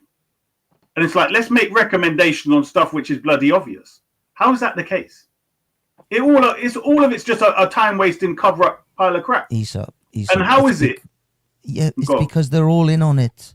This is the thing. Okay, this is the elephant that no one wants to fucking point out. They are all in on it because they are all filthy bastards. And they're all implicated in some form or fashion. I guarantee you, every one of these fucks that's in the House of Commons has been to some kind of P. Diddy fucking oil up party. Guys, listen, let me just quickly say, this all started with the fall of Gaddafi, because ever since then, they've been fighting this tide of immigration. They don't want immigrants. Like, there's a war in Syria, and England's already said, we're not taking no one from there. The Palestinians are getting murdered. They're like, no, we're not taking no Palestinians. Like, literally, this is all about immigration, because Gaddafi was the one stopping all the immigration. If it weren't for Gaddafi falling, there wouldn't be 5 million Syrians living in Turkey right now, because Gaddafi had it all sealed up. And these idiots, these idiot Americans, these Dumbo redneck Americans went and took Gaddafi out, and now they fucked up the whole of Europe. Right. Americans So wait. 1 second, please, because I've been quiet for a while now. Go on. You just literally, within your statement, just validated all of, or validated a portion of the argument that the quote unquote right wing are making, just by saying that. Why? I don't think you realize. Well, you just said they fucked up Europe because they took out Gaddafi. Yeah. Right. Americans did that, right? Right, but let that sink in what you just said. But I'm saying England is... Listen, Mosh, when I said Europe, I don't mean including England. England is complicit in everything what America does. Right, but what I'm saying to you is this. You've made and you are literally parroting a quote-unquote right-wing argument. That's what I'm saying to you. Yeah. But they are saying that's not a right-wing argument. Well, no, they're arguing. No, can't. They are arguing that the people that are coming here are not conducive to the society that they're coming into. Right now, you've just said that all those Syrians are fucked up Turkey. No, I've not said they fucked up Turkey. I never said that. I said if it wasn't for them fucking up Gaddafi, you wouldn't have 5 million refugees in Turkey, and then Europe had to pay Turkey to stop the immigrants coming through Greece and Italy back into Europe again, so they create the Schengen zone. Like, all these things that we're seeing, step by step, is all the dominoes that fell after Gaddafi fell. No, it wasn't. I think Gaddafi was sort of a middle domino. It all really started from Iraq. But he's still one of the major dominoes, bro. Yeah, but it all really stemmed from Iraq. This was all this was all from after 9/11 and the Gulf War. The fact is, they took out Saddam Hussein, but the thing is, I don't know if you guys must have seen that 7-star general who literally said the Pentagon had a list of countries that they were going to take out, and it was all going to end with Iran. And where are we now? Literally, all of those countries have fallen. That's the only country list. Yeah, the only country that hasn't that was on the list that hasn't technically been interfered with by the Americans is Somalia. I think was the only one on the Sudan and Somalia were on the list, but Libya was on the list, Iraq was on the list, Iran Syria, is the only one and left. the final country that he Iran. mentioned on that list was Iran, Iran. and that's what's left. But this North Korea. Have they got North Korea as well? Then have they? Nah, they ain't got no North Korea wasn't on that list. North Korea was not on that list. No, it wasn't. It wasn't on North that list. Korea wasn't on the list. No, I it think was- because it was- China backs North Korea, so they're just like talking a lot of thing in it. They don't really want to mess with North Korea. Look, Europe is Hold on, not Maxi, interested in Maxi. flooding. Europeans are not interested in flooding Europe with North Koreans. Believe me, that's not their thing. But hear what? This is the thing. Whatever Khan was trying to say there, that it's from he's saying it as if it's some sort of accidental thing, as if they didn't expect this. It is part of the collateral damage of what they want, whatever they want in the Middle East. I might have a conspiracy theory saying, well, this is a certain group of people that want the greater Israel, etc. Now, they don't care who goes to what country as long as it don't mess up their agenda over there. But what my point is specifically to this situation here in the UK, where they're focusing on these silly recommendations and all this stuff as if they didn't know this was wrong at the time and what to do. As if the laws that are already in place and the rules that are in place governing the social services and their obligations, what they sign at the beginning, and the police to protect themselves. Yeah, one sec, they're already there, so therefore they can already be brought to justice for their failures already. So they don't need a bloody report on it. Yeah. These are ancient cases. Elon Musk is speaking now about something where even the fucking investigation took 10 years. Just imagine when the crimes actually happened 20 years ago. This is all ancient stuff. The reason why Elon Musk is bringing it up now is because they're trying to create this rewriting of history where they're saying that these immigrants that are coming in now on little boats, these Islamists that they're calling them, that infiltrate in the UK and turning the UK into some Islamized version of the Middle East are responsible for the groomings. That's what they're trying to say. Because the Pakistanis happen to be Muslim, right? They're trying to create a connection and say, well, you got more Muslims coming now. What do you think is going to happen? It's going to be worse. Yeah. Right. No, You know what? I can see that point you just made about all Muslims being grouped in because of a specific type of Muslims from a certain area. I can see that part. Definitely, I can see that part. But man say Islamists. How are the ISIS and fucking Al-Qaeda fighters who are the Islamists responsible for grooming girls in Bradford? But that's what Elon Musk is putting out there. That's what Tommy Robinson's putting out there. That's what fucking Nigel Farage is putting out there. And people are picking this up subconsciously without realizing it. Bruv, listen, Khan, it's very simple, yeah? All over Europe and these other countries, enough Europeans are converting to Islam, right? And people are also looking at aspects of Islam, whether it be economy, whether it be dress, whatever it's you think of the manosphere, right? And how much that has legitimatized Islam, right? But listen, who done that? That fucking idiot, what was his name? From Luton as well, that prick. Tommy Robinson's mate. The red pill guy. Banksy, what was the geezer's name? How could we forget his name, bro? His name was big up in the ends. I forgot his name as well. I can't believe it. You know the bald guy. The bald guy. Yeah, we know you're talking about. Yeah, I was trying to mention him, but I've forgotten his name as well. I've forgotten his name. Andrew, is it Andrew something? Andrew Tate, yeah? Right. So Andrew Tate was the one that tied in. They couldn't get no Muslim to jump on board the red pill thing. So they got someone who wasn't a Muslim, who was red pill, to convert to Islam, to drag Islam into the whole argument, right? And don't forget, the same way had Tommy Robinson going to prison now, Andrew went to prison as well, and he come out even more famous. And that's what Tommy's happening. He's hoping is going to happen as well. Bruv, listen. Look at it like this. Before that, before he converted, he was always bigging up Islam and saying they defend their religion and their prophet and so on against slander, etc. Then he was saying how the Muslims are protective over their women and their culture and marriage and blah, blah, blah. Notice when he converted is when they brought this stuff back to him with the charges. Then certain things in his personal life over here and so on start to happen. Then he starts dissing Muslims. Have you noticed this? He's been all up to my point of view is this. The right wing or the ultra right wing or the people who are behind Donald Trump, for example, are all complicit in paedophilia, child sex crimes, and all these sort of things. But let's not get them mixed up with Keir Starmer and our government now, who are trying to actually prosecute people, who are putting Tommy Robinson in jail, not using him as a mouthpiece. But Elon Musk and Donald Trump want to. So you can see there's two factions here, right? There's the Tommy Robinson, Elon Musk, Donald Trump axis. And then you've got Nigel Farage sort of floating in the middle, and on the other side you've got Keir Starmer. Now Keir Starmer saying to Nigel Farage, "Listen, if you go over there with them lot, your fate is sealed. Your UK politics is done." So now Nigel Farage has backtracked and come back over to UK politics and representing the House of Parliament and whatever, and having to go against Tommy Robinson. But let's not get it wrong. Tommy Robinson is a right-wing shill. The right wing are an extension of the deep state. Facts. That's it. So and they're all paedophiles. They're all paedophiles. All them are all paedophiles. Bruv. What my point is that they are literally scared of how Islam grows with all of the different ills in this society and the solutions it brings, is my point.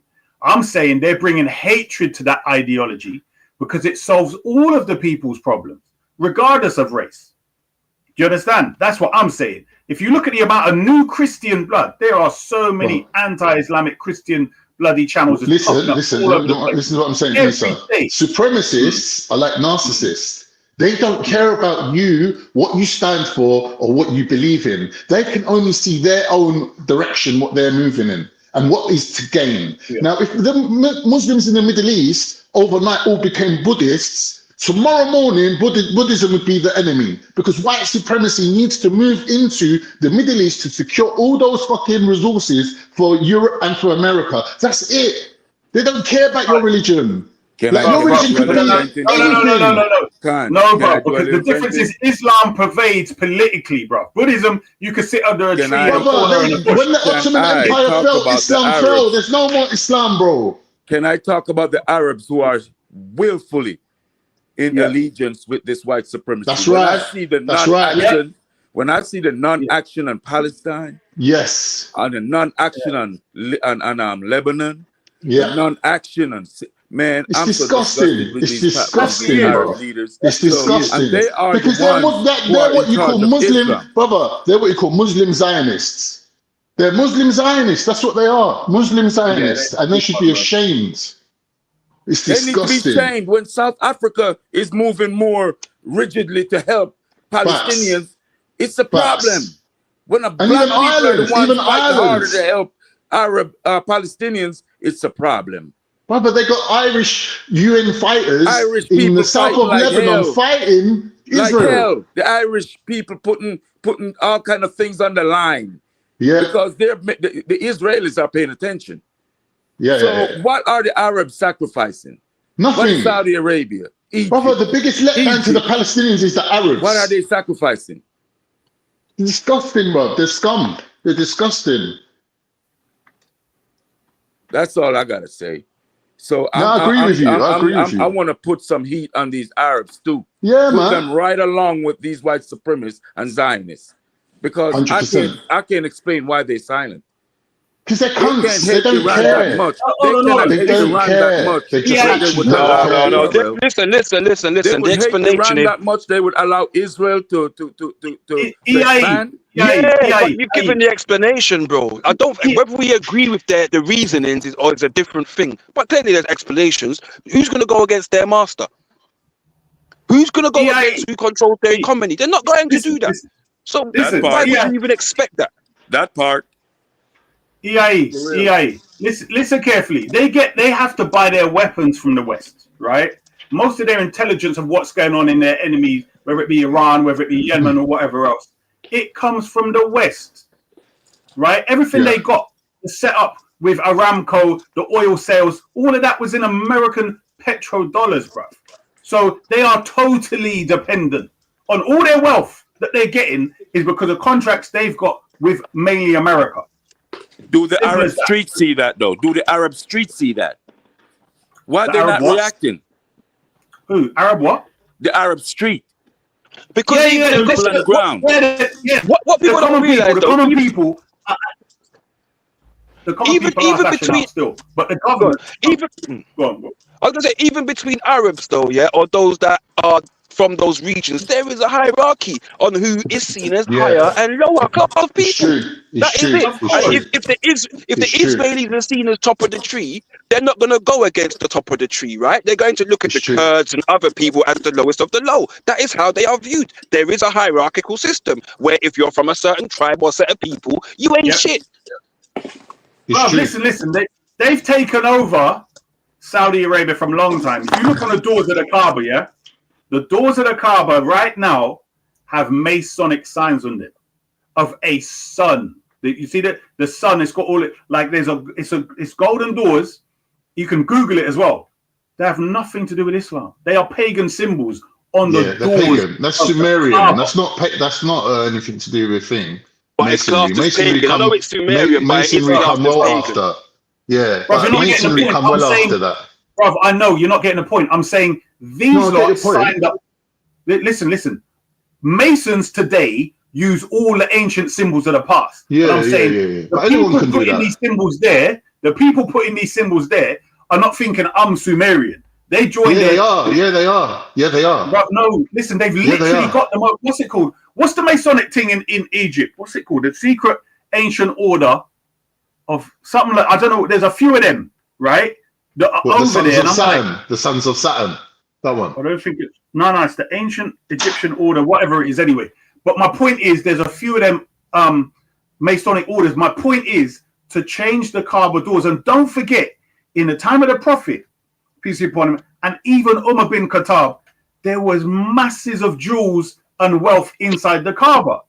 Because Umar bin Khattab said he wanted to sell them to buy weapons because of the wars that they were having.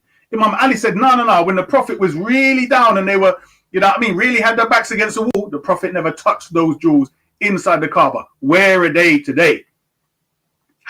Where are they gone? Where's that stuff that was in the Kaaba? Where's it gone now?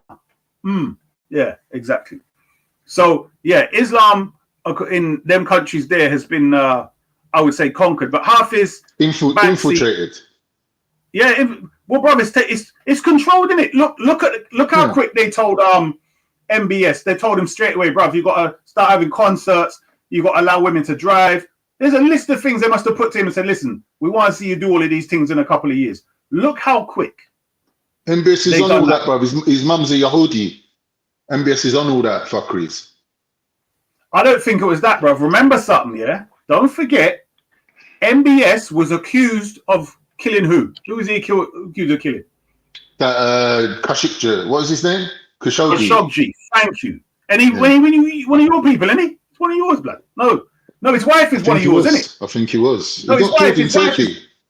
Yeah, your ends. See, you didn't even defend him, Khan. What's going on there, bruv? But they went in the embassy and bruv, they went in the embassy and man in the embassy. Khashoggi was an Arab. Khashoggi was not a Turk. But his name was not a Turkish name. Fancy, his name's Turkish though. It's not only who he killed, it's where they killed him. No, listen. Where he was killed became a big problem. Are you talking about someone else? Khashoggi, Jamal Khashoggi. It's Khashoggi is his pronunciation. Khashoggi.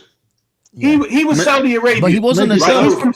No, he was Saudi Arabian. Saudi, yes. He's a Saudi, but his wife was Turkish, and he was killed in the Turkish embassy. So can't you fail in protecting? No, I think it was the Saudi embassy in Turkey. Brother, there's Saudi royal family. There's Saudi. Listen. There's Saudi royal family, and the name is Al Turki. What are you on about, bruv? Them man are all Turkish, bruv. They're all Turkish. All the royal family, the elites of Saudi Arabia, Al Turki is their name. It's true. It's true. No, they're Saudis. It's a Saudi, isn't it? No, Saudi. No. Sheikh Turkey. Yeah. No, that's someone else. He's talking about someone else. There's another one called Turk. No. There's Saudi, bro. There's Ibn Saud, bro.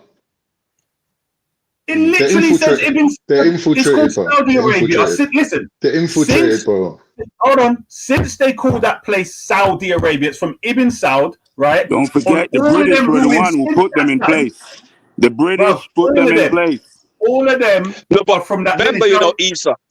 Remember, Issa, even though you're correcting who it was, the landmass is named after, you're saying at later generations, the people in power are now originally or originated from Turkey. That's we get what you're saying about the original. No. Listen, that's what Khan's saying, but guaranteed, these lot are from Nudged, right?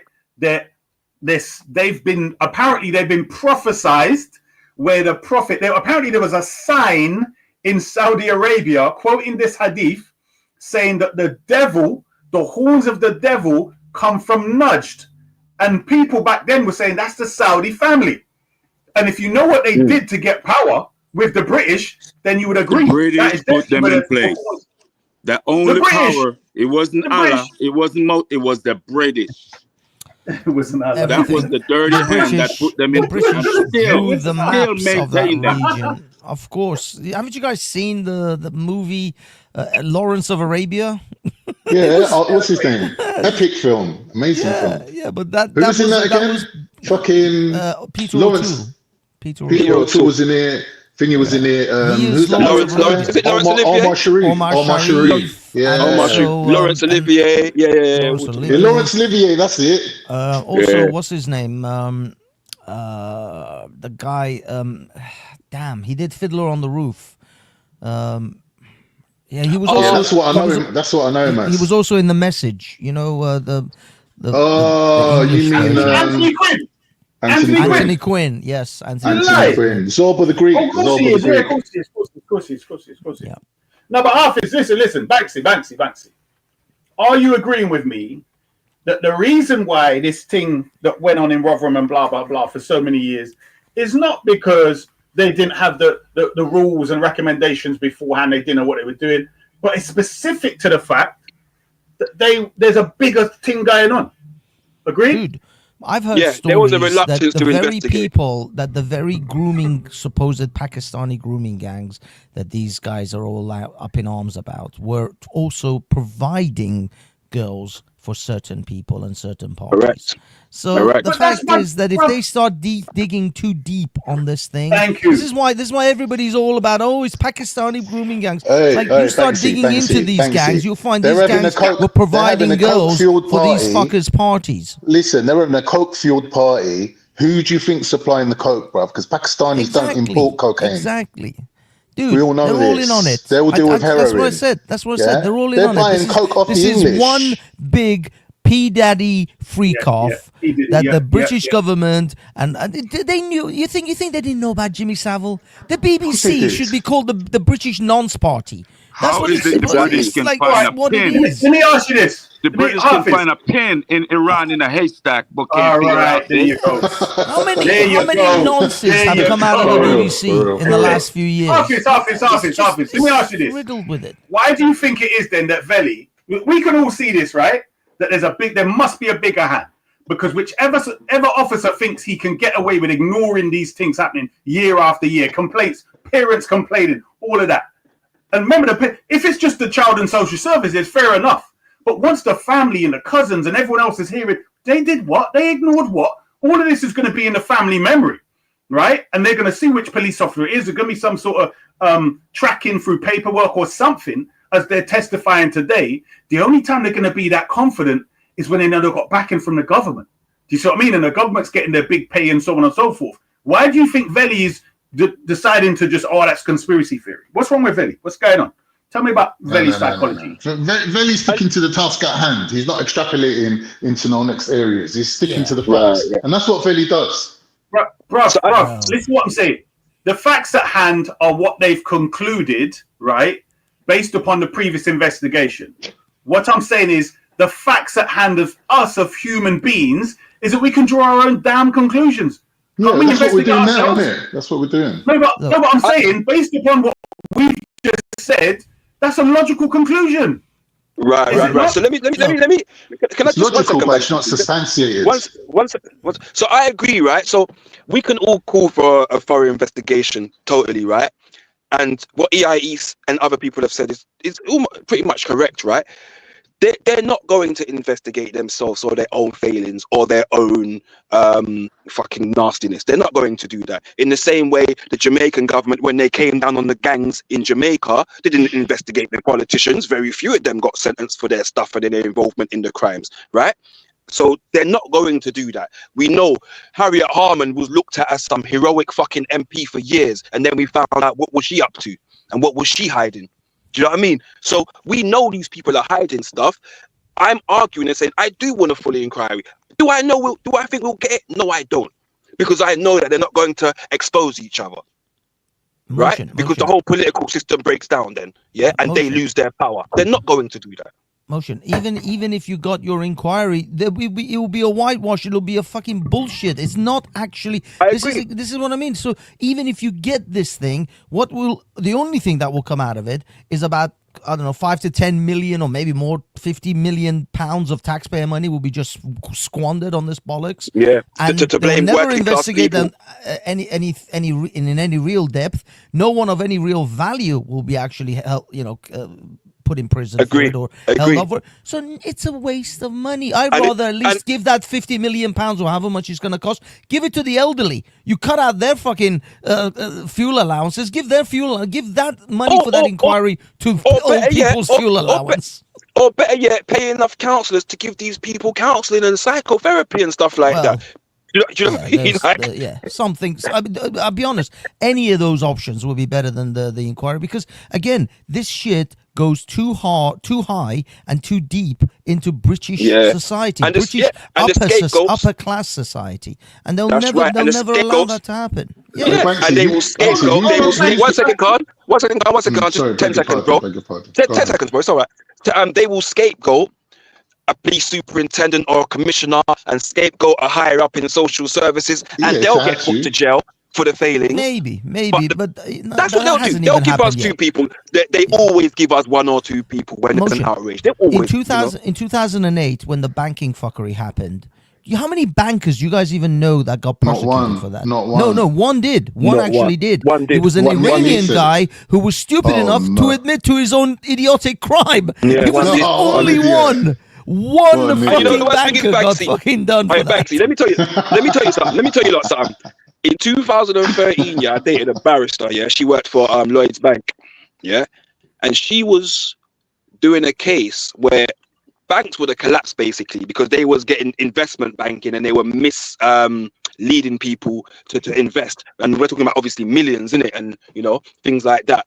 And if the banks lost, they would have fucking crumbled. A lot of banks would have crumbled because obviously investment is a lot of money. People are spending millions, and they hired the best lawyers from all over the world to fight this case. So that they didn't, what they do, bro. right? That's what they do. And this is what they do. And it's the same thing that they're going to do with this thing. They will hide whoever they need to hide and scapegoat us. Give us two people to say, "Oh, you scumbag," and think that it's all done with. That's what's going to happen.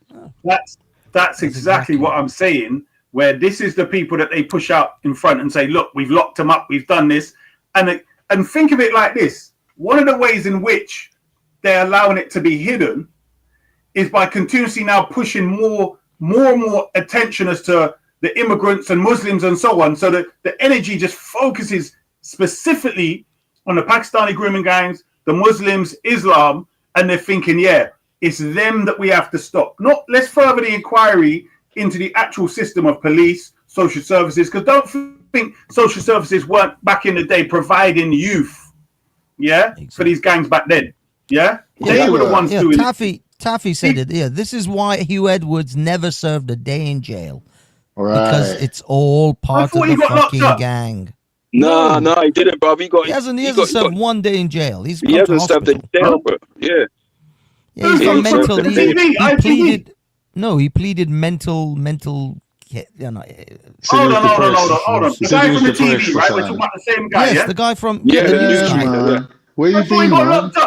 No, never served a single day. He hasn't been even an hour. He hasn't even been to a fucking police station. He got suspended sentence. Oh, wow. People caught for driving offences have spent more time in jail than this guy.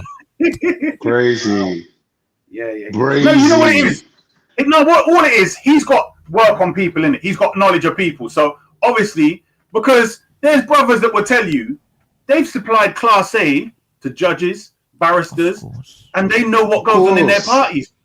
Of So course. if that's the case, then this is why I'm quite surprised at Veli, where he would know these things. So he Why are you knows them picking on upper Veli echelons are today? dealing This guy's with always some- picking on Veli. Veli Allow is him, just bro. dealing- Veli is just dealing Isa, with- Isa, broski, Isa, broski, Isa, let Veli answer you when he... Let Veli answer you when he arrives. Leave him out of it for now, bro. I've been listening to Veli. Listen, No, the thing is, Veli, the listen, thing is- Veli's coming here look, and he's been Isa. banging up people day after day after day. Yeah, he went. You remember Bruce Lee went into that dojo? Yeah, he went in by himself. He kicked out the people. Then he took out his nunchucks. That's been Veli all the way through. And I'm just thinking, how is that? Bruce Leroy. Isa, the fact is, we are speculating. You are on the things- last atheist. look. We are speculating on things that are, although it seems fairly plausible, are still conspiracy speculations. I personally don't think they are. I think they're straight up the way that the system is. But it's still speculation. Veli is just dealing with the facts at hand, and he's trying to be kind of neutral about it. Hafiz, listen to what I'm saying. You're calling it speculation. An investigation is where you find this piece of evidence here, this piece of evidence, all these things together, and you come to a conclusion. That's exactly what we've just flipping done. Yeah, but that's what an investigation is. You find a piece. We know for sure, right, that these things are happening. We know for sure, right? You still need. I think the speculation. I think the speculation is us saying they're all involved, or this amount of people is involved. That's the speculation. We know evidence based. The system's failed. No, let me finish because that is speculation. We have no proof of specific people, but we do have proof of systemic failures. Yeah, that's what I'm saying. Look, we have plausible links. Things like the Jimmy Savile situation, the Hugh Edwards situation, the Prince Andrew situation. We have a lot of, kind of, you could say, logical inferences that you can make, that if these guys are fucking around and all these people like Sir Jimmy Savile and Hugh Edwards and they're all connected, none of them serve jail time, none of them, they all get away with it. And so yes, it is a plausible scenario in which these people are all involved. What's the alternative? But no, but what I'm saying is we need, in order to say yes, this is factual, then you need hard evidence. And we don't have hard evidence. We just have speculation. Even if we want to go down that route, even the investigations they've been doing, they're not hard evidence either. It's a bunch of 12 people that get together and say, we're putting this together, that together, based upon what the prosecution have said, and we lean towards this side. They ain't got no CCTV footage or nothing. That's the same thing we're doing. You can have circumstantial evidence. You can have testimonies, etc. You see, if I was investigating this, right, this is what my call would be for a full and thorough investigation. Every person that has been in charge of investigations or reports into these things needs to be arrested under caution, files investigated and looked at and questioned as to why you refused to do something about this or this or this or this. Do you know what I mean? Because this is the fact, there will be paper trails, right? There will be. And this is for me. That's why I say the investigation is literally just one to say, oh, look, we've done it, basically, in my eyes. All right, so I'm his lawyer now, yeah? You're doing the investigation. He puts me on to you, right? So you're coming to do the investigation. I'm his lawyer. I say, listen, blood. You see, you, Mr. Investigator, if you keep treading this thing here, blood, you're going to turn up like, what's that guy in the Tony Blair investigation that was walking his dog? The weapons guy. Oh, I forget his name now. He was walking his dog in the field. Right? My man Robin Cook. No, not Robin Cook. That's from the Cook report, isn't it? The next one. No, Robin Cook was the MP that ended up dead in the forest. No. We're talking about the actual guy that went to Iraq and said there was no weapons.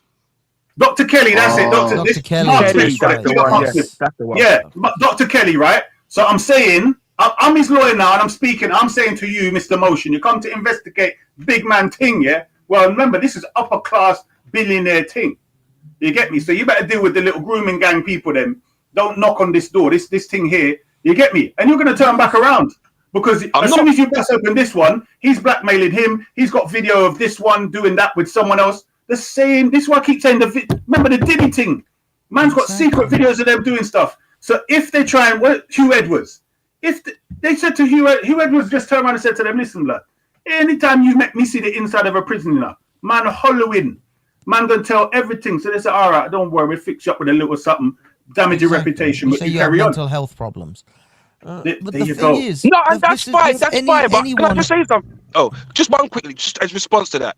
Do we not think? Because I always believe, you know, sometimes you can stop things from happening, yeah, by your actions. Doesn't necessarily mean you're gonna get the result you want. You might not lock someone up, but the fact that someone knows you're onto them sometimes can make them just, you know what I mean? Yeah, do the wrong thing. Yeah. Right. They do the wrong The move. deterrent, you right? make a mistake. Yeah, the that fact is, deterrent. What You you know, talking I'm about, onto Moshe? you, if you're- bro. What you Fuck talking around about? and fight. You know what I mean? Like that kind of thing. Look, I promise you that What you talking even those original investigators, they may have come across certain cookie crumbs, they may have followed Yep. certain leads, and then they were just told, no, you're just gonna have to Leave let that. this one go. Yeah. And, Yeah, I that's, know, I know. and then they do. If not, they'll end up in some kind of road traffic accident, Alright. or they'll slip down Okay. some stairs. Oh, Oi, Now, Banksy, is what that your happens. actual Well, granddad in the picture? Banksy. Banksy. Yes, that's that's You're my a great fucking grandfather. chip off the old Banksy the fucking third. block, mate. Banksy. Banksy. No, there's no way. That's a fake Sir photo. Arthur That's Banksy. fake. No, that's fake. That's It's fake. AI. That is, It's of course, that's blood. AI, dude. I got AI to fucking make that. That's me. Okay. Tell that's Okay. AI, bro. No, because I know you're not that inbred. You're not that inbred, so you can't look that much like your granddad. Listen, bro. That's Banksy. Listen, you just made a point which comes to my point now, right? Banksy the third. They're saying you just made the point that they've been told let this one go, right? For whatever reason, because there's certain higher people up here who you're gonna try and bust open their, you know what I mean, to expose them, and that's not happening. So then now they've said what? They were afraid of being called racist. Any black man would tell you he's never come across a police officer who's Right. ever been afraid of causing, never mind being called racist, of openly acting racist. Exactly. You understand? They ain't been afraid. You know They don't what, care about that. Isa? You know what, Isa? I'm gonna give you a round of applause because I didn't even think of that. You know, they weren't scared. It's true. When have they ever They been weren't- afraid of being blood? They would drag you up and they talk later, blood, and be like, well, you know, we thought he was he was talking with his hands and we thought he was gonna kick us. Yeah, right. He was aggressive. Yeah. No, you're right. Who is that black guy who got shot on Holloway Road and he ended up having a piano leg and they said it was a shotgun? That was some mad shit, bro. I swear to God, these police I don't even know who that is, piss. bro. I don't even Police know take that. man had a chair leg, bro, or a piano leg or something like that. It was taken to repair it. They fucking shot him. Banksy, I want you to answer that because I know you've been around them channels that be saying that same nonsense. Yeah. Oh, they're being afraid to be called racist. Explain that to me, Mr. Banksy. Huh? Yeah, no, you're right. You're right. I mean, what you said is perfectly plausible. The police have not plausible. never Banksy, squirmed listen. about All right, being called racist before. Banksy. Suddenly- Listen.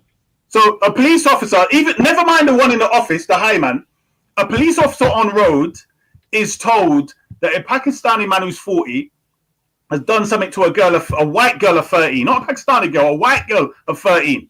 That police officer apparently said, you know what, I can't do nothing because I'll be called racist. But if you slap the police officer, if a Pakistani man slapped the police officer in his face, all of a sudden he could do something. But he can't investigate the other thing for racism. Do you see how there's a big problem there, bro? And how retards believe such foolishness? How is that possible, bro? How is that from the top of England to the bottom of England? Ask even the coon black people.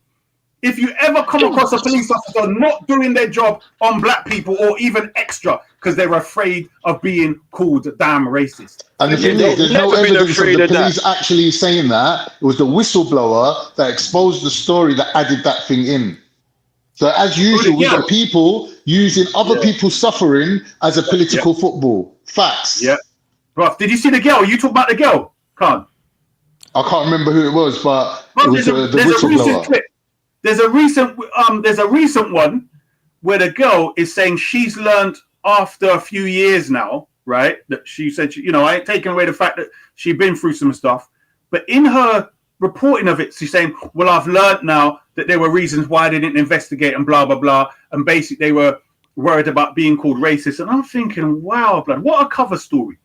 What a ridiculous reason this for is any what I white mean. This is officer. why- That's ridiculous, bro. This is why I don't have any real passion for this sort of faux outrage that people are like, oh, it is terrible what they did. It's like, dude, you're everyone in your, because Britain is a class-based system, and everyone in the political class and the upper class and the aristocracy class are in on this shit. You think you get, people are still delusional that like their government actually works for them. And there's some prick the other day said we should, it was on Twitter, I think. I replied to this idiot guy, I think it was a conservative or no, the head of the Lib Dems. And he's like, we should have the people, the voters in charge. We can't have billionaires and millionaires dictating, buying out political parties. We should have the people, the voters, to be in charge of this government. I'm like, you fucking delusional? What kind of bullshit is that? The voters? When has the voter ever had power to control any government?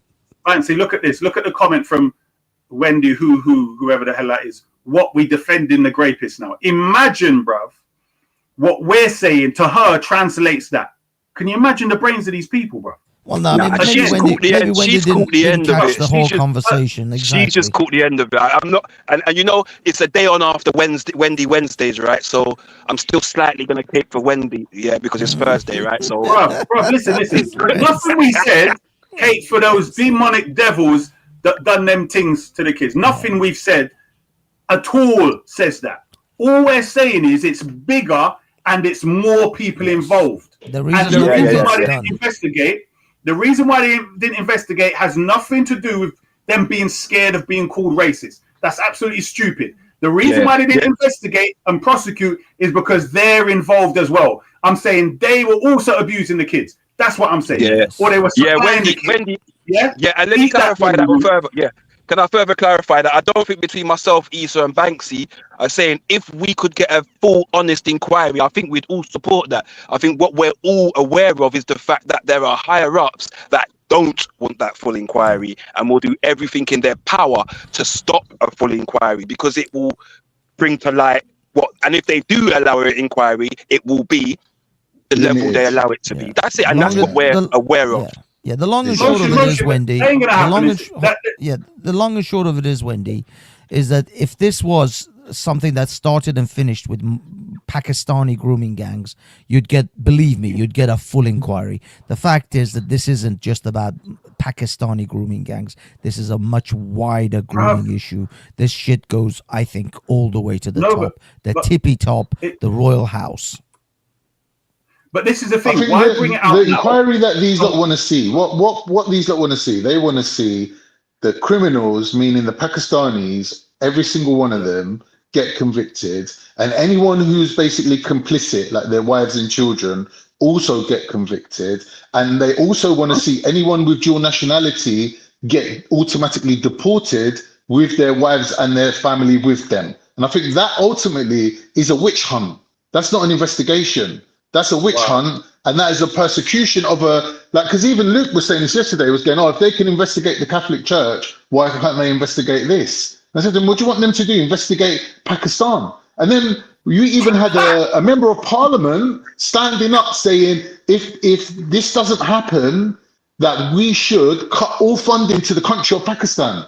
Literally, that's what the MP called, what was his name? I forget his name. The guy that really put him on yesterday. He's saying that everyone with dual nationality that's involved in grooming gangs, he don't care about no other paedophiles, mind you. Anyone who's involved in child grooming, should get automatically deported. And he's saying that we should cut and sanction the country of Pakistan. Literally, that's what man's saying.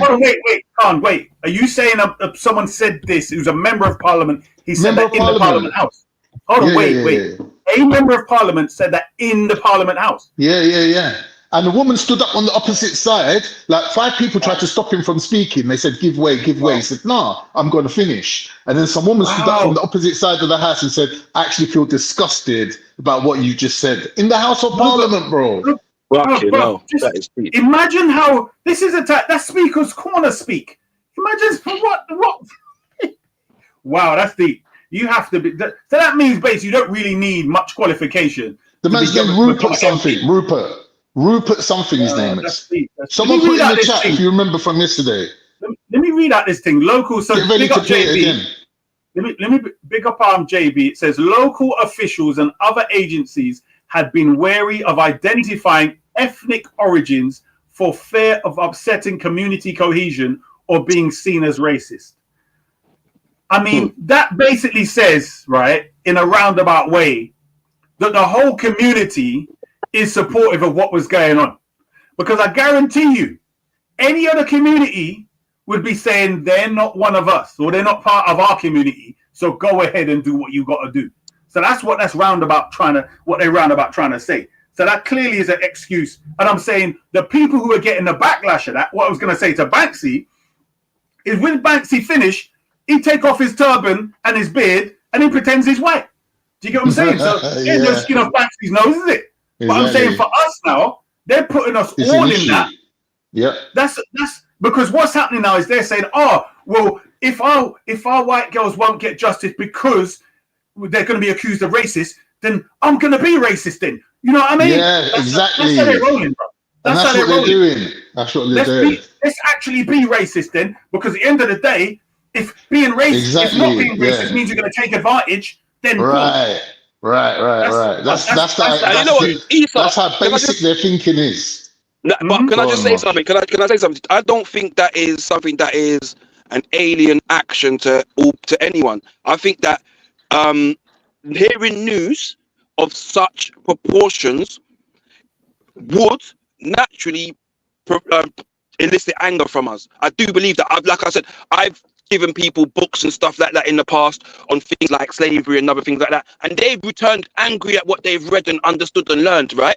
And I think when you're not on the knowledge of something and you get the knowledge of something that's like this, I think there's always going to be an angry reaction. There always is going to be, right? And that has just been exacerbated by a lack of action and more information coming through and seeing the scale of it and so on and so forth. And I think that is part of it as well, right? I think we can simplify it and say, oh, people just say, oh, let's just be racist because such and such. I genuinely think there are amongst people, there is some genuine anger. There is some genuine disbelief. There is genuine disgust. Bro, I'm saying there is genuine anger, genuine disgust, but I'm saying their solution given to them is that, you know what, ban all the immigrants. That's the solution that they've been given, and they put that on their back like a rucksack with gold in it, and they're rolling with that. Do you see what I'm saying? They're repeating the same narrative. I'm saying, how can grown adults who are in their 50s and whatever else literally believe that police wouldn't act on such serious bang to rights crime because they're afraid of being called racist? The most in a country like England, that's shocking. Bro, like seriously, right now they've been on camera arresting and putting their bloody knee on black people's neck. They don't care. You could call it. What's they done? When have they ever cared about being called racist? Exactly. I don't get it. Like flipping hell, bro.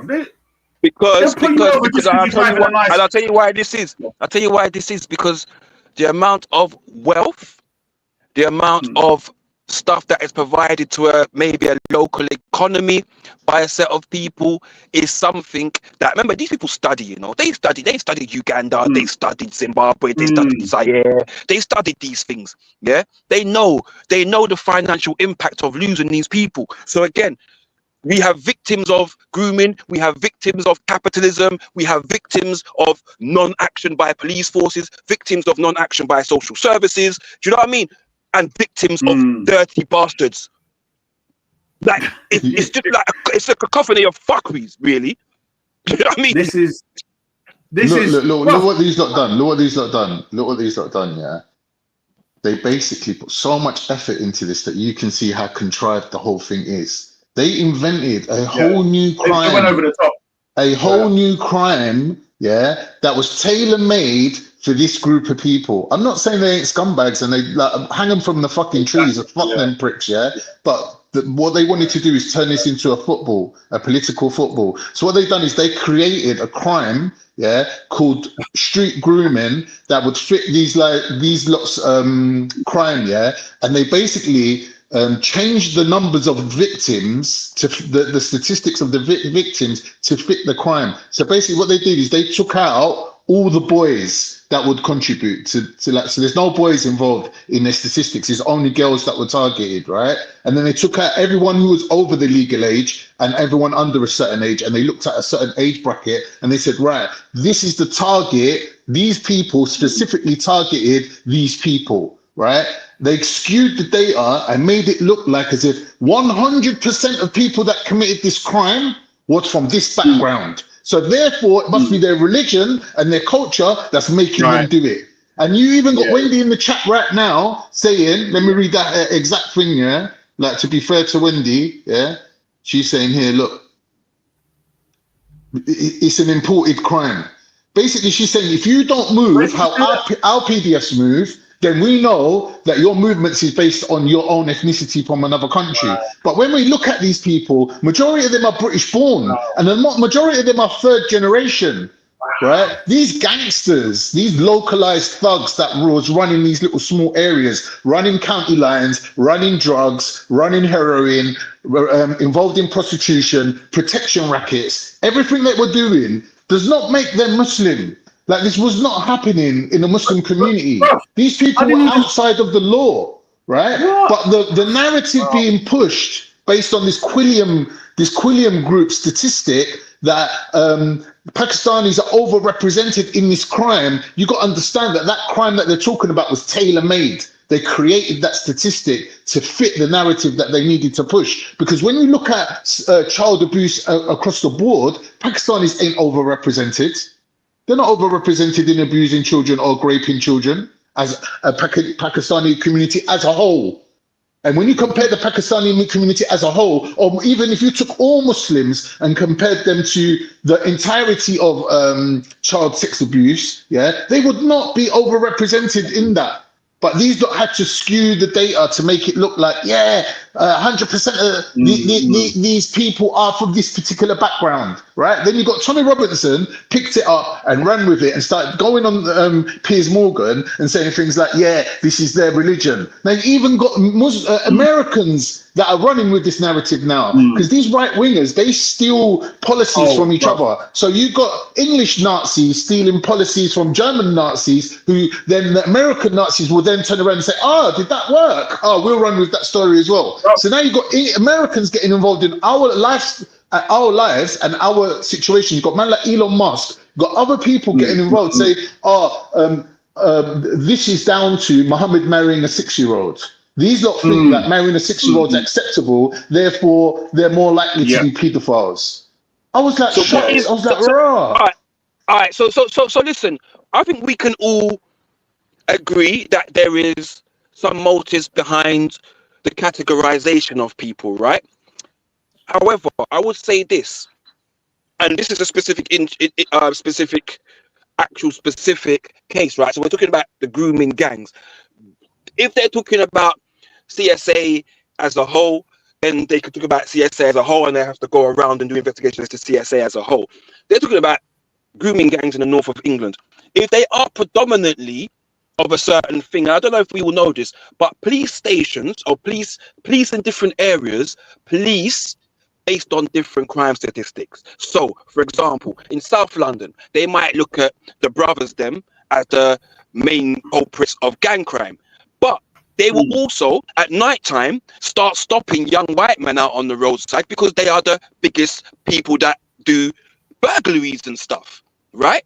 So you're at a certain time, the crime stats in those areas will provide you with a way to go around to police people. What I'm saying is there seems to be no account of that being done in these other places whatsoever. Marsh, if I was to say to you, if I was to say to 12 you o'clock at night, you're rolling around with a young girl. Why are you rolling around with a young girl? Why are those cars not being stopped? Mosh, one sec. If I was to say to you that getting a Kinder egg and filling it up with cocaine and making a young boy insert it into his rectum is also a form of sexual assault, right? Right, that's how they run them county lines, isn't it? That's what they do. They make them hide it in their bums, right? Now, if we were I to don't add know. those crimes in, yeah, apparently that's the report, yeah. So if we add those crimes into these crimes, yeah, and we add the boys, the street boys, forget about the street girls that got involved in grooming. If we were to look at the street boys and the girls together, right, and say, okay, the girls get groomed in a different way, but the boys get groomed in a different way into different crimes by different groups of people, you would not be able to trace that all back to the same group of Pakistani men. Because the people that are sending them boys out with kinder eggs in their bumholes would be from a different community. So they deliberately, wait, let me learn. So they deliberately separated out the boys and the girls into two different categories to make it 100% a Pakistani crime. But that is also spoken about, and that is no. It's not about 100% of Pakistani crime. They're talking about a specific area. Now, for example, London, yeah. More young people around Brighton, all the little cities and towns around London, police are on them looking for young boys that are groomed by London gangsters to go to country, right? Because they are now aware of these things happening. Yeah. And I don't think there's anything wrong with trying to prevent that. Yeah. No, but what I do find that there's something. Go on. You lot are missing the issue. The issue here is that there's a specific outlook upon these Asian groomers where they're targeting a specific demographic from the mentality that they're not them. So, for instance, the white groomers are grooming white girl. They're just groomers. They're opportunists, right? They're dirty, opportunist devils. What these lot are saying is it has a racist, racial element. So they'll be saying, if you have a group of white guys specifically targeting black girls, they're saying that would be something we would put in the category of being racist, because they're targeting only them. So that's their point, which a lot of people are missing, right? Yeah. And they're saying, well, is there an element of religion because they're also non-Muslim? And I'm saying, well, there is, but that's a minor percentage because you don't find it amongst the other Muslims. And if you want to put it in religion, well, all bloody religion classifies anyone who's not part of their religion as being some sort of person who's a pagan going to hell. That's just part of religion. That's bloody ridiculous to say otherwise, right? But Issa, here's the thing though. Listen, with the statistics with the data they collected, they said that there's two types of PDFs, two types of pedos. They're saying the ones that are actually attracted to children and the ones who actually sleep with children because they find them easy prey or that's what's available to them. Right. So with this grooming thing, they said that the reason why they targeted the girls they targeted because they saw them as accessible, as a commodity that they could manipulate. Right. It weren't that they were actually specific. Like if they were asked individually, what kind of woman do you like? They wouldn't be saying, oh, I like underage white girls. But they were using them in their crime because they were like commodities. Like, for example, a man who smokes weed, he sells weed, and then he starts shotting brown and white. It's not that he likes it. He knows that that's what will sell, isn't it? So it's a business motivation. So these lot were running it like a business, bro. No, this street grooming thing, it was like a business for them. This is the problem where these lot, it's kind of like, because remember, they've tarnished. This is also why it comes into modern day slavery and child abuse in general, because it all comes under the type of slavery. No, but listen. Go on, Lisa. Imagine, so in Turkey, right, or in the Caribbean somewhere, right? Let's say Chinese, because Chinese love go Caribbean and buy up land and shops and all kind of thing. Imagine a group of Chinese people where they have Chinese girls there as well, but they only abuse black girls, the ones who are poor and whatever else, right? And the police do not do anything to those Chinese wealthy people or whichever. Do you see what I mean? I'm looking at it from the perspective of you have Asians here and they literally are targeting this, and you do actually have them with those labels of how they talk. My issue is it clearly isn't the whole Pakistani community. The sign of a Pakistani Muslim is wearing hijab if you're a woman, or niqab, etc., and having a beard. It's not. Let me just add one little thing to what you're saying. It ain't that these Pakistanis were rich or they had money or influence. It's the fact that they were criminal gangs who were supplying cocaine and drugs to the police and the MPs that were in charge of investigating them. Do you understand? They were gangsters. Say that again. The Say that again, say that Pakistani gangs up and down England, right, supply cocaine and heroin and girls to MPs and police at the higher level. Right. Yeah. That's why they don't get investigated. It's not because they're well-to-do, rich people with mansions. Like, no one gives a fuck about that. You could be an upstanding person. No one gives a fuck about it. You ain't got no influence. You're just paying your taxes the same as everyone else. You just live in a nicer house. No, can't. They were If you've got a gangsters. They were If you've got a set of, gangsters. but these gangsters also provide a lot of wealth to local economies. They're more than No, I'm not just saying they some don't. random I'm not saying gangsters. They're I'm not saying shopholders. gangsters. Mosh. I'm not saying gangsters ain't got money and use money to fund their operations. Obviously, that's their main motivation is money. But what I'm saying is, let's not confuse immigrants who've made their way up the ladder and have nice houses and nice cars and whatever, and say that these are the people that are using their wealth as immigrants to target white girls. That's not the case. The case is that the man were gangsters and they were using the girls to make even more money. Yeah. Because they were gangsters. Listen. Some of them, and there will be a percentage, did it because they get a trip out of it. Let's not fucking simplify it with that. Oh, we're just making money. There are people that got a trip out of it. There are people that felt the power. There are people that were not gangsters that are just dirty bastards. Let's not put it down to the money exchange. No. You're talking about that's minimizing. That's minimizing the debauchery, bro. I'm not talking about motion. I'm not talking about the clientele. I'm not talking about the people that paid to go and see the girls in the flats that they were holding them in. I'm not saying the clientele. I'm saying that the guys some of the man that was pimping, but some of the man that was pimping was having their way too. Let's not act like it's just a money transaction. I'm not saying that. I'm not saying it was just a money thing. I'm saying that there was certain people who were getting protection from the police, and the police were overlooking what they were doing, not because they were rich Pakistanis that lived in Oldham. It's because they were gangsters who were supplying the police with cocaine. That's what I'm saying. And vice versa, bruv. Because remember, the police for a long time. Vice versa, exactly. The police for a long time. Listen, the police for a long time will take drugs from one guy and say, I want you to shoot exactly. Thank you. They've been doing that for a time, no, I get that. Those are all elements that are part of it. Yeah, those are all elements that are part of it. I agree with that. One second. I want you to both respond to this. Here's my conspiracy, right? The same way that Mr. Diddy was blackmailing those people, right? And he had police and so on protecting him. I'm saying those gangsters that Mr. What your name again? Khan was saying now, I believe they was also blackmailing the MPs and whoever else. So they were. I can agree with that. I'm not gonna the girls out, right? They were also abusing them, and then they were. I personally, but what I'm saying when I was telling Veli, I'm saying the basically videos, they were right? protected. They were protected. But this is what I'm saying. There's two sides to it, because you've got the people above the gangsters who they're dealing with. Then they tell the gangsters, "This is how you do it. You get these MPs and so on to get involved in this. You video them. Then we've all seen the wire, we know. Yeah, of course. I ain't seen that, but thank you for telling me where to look. But what my point is, I really didn't. Go on, brother. No, I agree what you're saying. I agree that there are people keeping them safe or stopping the prosecutions for whatever reasons, because it's gonna unearth a whole heap of stuff, right? But let's not detract that there is a targeting. You know what I mean? The people that are doing this are targeting a specific people, right? So no, they're just targeting whoever's available, whoever's on roads.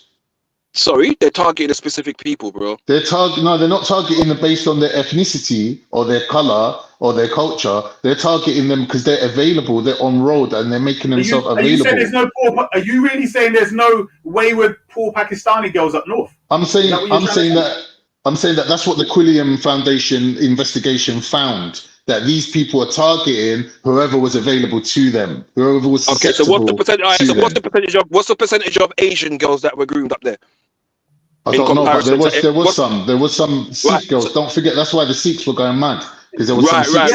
They were the first to get targeted. We all know that. Yeah, but we all know that certain denominations don't get on, right? So that's one thing, right? But I want to know the percentage of European girls. Asian.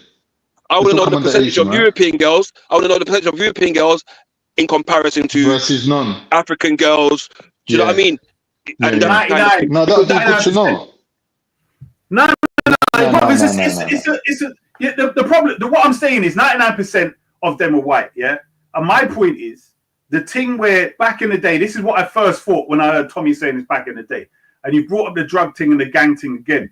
And now that I've heard the Diddy thing, it's all making sense to me. And this new conspiracy theory is a fact. And if you lot don't accept it as a fact, you really need to look at yourself in the mirror and slap yourself until you understand what's really going on, bro.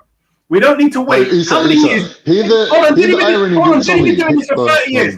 Diddy been doing it for 30 years, right? And these people been complaining. Are we really going to wait 20, 30 years? Hundreds of years. Before they tell, hold on. I'm saying we've just had the pattern of Diddy and Epstein. Are we going to wait 20, 30 years to realize what's been going on here? Or are we going to push this as what we can actually know 99%? Because I'm saying there's no other answer for this. There's no other answer. Yeah, and this is what I'm saying. Let me just add one thing, Moch. Listen, if you've seen the Tommy Robinson video, where he interviews the girl that tells him all about this shit, yeah, she's actually a Muslim girl. She's Egyptian. All right, she's white passing. She don't look too Arab, but she's not fully white. So for them to say that all the girls were targeted because they were white, Tommy Robinson's chatting to the Egyptian girl and he's cuckooing and kicking with her about how she would run away from her mum and drive past her mum in the street, hiding from her mum by putting the seat in the guy's car very low and hiding so the mum can't see, and the guy is driving and Tommy Robinson's laughing along with her like, oh, she's just some naughty teenager.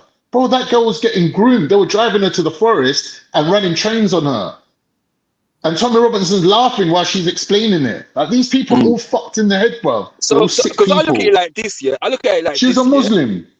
I look at it like this. There are percentages in different things, yeah. And I've heard you say this, Khan, about the black crime and stuff like that and things like that in the past, yeah.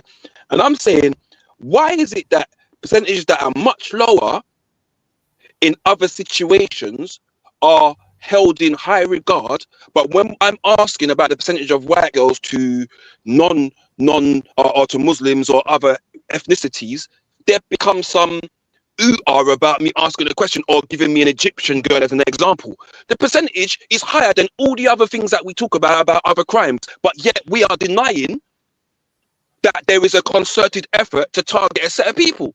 That's it, because they are seeing. Because they are seeing it. No, brother, listen to me. Let's be honest. I always say this. Honesty is key. We know. And Issa, you could tell me, in the 90s growing up, bro, yeah, we knew that the Gallem was singing Mr. Vegas, Edzai. When you wanted to get a shiners, where would you look, bro? You snitch on yourself. No. This is what I'm trying to say. We don't know nothing about that, bro. Yeah, because again, and this is what I'm trying to say, right? When you look at these things, there has been and there is, yeah, a view of European women that are held by people, and they are viewed as the easiest ones. And that might be true. It's not irrelevant. That might be true. That might be true, but it's irrelevant. It's not irrelevant. No, in their decision making. Khan, listen to how it is, yeah. But you know what, Motion, you mentioned something, yeah, which actually, as I said when I came in, actually deals with the heart of the problem. Because in the 90s, black man was like the new thing on the block. The gyal were buying. Do you remember the sovereign ring era, bro? Motion. Mm-hmm. Yeah. Sovereign ring in the gold chain, and the gyal, the white girls will be talking about. They're dressing down their man. Blood, they be buying new clothes. I'm not saying I was into this because I've always been kind of religious, but the guys that I know were all their night. They gyal, blood, the friends will be fighting over them because it's like they got their new black man. I've had girls buying me cars, bro. What are you on about? Bro, I'm talking about how it was presented. You might be the sophisticated, handsome guy, and they just love you. No, she's not. If a girl likes you, she likes you. That's all it is. Bro, you're not getting the point. I'm saying being black was part of it. That's what I'm telling you. Yes.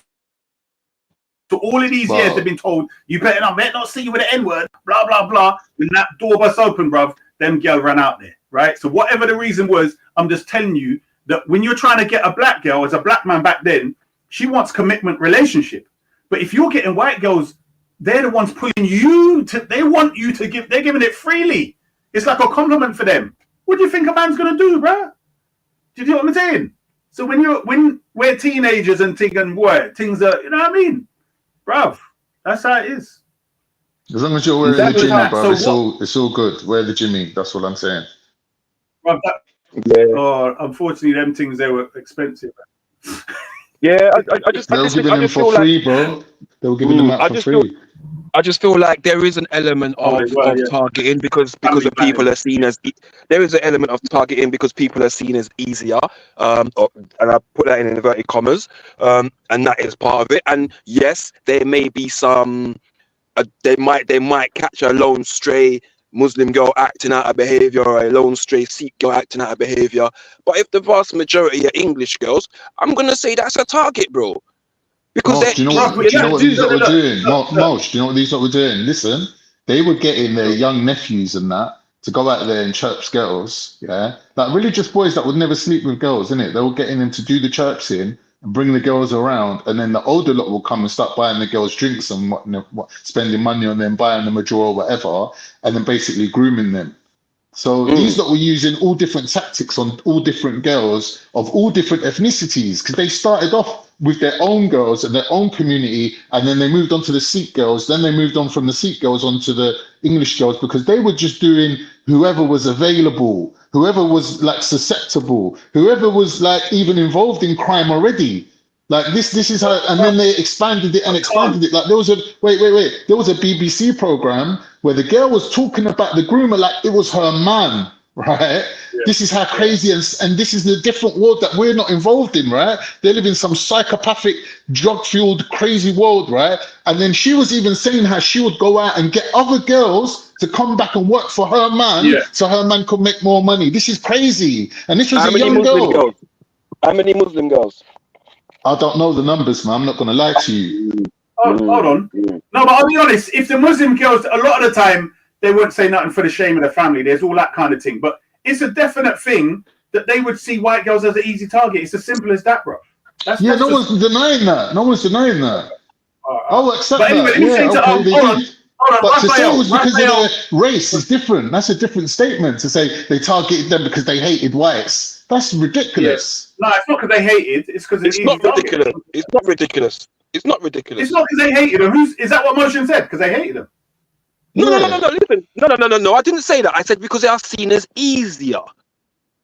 Yeah, but that's not targeting them because of their skin color.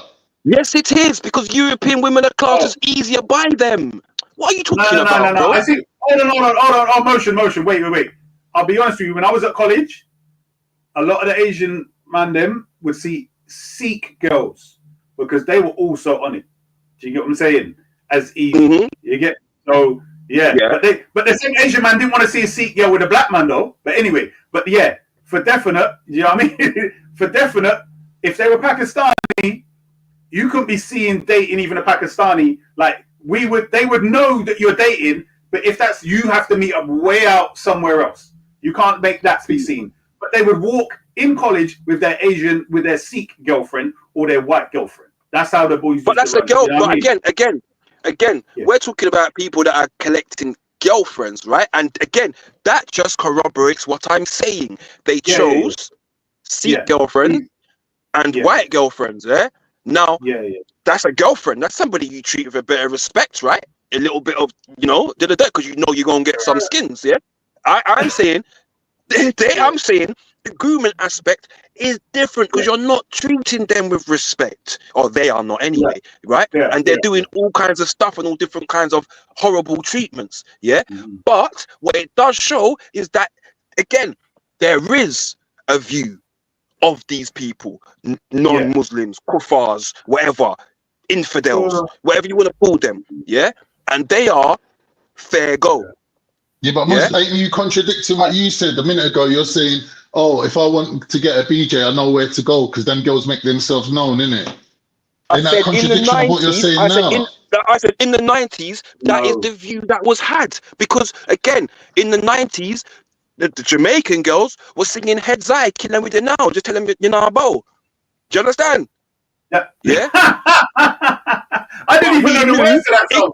But we knew English girl, but we knew the English girls them didn't have hang-ups about that. Yeah? I remember reading fucking Max Power. I remember reading like Max Power, the car magazines, and they'd have the girls in there and they'd be like, spit or swallow. They'll be asking them, and the English girls weren't trying to say their things. Bruv, Right? listen. Black girls back in the day, bruv, were still quite religious, bruv. You get me? And you kind of had to show some commitment. They weren't giving you skins first night and all of that, bruv. What he's saying is true, because there was a question and asking the girl, do you like it in the pink or the brown? Like, they were doing like mad things, bro. The culture was crazy. You're getting it wrong, bro. Don't forget, wait a sec. Girls like, do you know that model Jordan, the one that married Peter Andre? She was one of the main girls in that Max Power. And all these that were all coke-fueled, druggy little hoes. All of them. And they were set in the trends, bro. They were set in the culture. That's how we got to where we are today. Let me show you. No, but you have to remember this, one of the things is, even with black girls, is kind of like the family. You kind of had to check how you're going to deal with them, because the brothers might thump you up. You get what I'm saying? Yeah, that's true. And just remember the Asian thing as well. Now, you've got a whole heap of people ready to thump you up if you're trying to play like you're dealing with them girl. Whereas a lot of white guys and I remember like, back in the day, the mother would let you come in the yard, make your food. You could go upstairs, but keep the door open. I remember having a girlfriend sleepover room where, and they were like, yeah, she's got to stay in your sister's room. And I'm like, yo, my heart broke. Yeah, but that's a real girlfriend. That's a proper girlfriend. No, but you're not getting the point. That's different. I used to have to sneak them in, bro. The mentality that precedes what these devils were doing, these wicked men that decided to do that, they already were seeing the white girls as being fair game and easy, right? Therefore, less headache and so on. And if they come from broken families, I guarantee you, sometimes I bet you even the mums didn't even care. The family, sometimes I think some of the family didn't even care. Do you get what I'm saying? I don't think you can say they didn't care. It's just that they just don't have that discipline over their children where they're like, you're not going out. Because a lot of them were like, we used to lock our kids in their bedrooms, and when we used to go and check for them, they would have sneaked out. So really, like, I don't even blame the parents. It's like, what do you want to do? Like, chase your daughter down the road with a baseball bat to stop her going out? Not with a baseball bat, but I'll chase her down the road. Yeah, you're fucking going out. No, bruv. I've seen it. When I was at school, bruv. Then you got social services on you again. Certain girls used to just be quick to say, boy, they're leaving and they're running away with whoever new boyfriend they got. Do you see what I mean, bruv? And the family can't do nothing, and police is looking for them, bringing them home, and they're running away again. And the police are like, what can we do? We can't prove anything against her, what she's doing. She's making that decision. And then the family is scared she's going to go into care.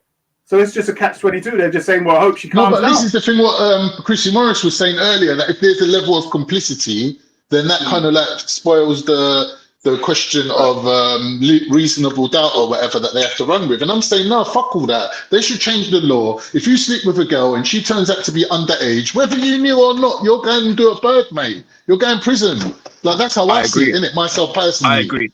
No, it's just like, look, if she likes you and you believe her, then more fool you, innit? Because I need to see paperwork. I'm saying, girls on the road now, if you want to get dealt with, roll with your ID, innit? No ID, no dealings. Yeah. I mean, it depends, because that 18-year-old that got done with a 70-year-old, I think that's a mad thing, bro. But yeah, I get. So this is what I'm saying. That part of the things what they're doing now, because a lot of these older guys were going and taking the girls out of their care homes and taking them out on road, and they're saying basically, because the girl's over 16, she could do what she wants. But now they're going to bring in a new law. Well, not a law so much, but like a guideline to say that anyone over a certain age, they're going to look at that as an inappropriate relationship. Yeah, so if a 35-year-old man, so if a 35-year-old man's coming to pick up a 16-year-old girl, they should be able to ask him, wait, what have you got in common with this girl? Like, what are you doing? What's going on here? Like, they should be able to do that. But up until now, they haven't been able to do that. So I don't really blame social services 100%. But what I'm saying is some of them are actually involved in the grooming. Some of them were actually like nonces that got jobs working for social services to get access to the girls, right? And a lot of the people that work there, Exactly. And a lot of the people that work there just turn a blind eye to it, saying, well, I don't want to lose my job. I don't want to be a whistleblower. And they turn their blind eye to it. So these type of people definitely need to get prosecuted. Definitely.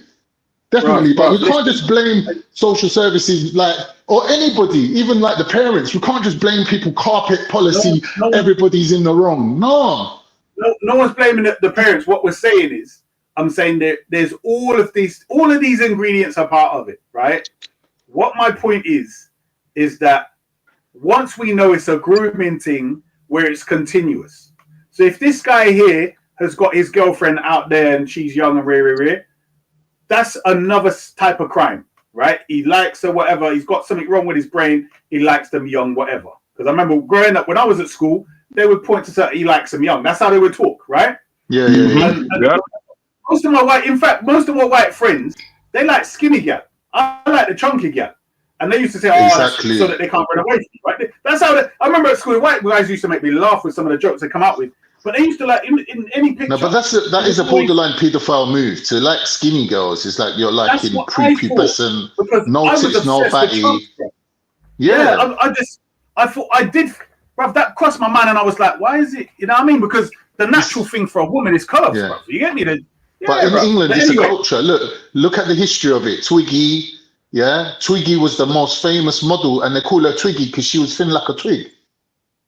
You get me? So Twiggy, but bro, I think part of the culture. Yeah, no. And Mo, she even had a boy's haircut. Has she even had a boy's haircut? Yeah, but let's not detract from the fact that women of European descent were naturally slimmer years ago. Especially look at the 60s. There was tons of skinny grown women. That's not true. That's not true. That's not true. There weren't tons of skinny women in the 60s. England's got 60% obesity rate, bro. You think the majority of women in England ain't fat? They always have been. They always have been. That's a lie. Can't. You look at all the old. Look at any old movie, bruv. All them old back in John Wayne time. All of them gal are all slim. Yeah, because they're always going for young things. Bro, it's because they go for young things. Listen. This is how deep it is. Marilyn Monroe was seen as extremely curvy for her time. Yeah, extremely curvy. Yeah, and let's not forget, Marilyn Monroe would have a high BMI. Englishman, bro, listen. I worked with Englishmen for years, bro. Englishman love boobs. Yeah. Englishman love boobs. Correct me if I'm fucking wrong. Page 3, bro. Page 3, the star, hit the mirror. Look, you mentioned it. Look at page 3. How old were them girls in page 3 then? Blood, what's her name? 19s. No, 16. What's her name? Some of them were 16. Yes, Samantha Fox was 16, weren't she? No, the other one. Exactly. She was a national treasure. Bruv, I know, Khan. That's crazy, bruv. Imagine Think that, about it, bro. It's crazy. No, but there's the next one. Lindsay Dawn McKenzie, bruv. Yeah? I know them all, bro. Don't worry. Because someone posted that on Facebook and said, imagine what men were like in the 90s when she was posted with her clothes on and they said she's nearly 16 to be ready to be put on page 3. That's what was going on in the 90s. So imagine that. Who is wait. So again, where is that arriving from? It's just the culture. Wait. No, bro. Was that the general public? Was that the general public? Wait. Let me finish my question. There's people in the back. One step. Veli, you got Babs McKay and you got Taff 2025 backstage, Mr. Veli.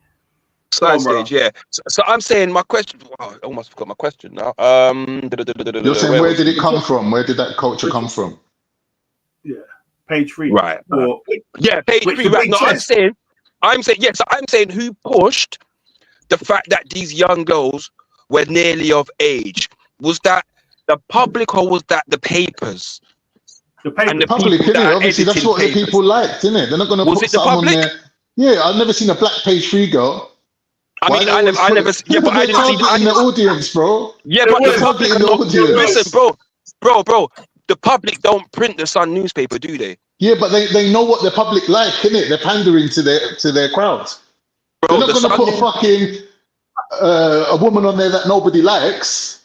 Right. They're not gonna put a woman on there that nobody likes. I hear you, but I'm saying to you, there's been a concerted effort by those that print these papers to normalize looking at young girls of 15 and wanting to wait and see them when they're 16. That is what the papers were starting to normalize, bro.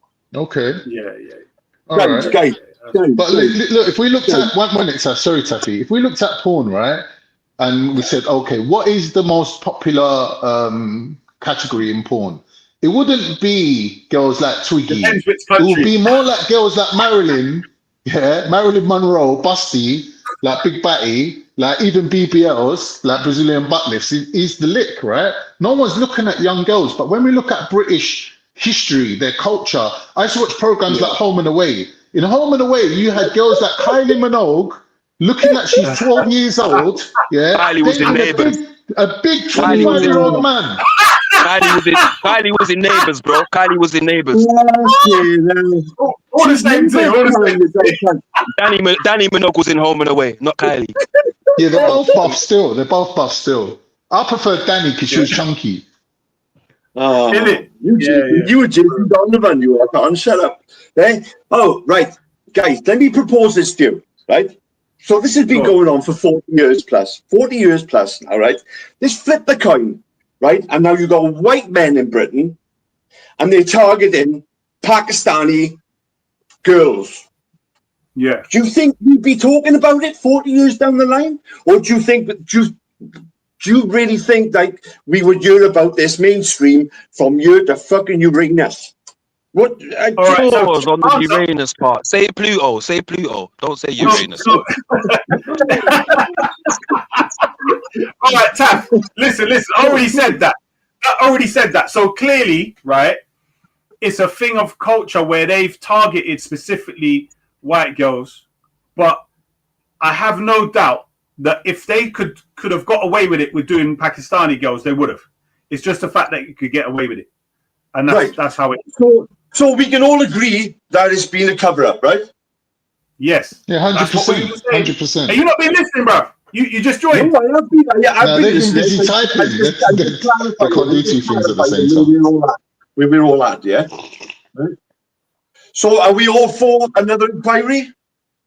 Nah. I want implementation. Okay, implementation. To me, I want to see heads rolling. Listen. Taff, check it like this. What's happened in the past, right, is already a crime.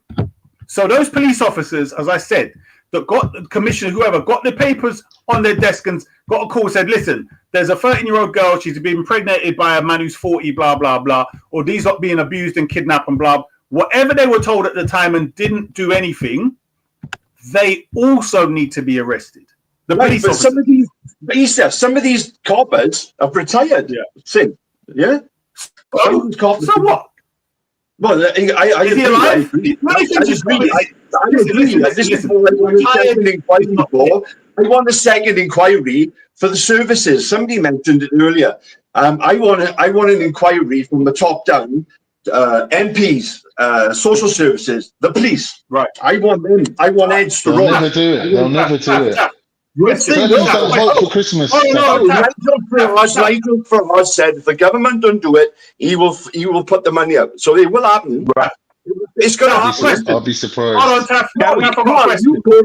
on, you call it a witch hunt. I call it getting fucking justice, bro. Yeah? No, the reason why I'm calling it that, Taffy, is because there was a 7-year or was it a 10-year investigation, and the woman said she spent 2 years of that on grooming gangs. But because the title didn't say Pakistani in it, everyone's making it like it never happened. Yeah, because that was one town, one council, can't.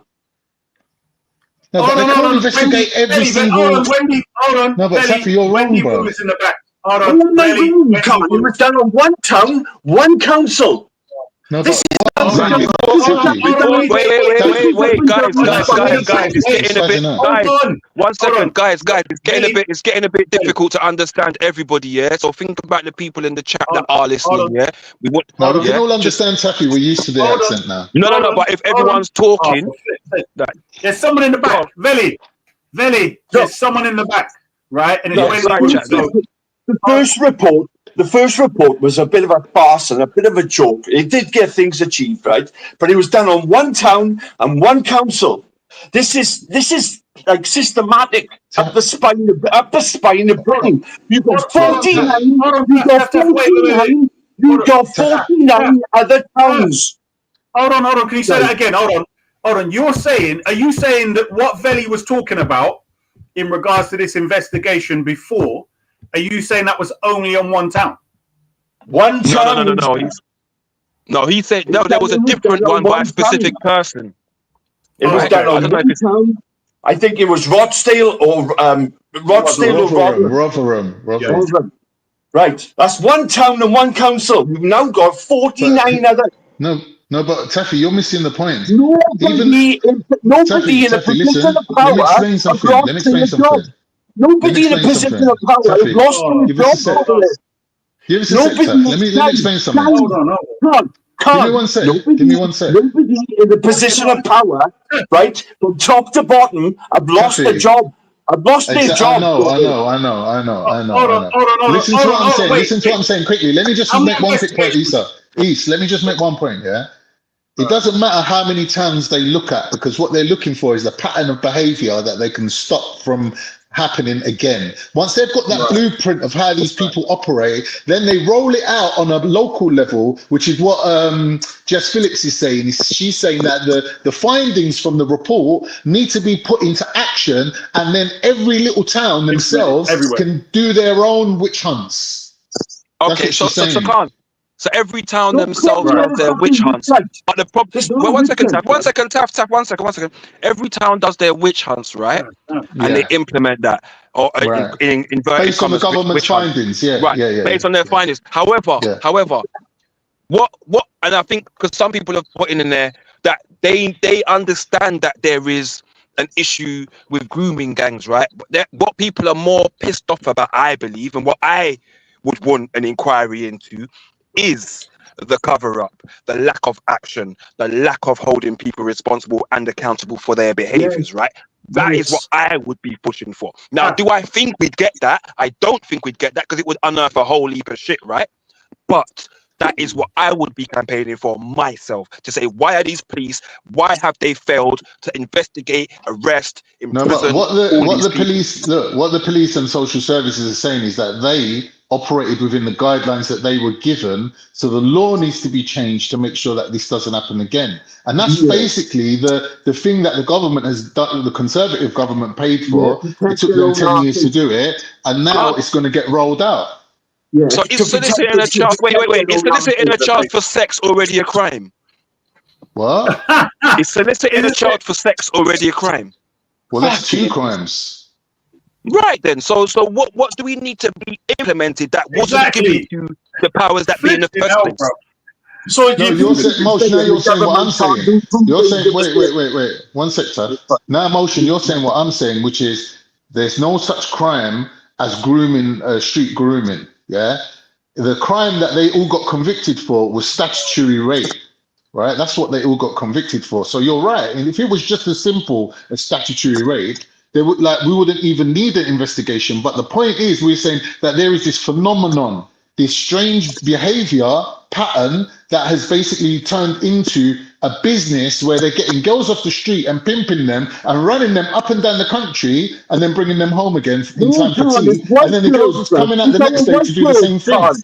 It's our white girls, bruv, because I see them as fucking meat. Yeah, let's get this fucking straight and not be bullshitting about like a little bit now, right? Just don't beat around the bush, yeah?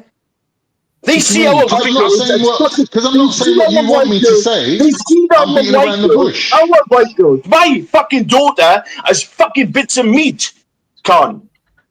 Taffy, you're missing the point. I'm not missing no point, Khan. I'm being grabbing the girls. Listen, Taffy. They're grabbing the girls off the street, the girls that hang around on the streets, yeah? This was the other way round, Tom. Don't be emotional.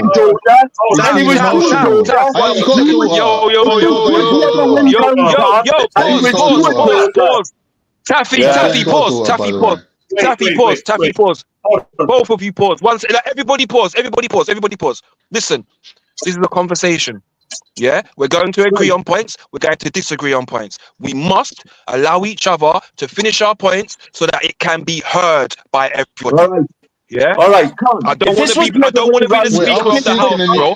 But guys, we are grown men. All right. Taffy, I was speaking and you interrupted me. Taffy, let me just quickly round off my point. Give me 1 second. The other way round, and it was you, daughter. Forget about the other way round. Forget about that. Forget about the other way round, bro. Forget about the other way round. I don't look at things the other way round. Listen to what I'm telling you. Listen, Taffy, listen. If we're saying that living in England means, right, that most of the paedophiles are white, most of the carjackers are white, most of the muggers are white, because we're living in a white country. Therefore, most of the girls that get groomed on the streets will also be white. Is that not logical? Does that not logically make sense? I'm asking you a question. I'm asking you a question. Taffy, calm and just answer the question. Taffy, let me ask you a question and then you can say Can't. Let me ask it for you. Because it's just descended into shit. The white people get held to account for it. Yeah, this has been covered up for 40 plus years, God. But they don't. But they don't though. Yes, they don't. Hold on. The people who are rich. Savile's the only one who got away with it. All right, hold on. But you've mentioned Jimmy Savile, who's an individual, right? Right. But we know this thing is bigger than that, and it's the wealthy people. I agree with what you're saying. You're basically saying the poor white men who are doing the abuse and so on, they will be arrested. It won't take 40 years for an inquiry. Yeah, I hear what you're saying. You're saying, listen to this, bro. Right, a father of one of these girls went to he went to rescue his daughter. Right. Yeah. He went to rescue his daughter from where she was being raped in this house. Yeah. He got arrested. The father. Yeah. I was saying that earlier. The police left the girl with the rapists. Yeah, with them, I know. I was saying, bruv, I came in here talking about that case, and then I'm being accused of being a bloody conspiracy theorist. What the fuck is going on? Listen. But Taff, wait, Taff, I want to ask you this question. Do you agree it is predominantly because of Pakistani gangsters working with the police who produce child porn, and they let the white rich people, politicians, etc., have access to these girls and the videos? That's what I believe is going on. Right. Yeah. Well, I can't speak for the elites. Yeah, there's a lot of fucking wrong uns in the elites. It's massive, right? Right. Like, how did the police? Listen, why would the police officer? Listen to what I'm saying to you. A white police officer is told that a 40-year-old something Asian is abusing a girl of 13. Which white police officer is ever going to turn a blind eye to that, Taff? Explain that to me. I tried thinking and putting my mind into that situation. So would a copper rather be known as a racist, or would he be known as a rapist apologist? Right. Okay. I know which one. I know which side I'd rather be on. Listen carefully, Taff. Listen carefully. The stupid excuse where they're using and saying they were afraid to be called racist. Police. Listen, I'm a black man. I know police all up this country, bruv. Black people can tell you from the top of this country to the bottom. No police officer is afraid of being called a racist. That's the most dumb. Then why aren't they doing their job then? Why are they not doing their job? I'm saying to you, complicit in the crime. Because they're complicit, and it's the MPs. Bruv, listen, use your logic, Taff, right? It's because the people who are wealthy are all invested, and you can't snitch on one without him blackmailing the other. Just think about it like this. The same Diddy case, they used to get all the rich people to come and abuse girls, and they have videoed them, and then they can blackmail them forever. Isn't that what they're doing in America with Epstein and Diddy? Why do you think that's not happening here? Do you not think they've blackmailed MPs and judges and that here? Diddy is the bottom of the pyramid. There's like Oprah and all. Why do you think these Asian guys are not the same? Why do you think these Asian guys, as wicked as they are, why do you think it's not the same with them? Because remember, the point is not. Listen carefully, Taff. Listen. It's not like, Taff, this was happening and the Asians managed to keep it secret. The white police officers knew about it. Don't you understand? You can't just say because, they're afraid to be called racist. The police will bust you in your head. Services knew about it. The coppers knew about it. Exactly. So the only reason... So it weren't a secret then? Carefully. Police, on camera, police will bust your head, black, white, or green, with their flipping stick. They will put their foot and knee on your neck, black, white, whatever bloody colour you... They don't care about being called anything. Do you understand? Racist, right. That's the least of their worries. They've been racist ever since they've been set up. Black people know about that. They don't give a damn. They put in... Yeah, but I think Isa, one second, Isa, I just want to add a caveat to that, right? Because I agree with you, they're not afraid of being racist, but I only think they're not afraid of being racist against black people. They are afraid of being called racist against Muslims or Islamophobes. I think I do believe they are. No, wait, let me finish. I do believe they are, as well as receiving monies from these people. Okay. Yeah. Okay. Right. They're being paid off. And remember, these people were the buffer class between us and them. Never forget that. Okay. They will have a different level. Motion, is it really the time to bring that into it, Marsh? Listen. Why? These are facts, bro. Why does it make you uncomfortable? That's like me saying, hold on. That's like me saying Pakistan learned gangsterism from Jamaicans then. Because you was here first. Say that again. That's like me saying, because Jamaicans were here first, we all learned gangsterism from you lot. Let me finish my point. Hold on. Motion. You made a point of saying that might be with the black people. All right. So now you're saying they were afraid of being called either anti-Islamic or religiously biased or whatever else. What I'm saying to you... in part. Fair enough. Let's put it on the table and examine it. When it comes to an investigation maybe of drugs in which you may or may not find drugs, when it comes to an investigation of a fight in which it could have been self-defense, but that may be the case. But when it comes to the DNA is in the girl herself and she's pregnant, you're bang to rights. How the hell can it go? It's a no-brainer. It's a no-brainer. It's a no-brainer. One second. Go on, Isa. Go on. Yeah, motion. Respond. Yeah. So as I was saying, once you've got something bang to rights, let's say for instance, they arrested 20 Asian men. Every single one, they had DNA proof, text message proof, bang to right proof. Yeah. Do you think the Asian community could dare to come out and accuse them of racism when they say, all right, you want to accuse of racism, and then, like they did with the Manchester thing with them boys there, they push out the video of what happened before. Do you really think the police are that stupid that, we're not going to protect white girls? Are you dumb? Sorry, I don't mean that. Because as far as I'm concerned, the police, especially up north, and I say this from the 70s and 80s, from Savile, and Savile admitting in his own books that a girl went missing.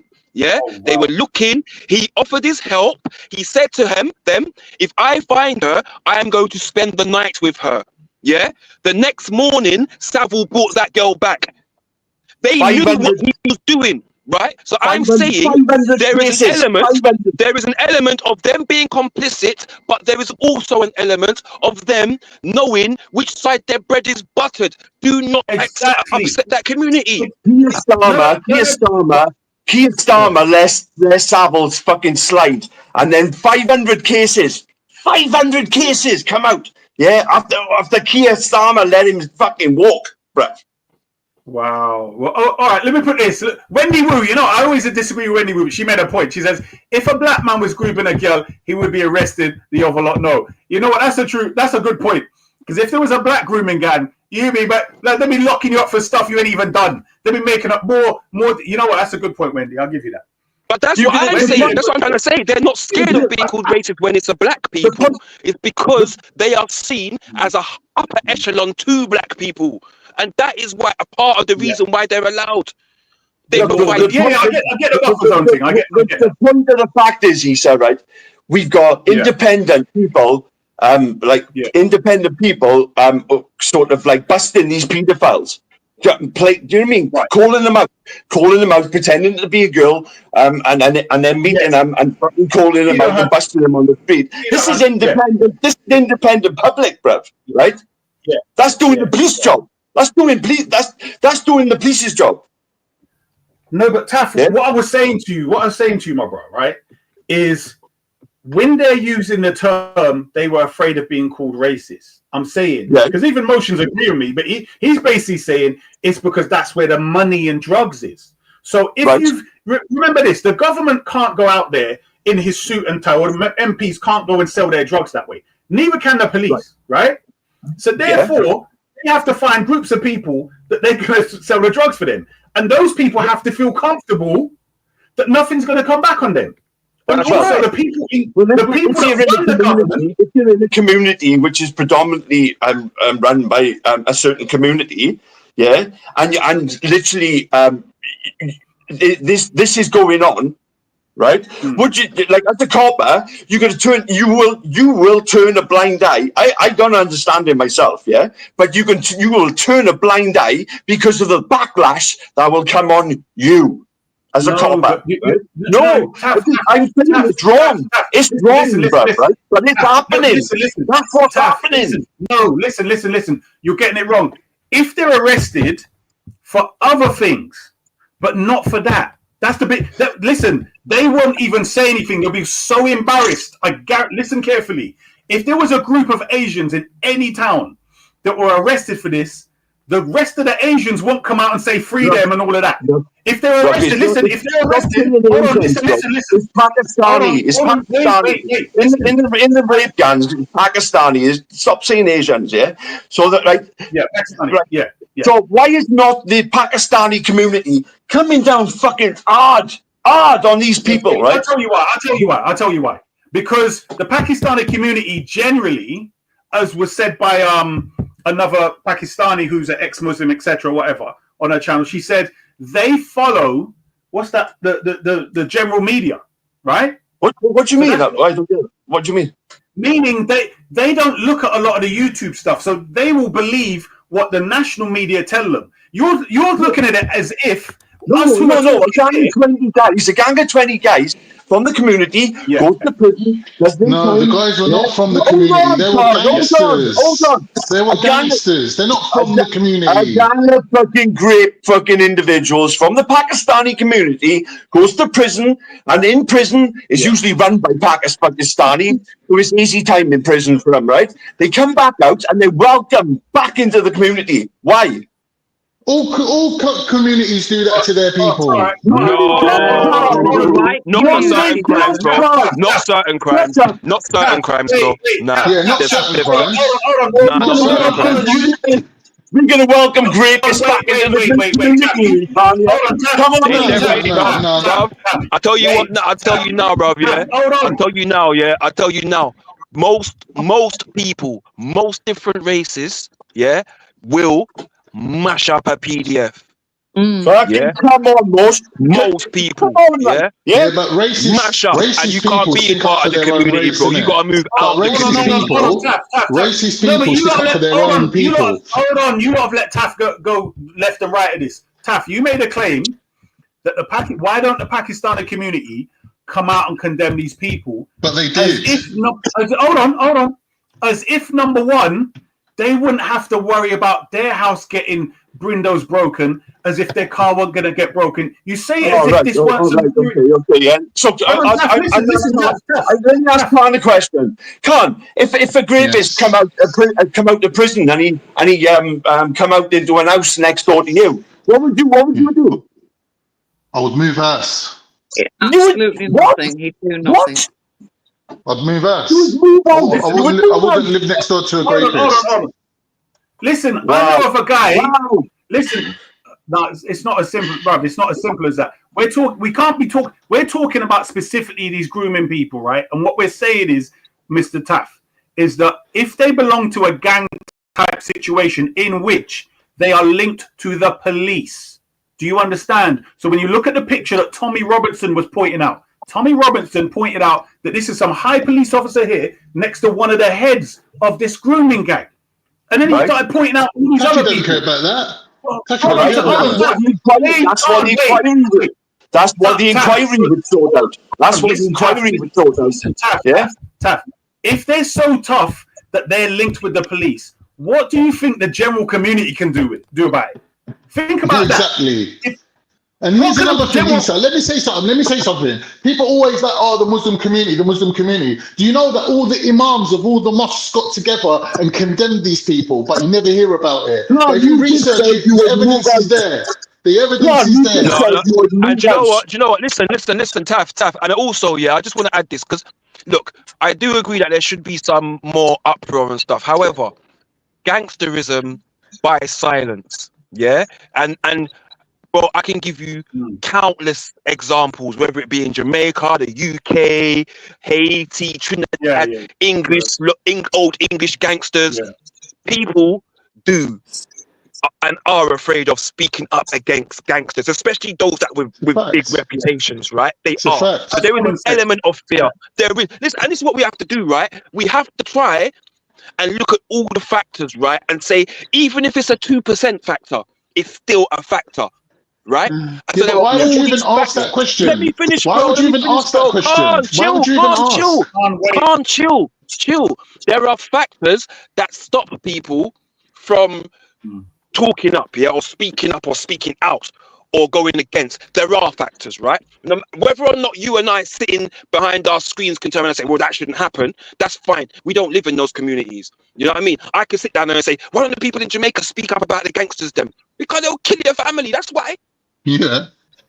Do you know what I mean? So there are other factors as to why people don't speak. However, my thing about that is more about the establishment. And this is why we're pitting against each other about this man, that man, this man. These things would not happen if the establishment didn't allow it to happen. Oh, yeah? Mosh, you're stating...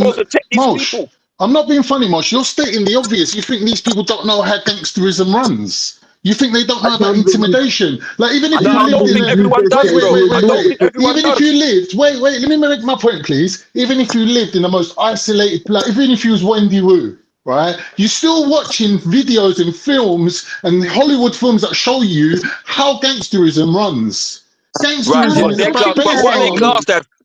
Are they classed as intimidation? It's intimidation. But are they classed as fiction? You want to talk about intimidation? There's real life stories, right? There's real life stories. There are real life stories. But not everybody. But all those, hold on, but those stories don't resonate with everybody because of the time frame they was in. For example, you might mention The Godfather. Well, it's Italian. But you know about intimidation, innit? You know about intimidation. Bro, listen to what I'm saying to you.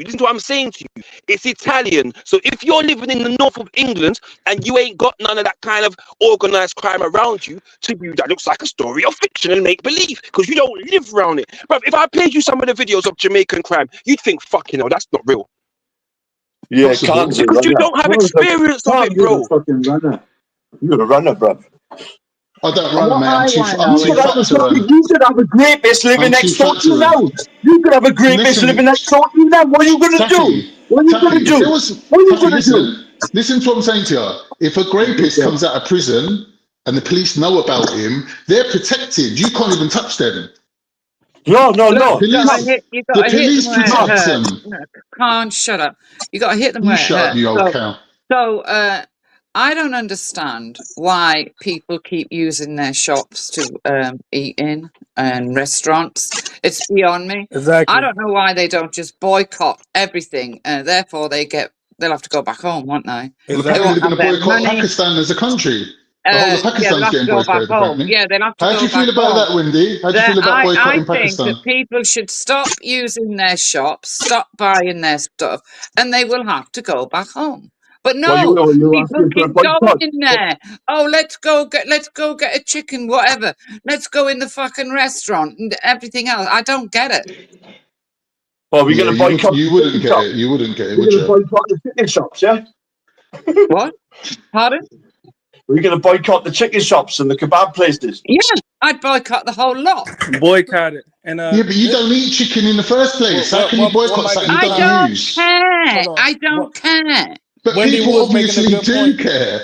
But Wendy Wood's making a good point, and I go even further and ask,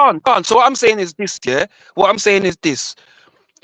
When I move to certain areas, right, one of the things that stuck out to me, and one of the things that I was happy to see was the fact that children were allowed to be children in those areas. Yeah, and play out. Yeah. No. Listen. To me, as a responsible adult that does give a shit about children and the young people, for me, them having that time to interact and be friends and play with each other, whatever, is vital for them. Yeah, in terms of social and how they act social in the world. Right now, the onus is on the adult to not want to see those children and trouble them.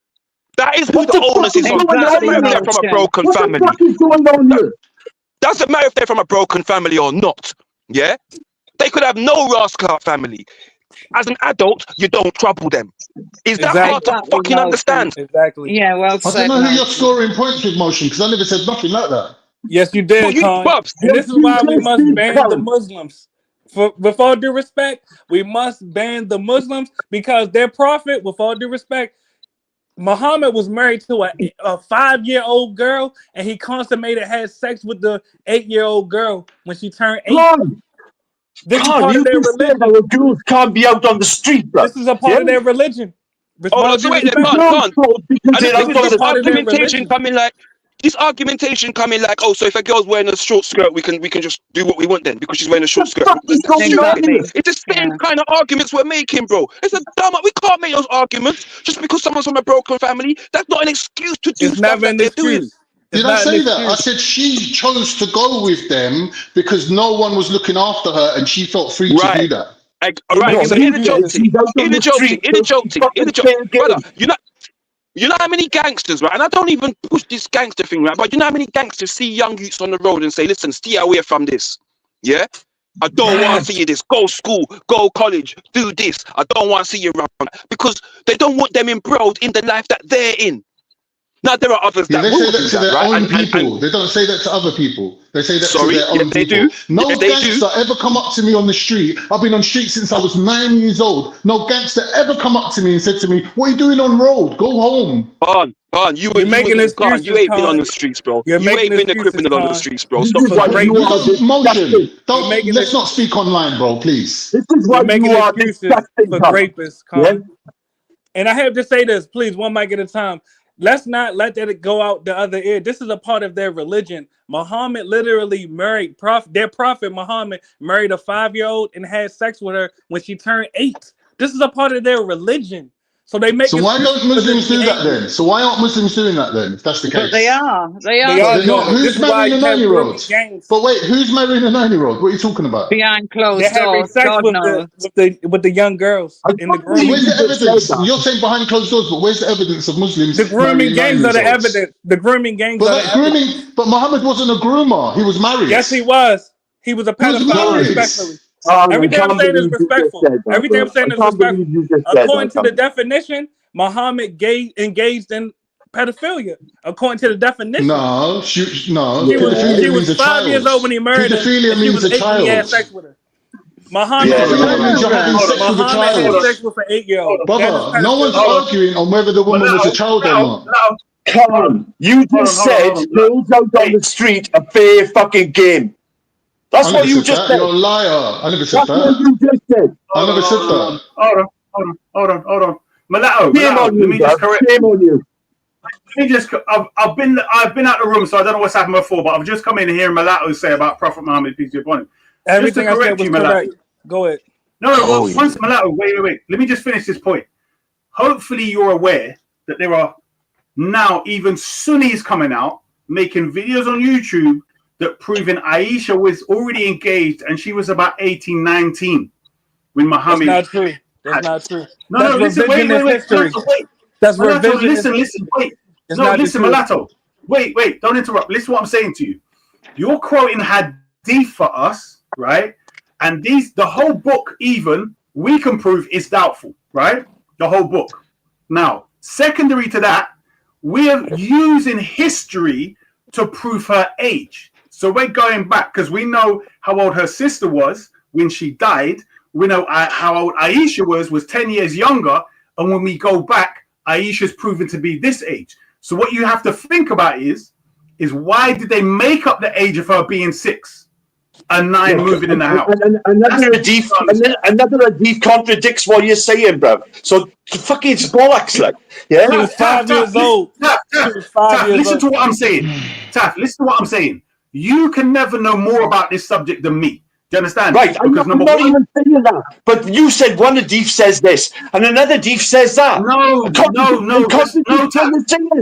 No, listen to what I'm saying to you. I said a hadith says the 6 and 9. That's a hadith, okay? In Sahih Bukhari. So why However, why have some of the groomers used the Quran as an excuse? Because they're fucked in the head. Hold on. Wendy, how have they used the Quran as an excuse? Prophet Muhammad. They stood in the dock and said, "It says in our religion we can do it." Exactly. Prove it. Okay, so let's look at what you. Wait. Hold on. Listen. I would love to see millions of fucking cases. Wait, man. Hold on. Wendy always made a claim. She said some of these guys. Now, you know what? I'm thinking that maybe if what you're saying is true, they're feeling their last little piece of defense is that they're going to claim religious rights. Yeah. No, but where can I read that, Wendy? Because I would like to see the evidence. In the newspaper. But I'm saying, online, what verse would they? You say it's in the Quran. Wendy. All right. Have you got any idea of what verse they could use in the Quran to justify what they were doing? Well, apparently their book tells them to do it. The quote is, I'll tell you the quote is they use Isa, yeah? And it is the rights, the divorce rights, yeah? So it talks about when you may consummate a marriage or when you can marry someone that's a divorcee, yeah? And it mentions the women that have gone through menopause. It mentions those that are... 65-4. So you're talking about 65-4. Right? And then one second, yeah, and then it mentions those. And then it mentions those that are unable to due to not being of that time yet. Right. The point of the fact is, Ali Dawah has been down in Speaker's Corner promoting this shit. He's not Muslim. Ali Dawah's a pagan. Yeah, but I agree with you. Hey, you hear me? Is a pagan. Isa, can you hear me? Yeah, I can hear you, Jay. Big man, one. Jeez. All right, yeah. Listen, it doesn't. I don't. You shouldn't feel obliged to always defend this. The point is you interpret it a particular way. They interpret it somewhat. No. But wait. Let him finish. It wouldn't actually really matter. Like you would to challenge a British, like in this case, likely racist, who's like trying to accuse or Islamophobe is trying to accuse Muslims of being guilty of this because they worship a prophet who's insert here. You wouldn't go like, oh no, let me disabuse you of that. No, it's also cultural as well. Hold on. Like, let me disabuse you. One second. I hear you. Let's finish what I'm saying. You get the point. It's also cultural, James. You get the point. It's your culture, Wendy. It's your culture. Wait. That's why you have the grooming gangs. It's Muslim grooming gangs. This is your culture. Your books is One sec. I agree with what you're saying, James. The difference is when they come against the Quran, now they're stepping in my territory. When it's Sunni hadith that says this, that's something else. So, Taff, I agree with you. Ali Dawah, he's being paid. Listen to the point, though. I'm saying the motivations, the incentives that both parties have, i.e., the quote-unquote Sunnis or whoever, accepts this deplorable shit, and then the people that are accusing them of being, whatever, degenerates because they believe in this book, right? Yes. The point is they obviously have their own, they have a right to take these creative liberties, if you like. Yeah, they can say this is how I'm interpreting it, and then the obviously the Islamophobes are going to point to ISIS and say they clearly have the correct interpretation of the Quran. You know what I mean? You're not going to really be able to. I didn't think the subject was funny myself. No, you ask a question about Islam and you're an Islamophobe. Hold on, I never got to finish my point, bro. So motion. That was the point for you not to finish. Please stop. No, but Isa, have you ever heard the saying, never answer a disingenuous question genuinely? You're being genuine with these people, but they're being disingenuous. Listen. It's like Mario Kart, bro. It's not. Wait. Khan. Listen carefully, Khan. If someone's religious text said to them that it's okay to abuse black people, I would have to say to them, your book is what inspires you to abuse black people if I find them abusing black people. So if these lot are telling me that they got, wait, I'm saying if there is, I agree with you that clearly it's not the case, because otherwise the majority of Muslims will be doing it, and it wouldn't be just a section, a small section of Pakistanis. That doesn't follow. No, wait, you're not getting the point. True that the majority of Muslims are wrong. Like, as in, it could be true. You're not getting the point, bro.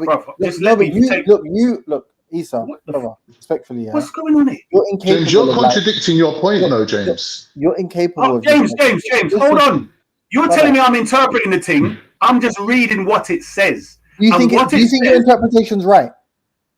Bruv, no, it is. It's not an interpretation. It's irrelevant. It's irrelevant. If he's right or wrong, it's irrelevant, James. What is relevant is how do the majority of Muslims see it. Thank you, Khan. Don't speak for me. I agree with you. That's my point entirely. I'm saying what you're arguing with these people about, which is logical. Their point is this. Their point is. I know what their point is. I know. But I would like to finish a sentence. But I didn't finish mine. You interrupted me. Right. Let me just finish. Hold on. Let me say my piece.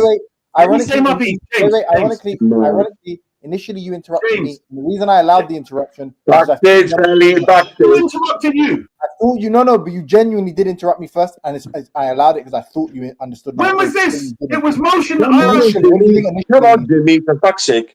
Come on. Let me just complete a thought, and then you. Let James finish, man. For God's sake, people. Okay. The point is, and it doesn't really need to be much in the way of a response, right? The point is, they're saying this. ISIS interprets the Quran correctly. And the reason they're saying that is because they're motivated by Islamophobia. Okay. ISIS is motivated. Okay, listen. ISIS is motivated by their own political aspirations or whatever, but their own depravity, right? And that's why they're interpreting it. Maybe some of them are just, that ignorant or whatever, and they think they're correct. Maybe they're not being dishonest and they genuinely think they're correct. And then similarly, maybe the plain reading for most Westerners is just that the Quran is barbaric text. And you're saying, no, look, you guys have got it wrong. The hermeneutics or whatever you're applying, this is wrong. And I'm saying you're never going to get anywhere, because the whole point they're saying is that ultimately they believe, right, that ISIS is saying that this is the right way to interpret. Who's talking about one guy, even if one Muslim listening to Ali Dawah actually believes Ali Dawah, that's problematic, right? Oh my God! Stop spazzing for 1 second. And the reason you're never gonna make an impact. Hold on, James. To my interruption. I'm finished. I'd like to James. No, you did this last time. This is the thing that you forgot, and I'm saying you didn't get it. Veli, Jupiter's in the back. Yeah, right, Jupiter's in the back, Veli.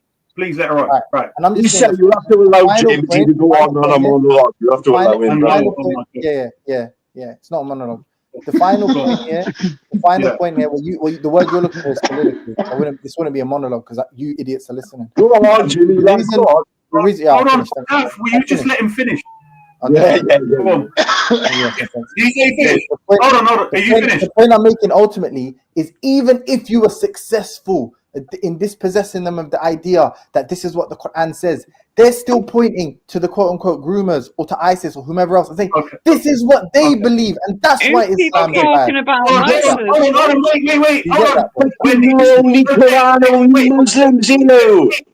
Hold on, Taff. Wait.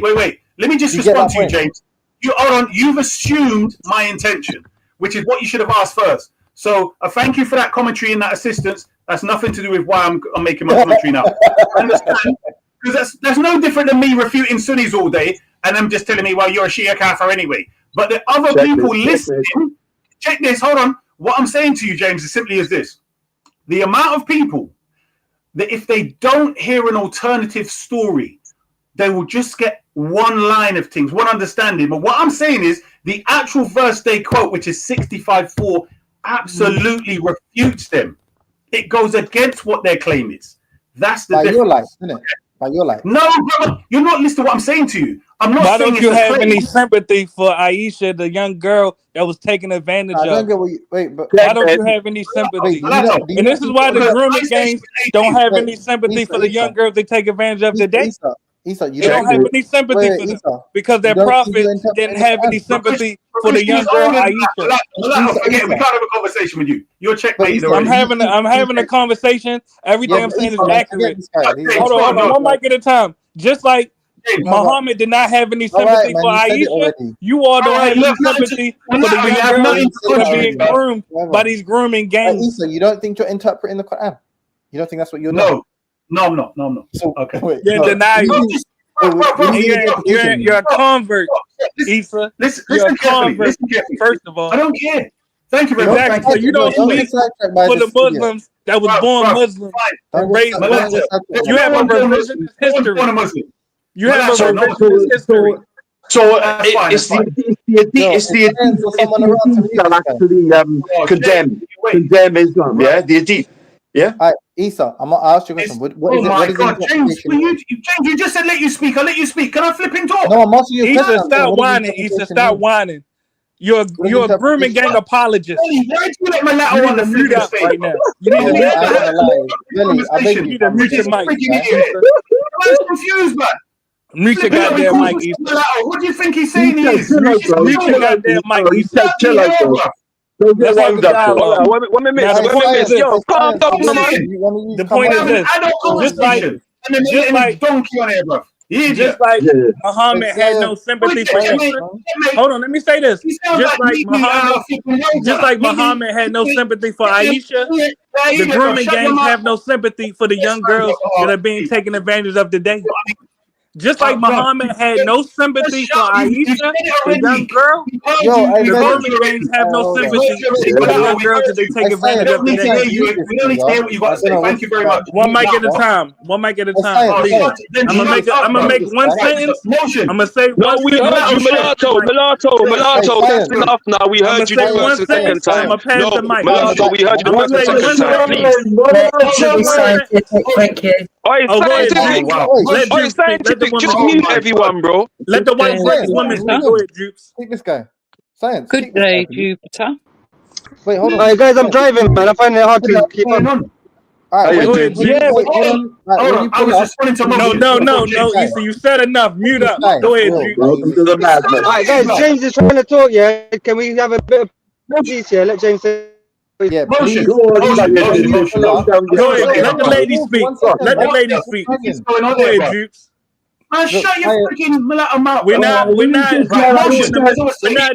machismo. You have no masculinity. You're showing let Jukes speak. Go ahead, Jukes. Gentlemen. Gents. I'm all right with you lot. Fucking bullshit, man. I'm just listening. All right, if you ain't speaking, I'm gonna say bullshit, man. Mulatto, please, I beg you, stop, please. Mulatto, stop. Let you say stop a minute, please. Mulatto, Mulatto, please stop, I'm gonna pass the mic after one sentence. Mulatto, hold on a second. Don't start your immigrant gaslighting tactics. People, Mulatto, I beg you, just hold on, Mulatto, please. All right, just one sentence. People, just like Muhammad. Had no sympathy for Aisha. Your sentence is irrelevant. You're an idiot. Fucking idiot. Alright, Scientific. I beg you, just if a man can't fucking hold a bit of decorum, just kick him off. Motion, you said. Go on, lad. Motion, you ready, brother? Right. So what I was saying. What the fuck? What's going on here? Right, motion. What I was saying, my brother. Yeah. Guys, we have to chill out. What's going on here, James? You've already blood clot. I just had to do that because amped, bro. What's wrong with you? Just chill out. Oh my god. No, but whatever, like you can argue for your right to speak. Shut the fuck up, brother. Oh my god. Can I just bugging out, bro? Just chill out. Just be quiet for a second. Because you interrupted me, man. One second. And you still interrupted me, James. James, let me have a bit of assistance. Issa, James is trying to do the same thing I'm trying to do, is to get the conversation so it can be understandable for the listeners and that we can all understand each other, yeah? I hear you. Just chill. Yeah. But what I'm saying is, Motion, you said something. As I was responding to you, James maybe listened to his speech, right? I've listened to it and I would like to respond to you. So, Brother Motion, what I'm saying is the verse is chapter 65:4, okay? The verse refutes what they're claiming it says. They're claiming it says, and those who have not yet bled, their waiting period is the same, which is 3 months. Do you know that, Motion? That's what it says? You know that, yeah? No. That's a recent addition, because people like to say that certain things hasn't been changed. Yeah, it has been changed. Bruv. That is a recent addition. Yeah, where they take away certain words now. Bloody What are hell. you saying it says? What are you saying it says? It gives 3 categories of women: those that are past the age of period, those that are during the age of period, and those that are yet to be of the age of period. No, Exactly. Wait. Listen, motion. Wait. You're wrong. I'll give you it. Please. Oh, for flip. Wait. The motion. Listen. How it works This is is what the I mean, first like, one you is. spazzing, just chill out, bro. Wait, What the fuck is wrong with you? Chill out. Shush. Wait. Motion. The first one is those who have yet. Yeah, drop Issa, man, respectfully. Come on. Let's have the dialogue. Now, Motion made a great point, and that's the point I was trying to make. Where's Issa gone? Let me he's just say gone. this very briefly. The What the Muhammad, James, the Prophet Issa, Muhammad. breathe, bro. Issa, breathe. Don't be a Issa, dickhead, man. breathe. Seriously, Breathe. don't be a dickhead. No, wait, Mulatto. To be fair, Mulatto. I get you, Mulatto, but to be fair, before we cut off, Mulatto, before we cut off, Issa was responding. No, before he got cut, Issa was responding. So let him respond. Let Issa respond, because he was responding. Go ahead, Issa. Yeah, he was responding. Let him respond. Right. So as I was saying, motion. Listen carefully. You got it wrong. It starts off with those who are feared in regards to menopause. Then it says, and those who have, they've added the word yet. Okay. Then it says, and those who are pregnant. So you got it wrong. These are the 3 categories. Okay. It's the middle one that they're saying is when they have yet to bleed, full stop. Okay. The problem you're having is that Quran? Hold on. Yeah. This is Quran, right? This is what they claim. But the simple thing is, it says they're supposed to wait 3 months. Well, if you can't marry them before they've bled, then what are you waiting for? Because if after 2 months, the person who's... Why are we even looking at a child to marry? Why are you even looking at a child? Wendy, let me interrupt. It's nothing to do with children. I'm proving that point now. I'm saying these are... You're not proving why is this anything, bloody bro. amongst... It sounds wrong. Don't interrupt me. Tough. You're not listening. It has nothing to do with children. They're grown women. That's why it starts off with a menopausal. Well, how is it children? If they're menopausal. Because is that what you do? They're pre-pubescent. They have not had their period yet. You're exposing yourself. I'm talking to motion. Let me finish what I'm saying. Mulatto, you have nothing to contribute to the conversation. I'm contributing right now. I answered your question. I don't think in the card it actually says Mohammed took Aisha at 6 and consummated the marriage at 9. That's what Mohammed did. Hold on. I think it's the Hadith. I think it's the Hadiths that actually say that. Yeah? So if Muslims stuck to the Quran and Quran only and banned all the Hadiths, I think the world would be a better place. Okay, agreed with you. Now, here's the issue, Taf. What we're saying is there are huge amounts of Muslims that are throwing this hadith and a load of others in the bin. And what my point is, it doesn't help when people keep saying, well, this is in the Quran, and you don't get the verse explained because it's very clear. The actual verse that they use is very clear. So once we know that it's not in the Quran, we're only left with the hadith now, which we can easily throw away anyway. Do you understand? But if one Muslim is listening to that one hadith in question, that's problematic, right? No, it's not even the ones who are dealing with hadith. They don't listen to hadith; they listen to scholars. That's so. Ali Dawah, for instance, remember Ali Dawah is a agent, yes. So he knows the hadith is true, okay? But he got a big following. He got a big following. He said. He's a money, but you don't get it. If Ali Dawah says the hadith isn't true, then he's saying his scholars are being lying for 1,200 years. So that means that they follow the hadith. That it means that Aisha was 6. I know that means the Muslims are following the hadith that says Aisha was 6 years old and she was preyed on sexually when she was lying. Exactly, they're following the hadith. I know Ali Dawah. I'm on video talking to him. I know who he is, bro. Exactly. What I'm saying to you is, If you would not condemn Bukhari says he Muhammad had, for marrying a 6-year-old and having sex with a 9-year-old. because I say that Mulatto, seriously, you got nothing to contribute. No, that's Why does this conversation's always got to turn into Islam Q&A? Why can't we talk about the subject at hand, which is the grooming gangs, the victims, and what they've been through? Why do we talk about Islam all the time? But why is there no sympathy for the young girls? Yeah, so Why I'd is it like about to ask Islam? a question. I'd like to ask a question. No, So it should be about Islam. It's If Mulatto's all just going being to about say white nonsense. girls. Yeah. Wait a minute. It's all, Yeah. you know, majority white girls. Like to ask the black guys on here, if it had been predominantly black girls that had been raped by these people, how would you feel about that? We would go to war. So here's the response. We would go to war Here's the about it. response. Well, there Hold on, you hold go. on. You see, We would go to war about it. Wendy, do Yeah, you but remember? black people wouldn't be burning mosques down. Can't you reckon? Wendy, hold on. Do you remember, Wendy, when there was 2 black women that were said to have been beat up and raped by Asians in Birmingham, and there was a riot? Do you remember that? No. You don't It remember? needs to be more riots. Over the hair stuff. It needs to be more riots. No, not the hair over stuff, not the these hair grooming stuff. gangs. Not It needs to be more I riots. just find it, I find it's heartening to know that the black men would stand up for their black women. Exactly. But, We will stand up. unfortunately, it hasn't happened for our young white women. It was Exactly. What do you mean? You All you have white England men, out for stand up them. for your women. What's the Stand up Ethiopian for your girls, doing? white men. Why is Mulatto on here, bro? Seriously. Seriously. What the hell? White men, stand up for your women. This is a hard Yeah, but the discussion thing to is, have, though, the thing but we is, gotta have not this everybody has that tribal mentality. You can just look at people as individuals. And So the people you who know committed what? crimes You know what? should be punished for Young their girls crimes. are But that's suffering not because the white men are writing not against the whole tribalist enough. community of people of that same color. Mulatto, when we do, we go to prison for it, yeah?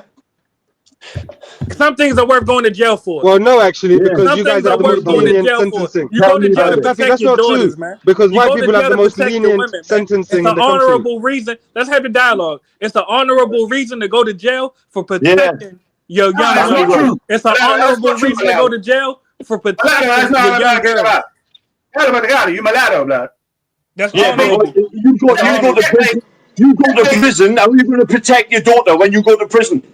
Your cousins and your uncles and your goddamn brothers. So Mulatto, what are you saying, that English people ain't got no honor? Is that what you're saying, Mulatto? I'm saying that they are lacking. No, because it sounds like you're saying that they've got no honor. They are not Sounds like you're eradicating saying the they've got no grooming gangs honor. in their own country. That's the point. It sounds like you're saying that English people have got no honor. That's why they didn't stick up for their women. That's what you're saying now. That's what I'm saying. They need to stand up for their women. So you're saying that they've got no honor. You're saying that black men got more honor than white men. Is that what you're saying? Yeah, basically, yeah. Yeah, Khan. Are you happy now, Khan?